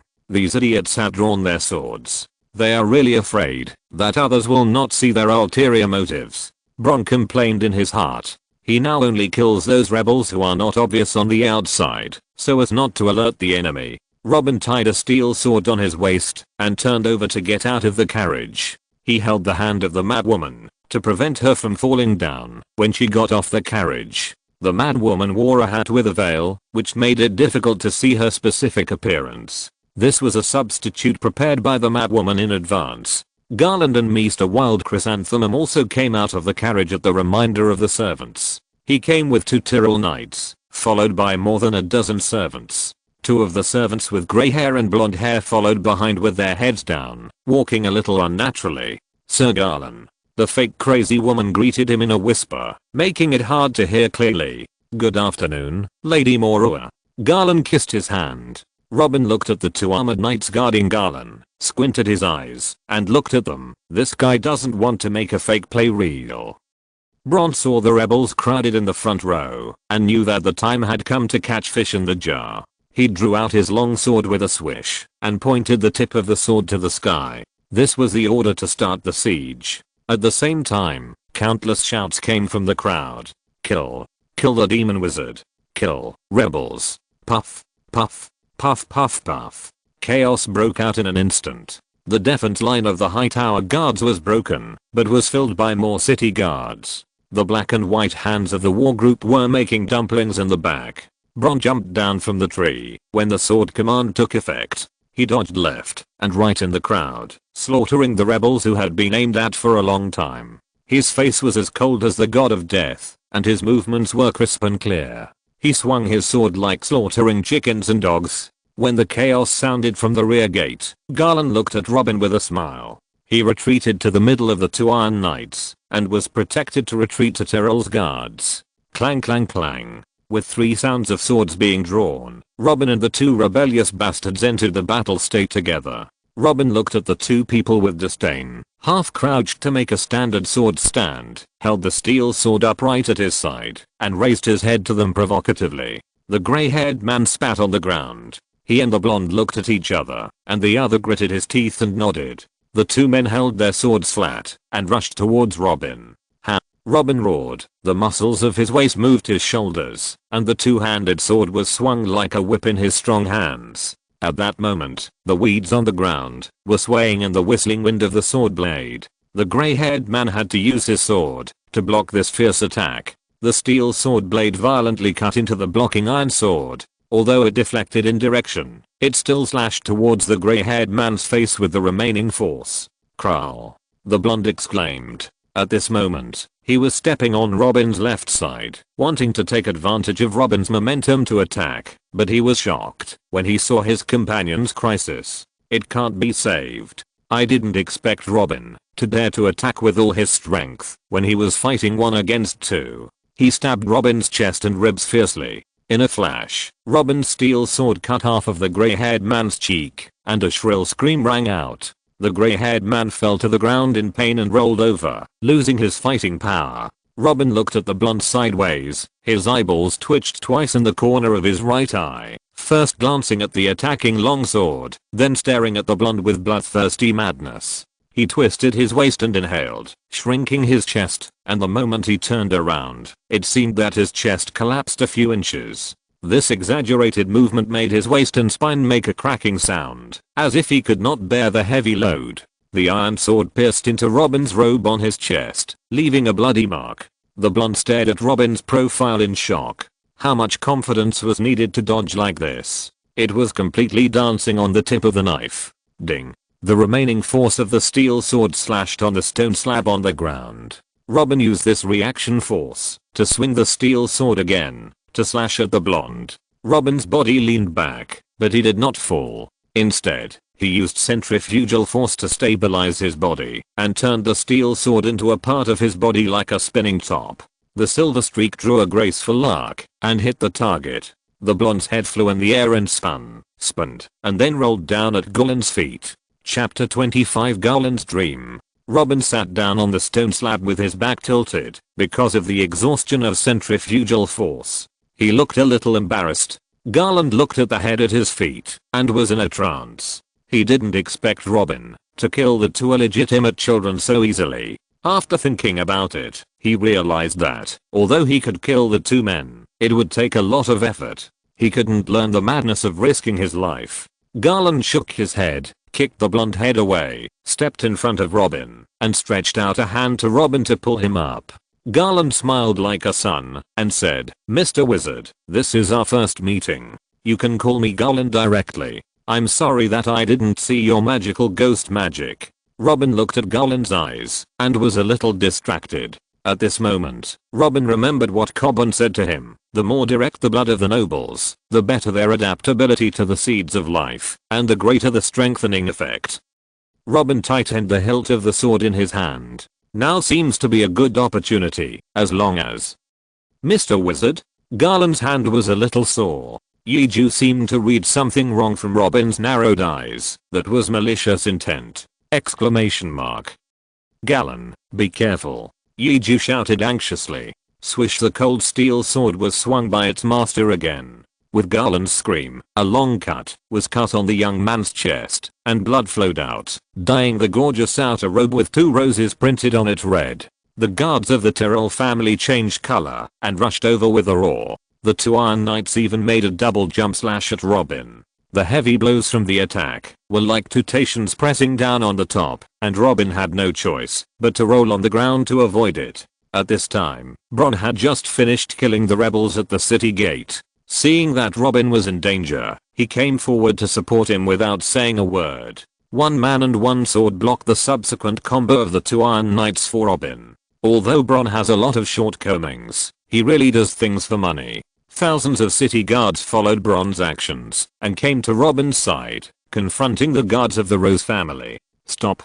Stop!" Robin yelled as he turned over. Seeing that the Rose family was still on guard, he walked directly to the middle of the confrontation, threw away his sword, spread his hands to show that he had no weapons, and said to Wild Chrysanthemum in a serious tone, "Misunderstanding, all misunderstandings." Wild Chrysanthemum was applying hemostatic herbs to Garland's wound, and had no time to pay attention to Robin. Robin shook his head at the Rose family's guards, and then shouted to Wild Chrysanthemum, "Post-war stress disorder. I was too nervous at the time, Meester. Sir Garland is okay, right?"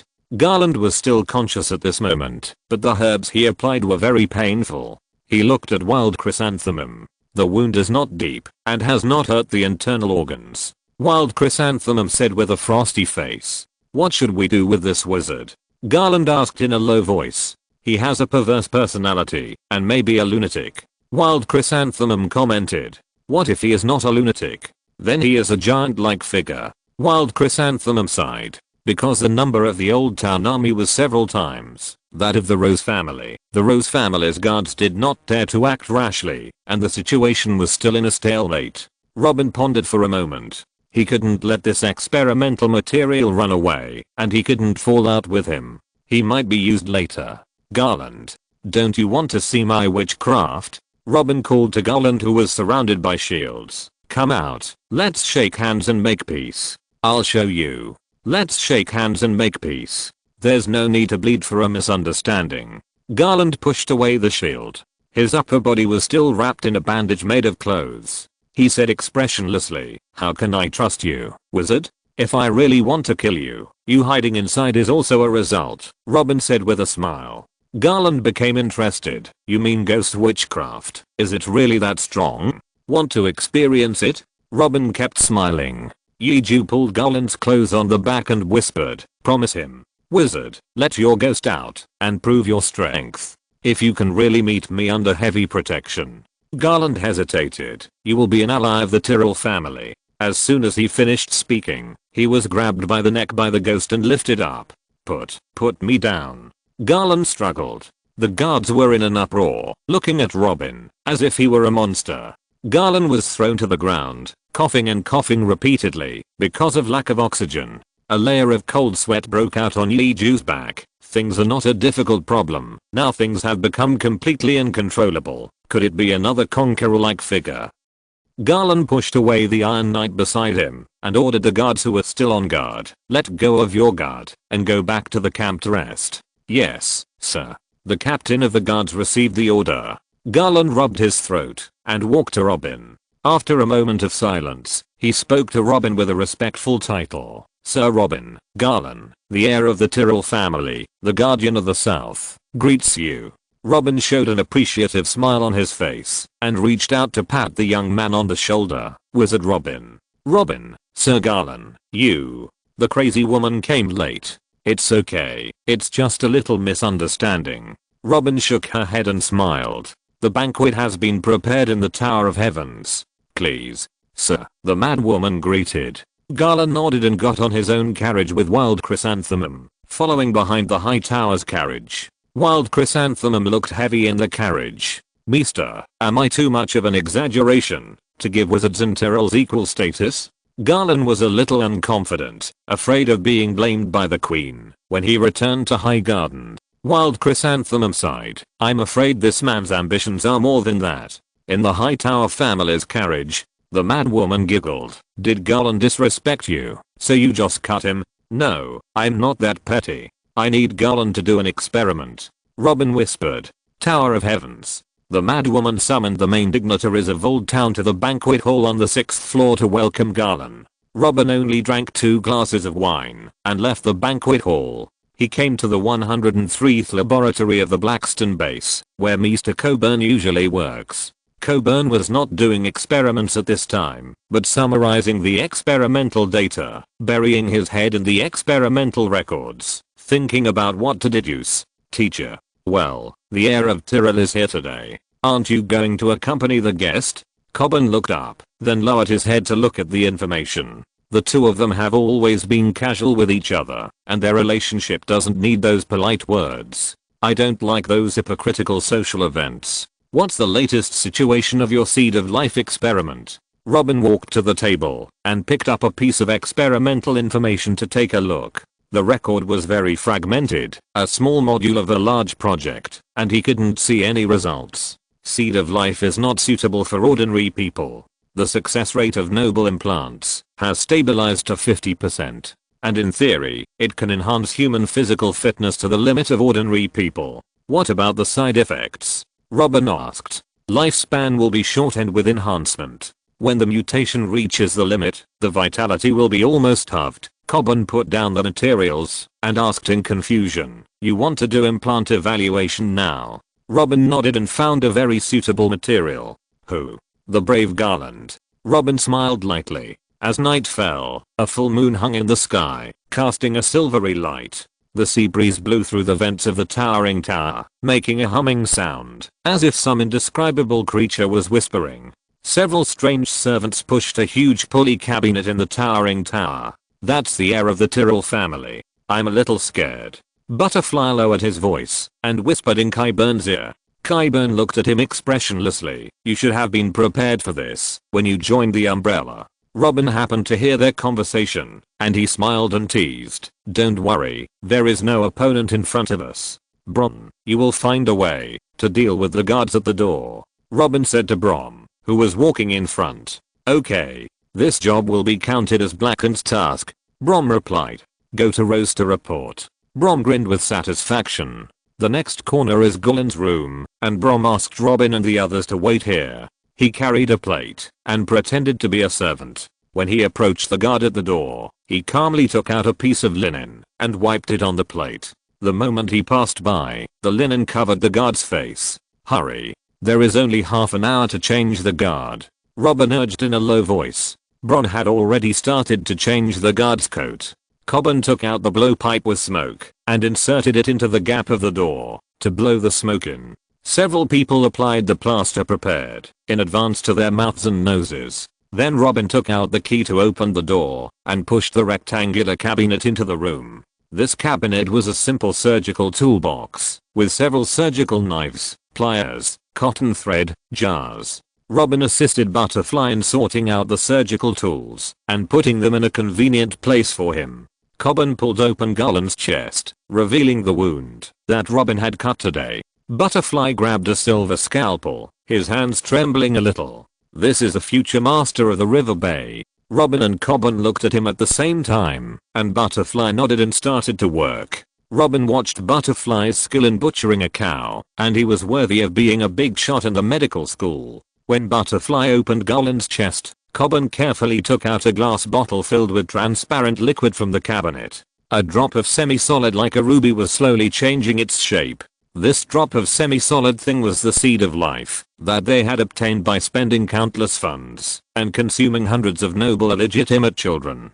The way this thing was made was a bit like human alchemy. Anyway, it was not very harmonious. Butterfly used tweezers to pick out the seed of life, and his movements became much slower and more cautious. His forehead was already covered with sweat and he dared not wipe it. The next step was the most critical implantation, which was to sow the seed of life into the flesh and blood of the human heart. These operations could not be done with the current level of medical skills, but Cobbin was a witch doctor, and with the help of some dark witch medicine, he could barely complete the chest surgery. Stop the bleeding. Stop the bleeding. Butterfly's voice was very nervous. Cobbin skillfully put the witch medicine into Golan's chest. Robin saw clearly that those witch medicines were actually some insects smaller than mosquitoes.